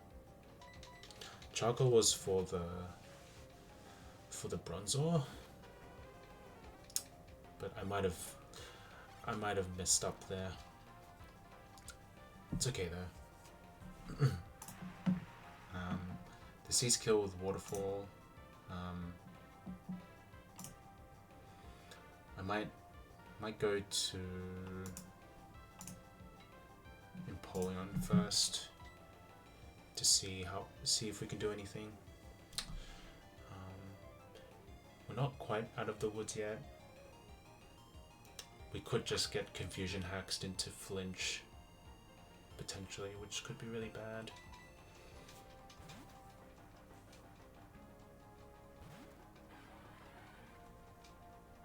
Okay, waterfall. Waterfall was guaranteed because we showed a kill. Okay.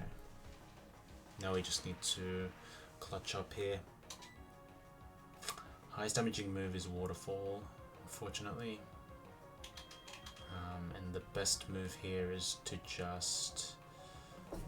if I knock off this silver powder, what happens? Okay, I don't think I want to do that. I'm just gonna go for double hit now. Okay, just no flinches, please. Okay, nice, nice.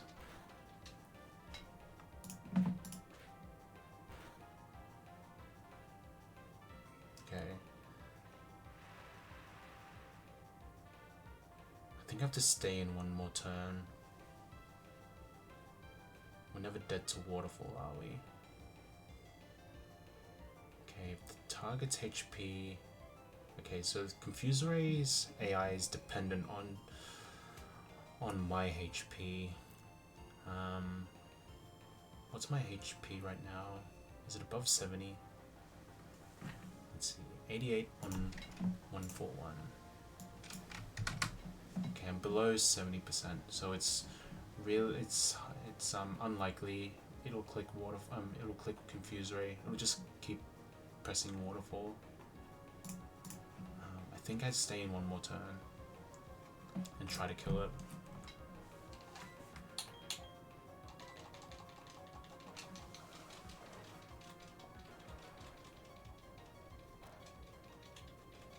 Okay. Yeah, and that's over. We had what's it called for plan B, the Corvus. I was scared to bring it out because at that point could do some crazy stuff, because then it could confuse Ray because it sees I'm full health and things could get messy. But yeah, Empoleon clutched up for us, which is good. Now, this is the next fight. This is the next fight. It looks really tough. I do have somewhat of a plan, but I don't know if I want to do it tonight. Just not feeling confident to tackle it because I've done. We're pushing 5 hours already. I want to make sure I'm not missing something in the plan.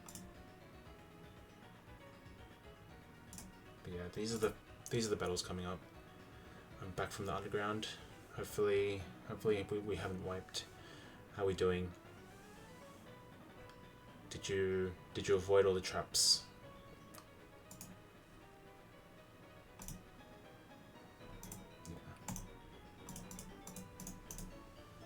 Yeah. So we did quite a bit of progress. Just defeated Byron. Hell yeah, man! Congrats.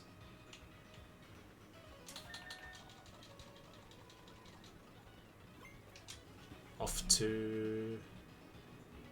I think there's some lake activity now. We got to do some tag battles with Dawn or Lucas. And then you go into the snow. Good luck with that, by the way. It looks terrible. Alright. Black belt located after Celine. Okay. So this guy gives me payback. Okay, sweet. I see. I just seen Squirk navigate the snow part. Okay, I think I will pin that to my bookmarks. Add it to my bookmarks. That looks disgusting. What the hell? What is this? Yuck. Your screen is whited out on this route. The main gimmick of this route is the invisible maze versus trainer's choice. I would recommend just going through the right side first and then just going back for the items after Candace, unless you really need the magma / electivire item. You probably want the leopard berries from the house on the left side instead of the yachi berry. Interesting comms. How did you find this? Oh, right. Yeah. It's still very pain, but yeah. The W person that made this doc for sure. Skier Sean.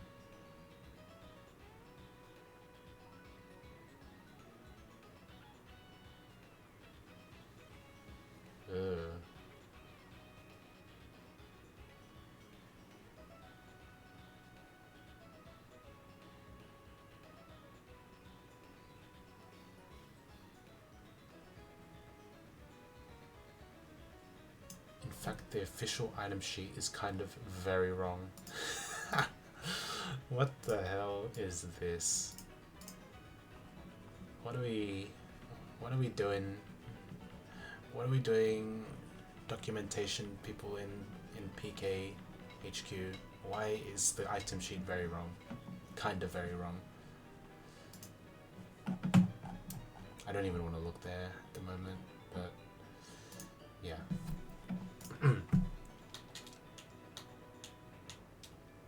I don't think I want to explore that far. I lost Marowak and Claydol against Byron, but Zard's saved your run. Holy. What'd you do? Was it some super fraud? Some like focus span proc type cinema? Or bright powder miss kind of thing? What happened?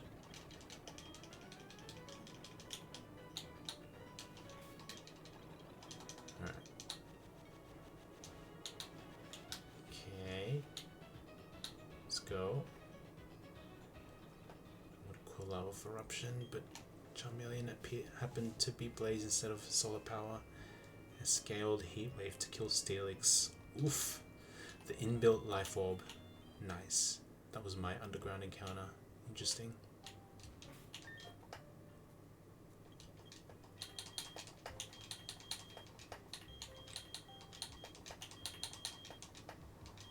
Nice. Yeah, well, congrats for passing Byron. And getting the fire ones you need to get you through. I think at this point I probably should be aiming for the fishing encounters, because I don't think these two are going to be enough. I mean, they're going to be useful. I've already seen into the future for some of these fights leading up to Veilstone that Gorbis in particular will be good. But yeah, Golduck's just not fast enough for what's it called? The Quillfish lead for Wake. We'll have to see though. And then another problem is that I don't have Swift Swim on this guy. But we'll probably find answers to all of that. Well, we won't find answers to that right away. We still need to Still need to get to Veilstone City and beat Makin as well. And even that is going to be hard enough. So I'm going to probably head off to bed and plan out the rest of that route. Maybe the doubles as well. And we'll see. I think the goal is to try and get to Veilstone next time. We'll just save state this. Export back up. What route is this? Route 215.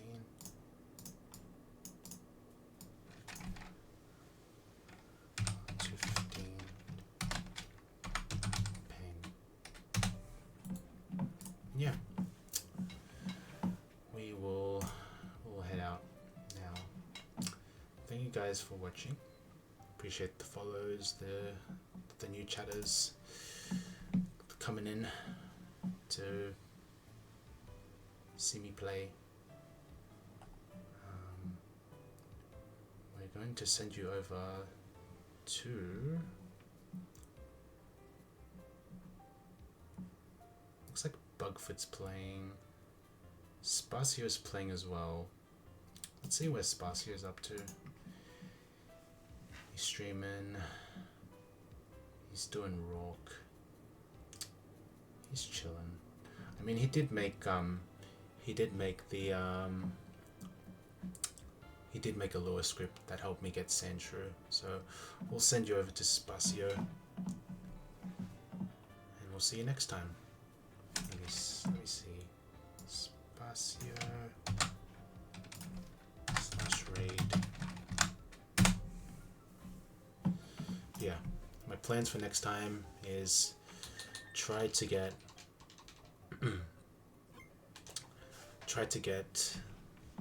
to Veilstone. I'll do some planning, I guess. And yeah. In the meantime, again, thanks for watching, follows, and we'll see you next time. Peace.